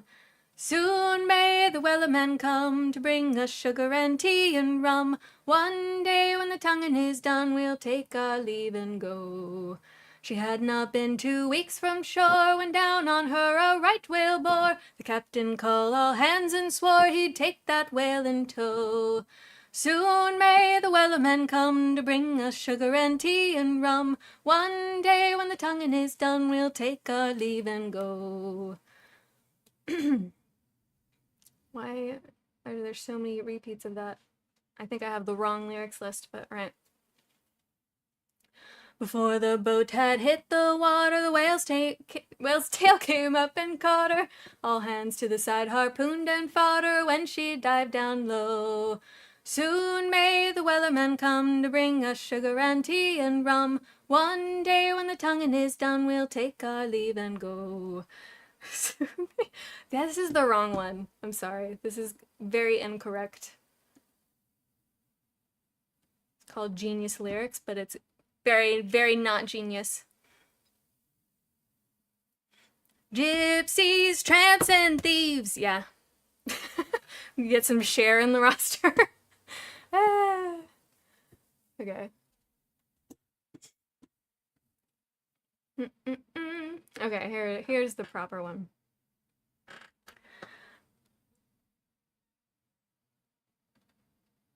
Yeah, I just don't remember how it goes.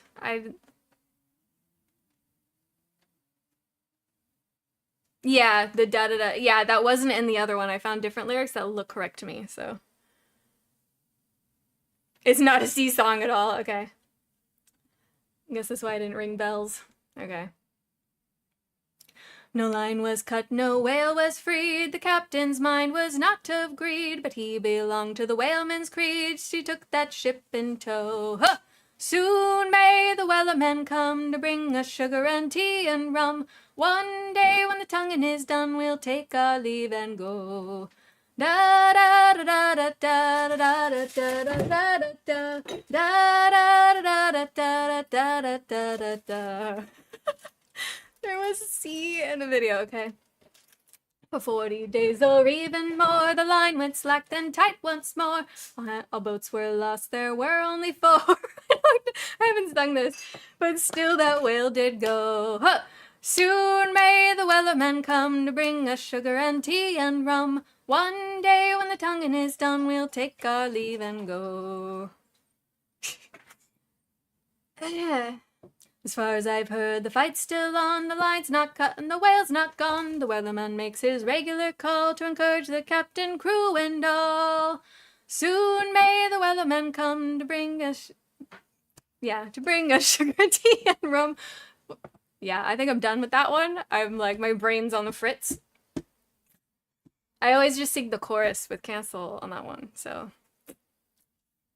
My brain's trying to figure it out. I guess I'll have to practice that one. Alright, I guess we'll do Savage Daughter. Since I'm usually okay at that one.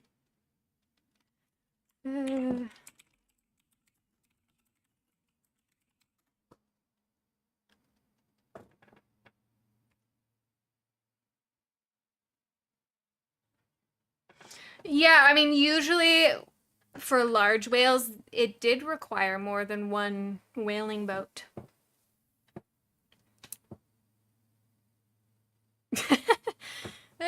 I see.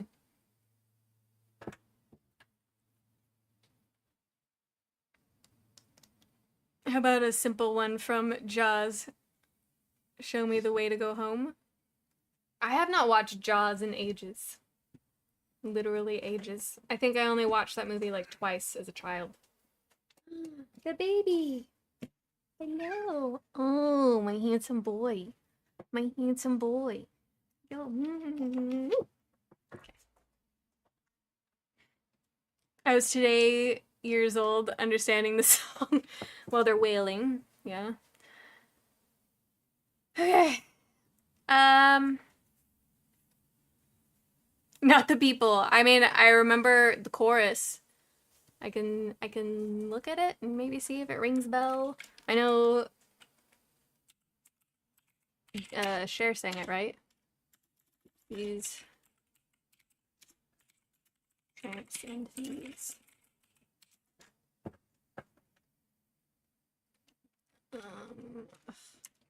No.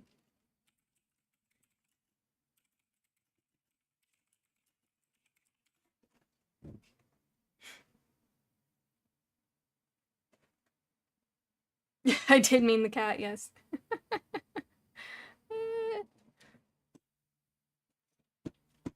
Not that I don't love my son and also think he's handsome, but...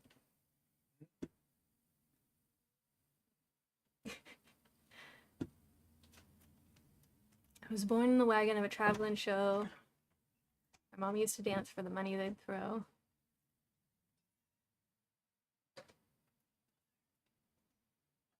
I'm trying to remember the tune. Like, I kind of have it, but not entirely. What? I don't know if it's done yet. Feels pretty long. We'll see how... Yeah, you can have some. You can definitely have some, and then if it needs more, we'll do it more. Okay. I don't remember the tune. Like your jerky. But, huh?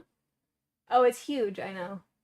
I didn't cut it into smaller pieces, so This feels just like a huge slab of jerky. This feels jerky. Yeah. I would call this jerky. Yeah. A little floppy.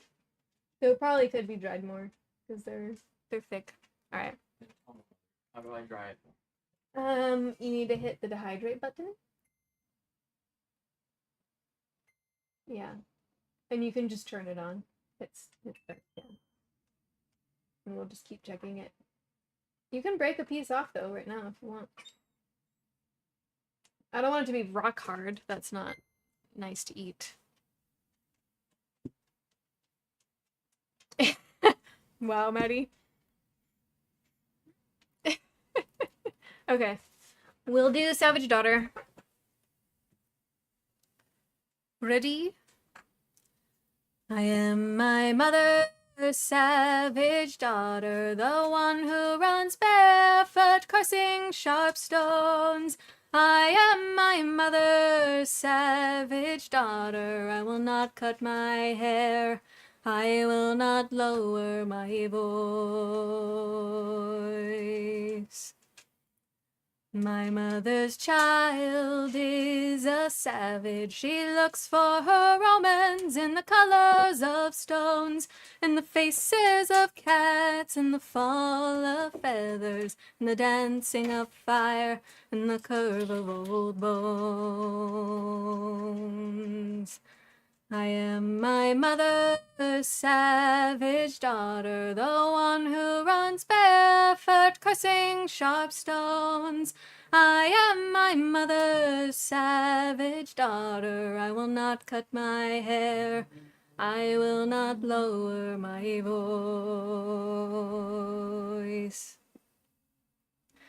My mother's child dances in darkness. She sings heathen songs by the light of the moon, and watches the stars and renames the planets, and dreams she can reach them with a song and a broom. I am my mother's savage daughter, the one who runs barefoot, cursing sharp stones. I am my mother's savage daughter, I will not cut my hair, I will not lower my voice. We are all brought forth out of darkness into this world through blood and through pain, and deep in our bones the old songs are waking, so sing them with voices of thunder and rain. We are our mother's savage daughters, the ones who run barefoot, cursing sharp stones. We are our mother's savage daughters. We will not cut our hair. We will not lower our voice. Huzzah. We made it. Okay. Any others, or are we ready for bed? As an only son belting this to the heavens. That's funny. That is funny. And that's totally okay. Belt it out, Gunnar. And I am not surprised, Maddie, that you said that. Not in the slightest. Why does your breath stink so much? Need to start brushing their teeth. Bedtime preferred for you? Okay. Go to bed, get some sleep. You're not ready for bed? Well, I'm not gonna continue reading tonight. It's definitely way too late. So, if it's too late, I should probably eat something. Bed might be acceptable as it is tomorrow already. Yes, it is for you. We're getting close, but we're not quite there yet. But yeah, I appreciate you guys coming to hang out with me and enjoying this book that is definitely feeling like taking forever to get through, right? I'm sorry about that. But it is a long book. It's a long trilogy, so... let me see. Like, my favorite series... Okay, this is like 530 pages, just about. My favorite book series, each book is generally over 900 pages each. So I don't think I'll be reading that one. Do you guys? Maddie. You're so funny. You can't think of another song. Qué triste.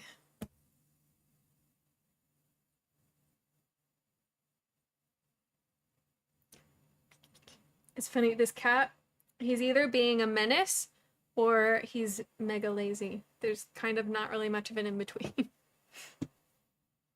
Yeah, tell us you're a reader without telling us you're a reader. I don't have enough shelves for all of my books, so we've just got like stacks of them and a bunch in a closet.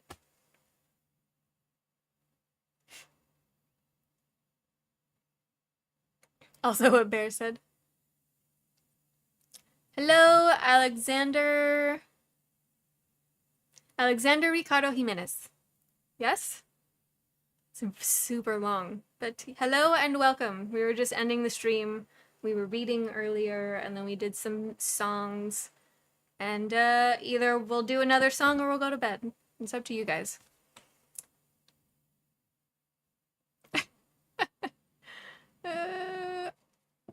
I'm gonna be honest, Maddie. I don't think I could stand reading a character that's in preteen boy mode. I'm just gonna throw that out there. But you found an editor, I believe you said, right? And yeah, the artwork is definitely not ready yet because I take a long time to do those things because I get nitpicky. At least for, like, you know, the face and the hair. I feel like those are the most important parts, but...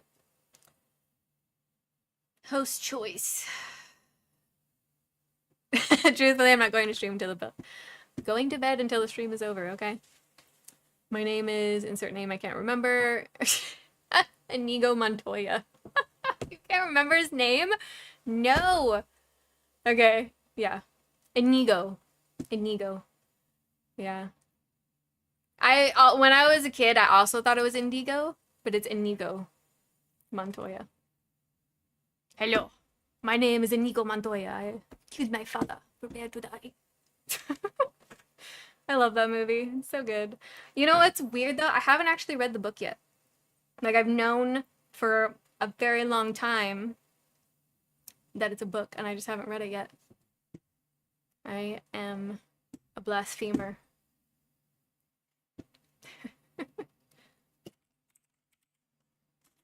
Let's see. Maybe a Julie Fowlis song. How about Into the Open Air? Is that an acceptable, somewhat Disney song, Bear? It's technically Pixar, but Disney owns it, so.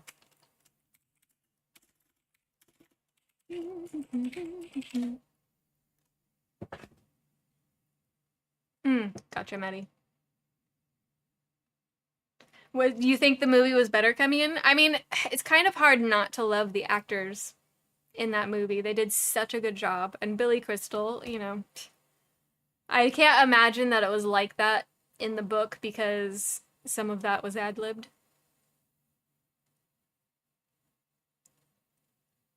Really? Wait, who's Elmo? Carrie Elwes? Or Billy Crystal? You don't know it. It's in the movie Brave. They hired Julie Fowlis for some of the songs. You hated it? Oh, that's sad. That doesn't make me want to read it. Now I'm concerned. Be prepared. No. I like the Julie Fowlis one because I like her songs just in general because she does Scottish Gaelic songs. Oh, you would burn that book. Don't do that. Don't do that. We may have descended from barbarians, Kemian, but we are not going to act like barbarians. Oh no, I'm out of coffee. Sad. Tragedy. The guy with the vendetta. Oh, he did? Oh, I forgot the actor's name. That's crazy.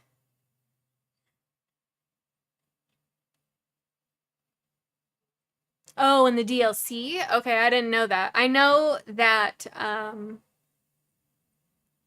like Ivor's songs too. She did songs for, the Last Kingdom series, the show, and then she also did some of the songs for God of War Ragnarok.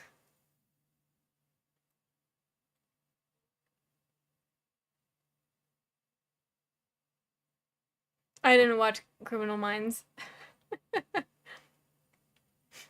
Oh, but if I was freezing, I would burn it first. I see. Before the phone book? No, it can't be that bad, Kemian.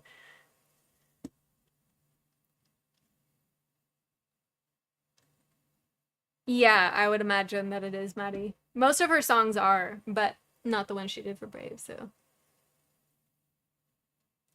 And I can't do her voice justice, sadly. She sings so beautifully, I'm jealous.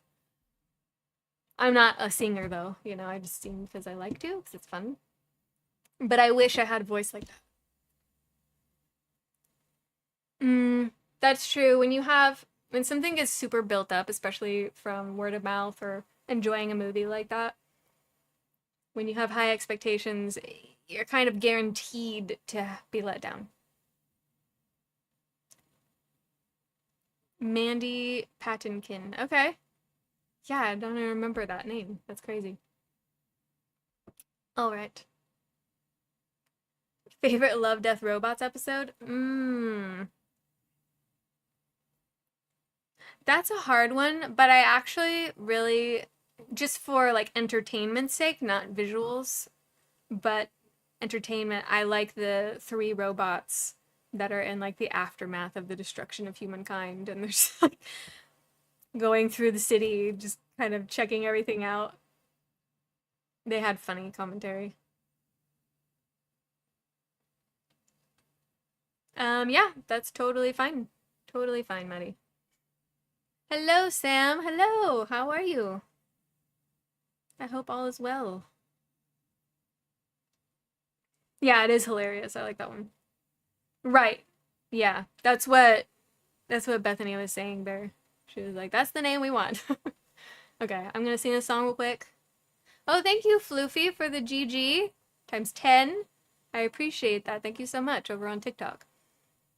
It's crazy that there's now people trickling in here. We, like, for whatever reason, when we stream from this setup, it just doesn't usually get pushed to TikTok people. But welcome and thank you so much. We're just doing songs for the end of the night before we go to bed.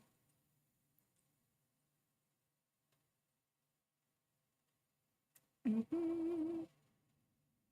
just stopped to check on you and let you guys know something. Yeah, that's totally fine. Oh, you got an update from your doctor? Yeah, let's hear it. Hopefully it's good news. Those are both playing in the background of my mind. Gotcha. Oh, Stardust is a good movie. I like that one. All right. I don't know if I can actually pull this song off, but I'm gonna try. I'm gonna try it. And then you should go listen to her song because it's better. By far.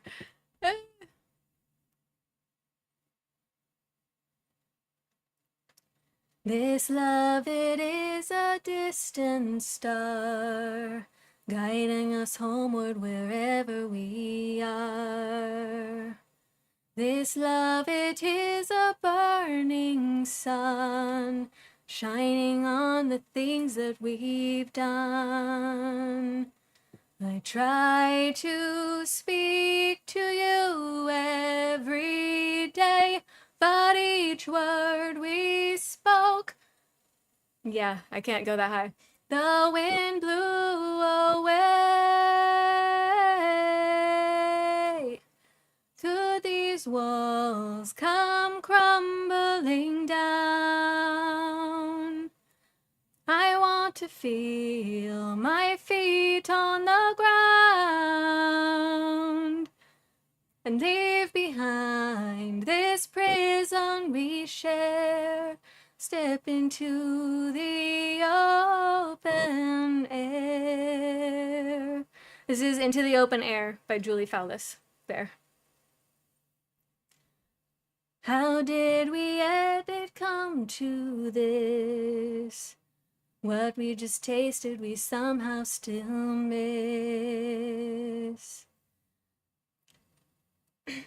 How will it feel when this day is done? And can we keep what we've only begun?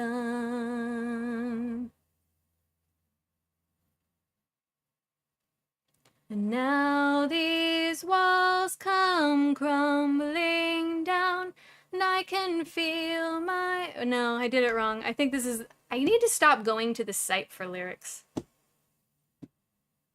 I need to just ban genius.com for yeah, Julie Fowlis, Fowlis. I need to practice her songs because I haven't like done any training for that kind of singing. Not that I've done any training at all in general, but I'm just not used to singing like that. And it's good. So go listen to her.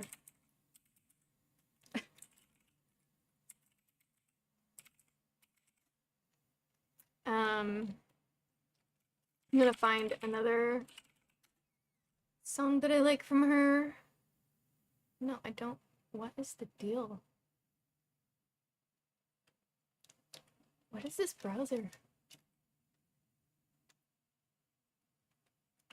Whatever.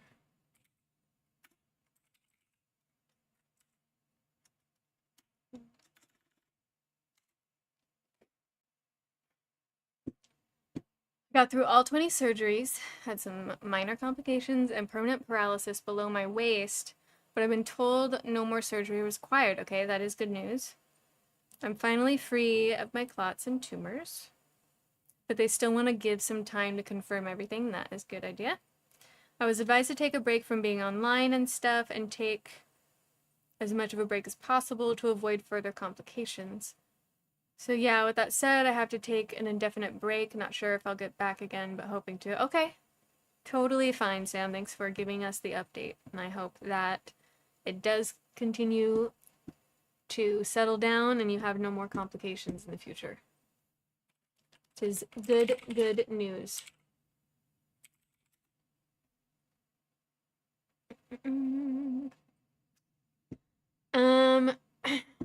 Yeah, I'm gonna put.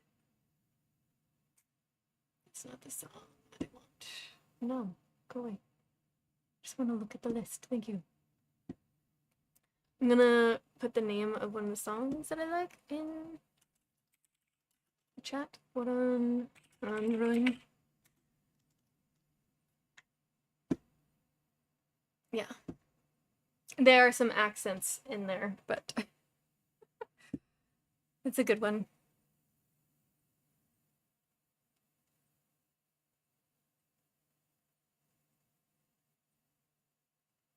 No, it's perfectly normal to feel scared about the surgeries.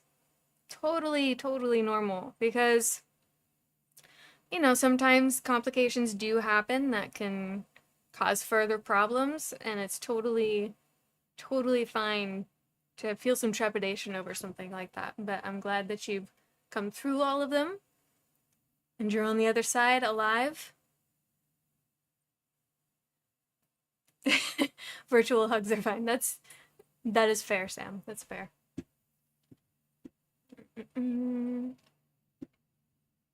But yeah. Oh, looks like she did a song for. No, she didn't do a song for Zootopia. Dun, dun, dun. All right, my friends, are we ready for bed? It's 10:30 here, anyway.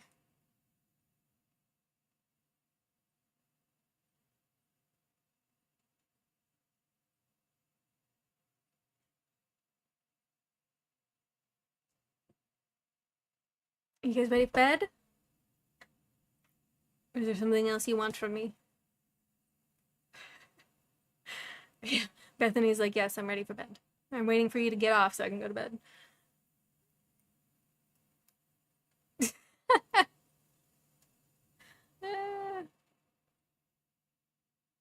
Maddie needs a valid visa for his bed, apparently.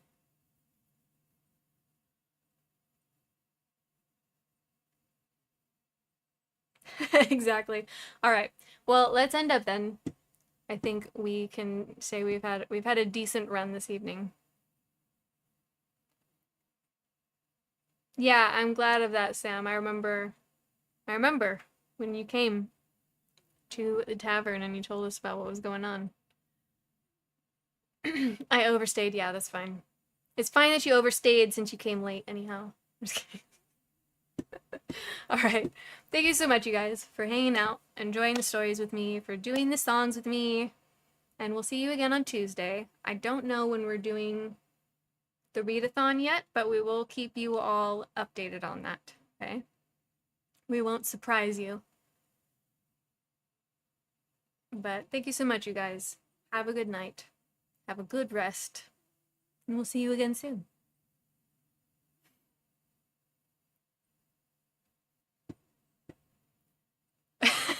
Yeah, I totally understand, Bethany. Totally understand. Have a good night, you guys. Sleep well, and good night to our TikTokers over there lurking. Thank you for coming in towards the end. I hope you also have a good evening.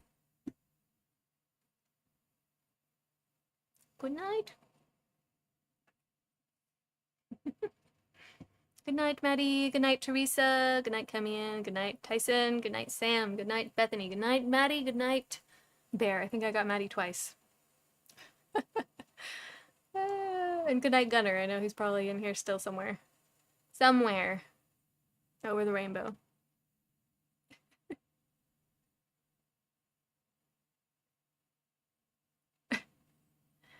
Maddie just jokes around a lot. He's a goober.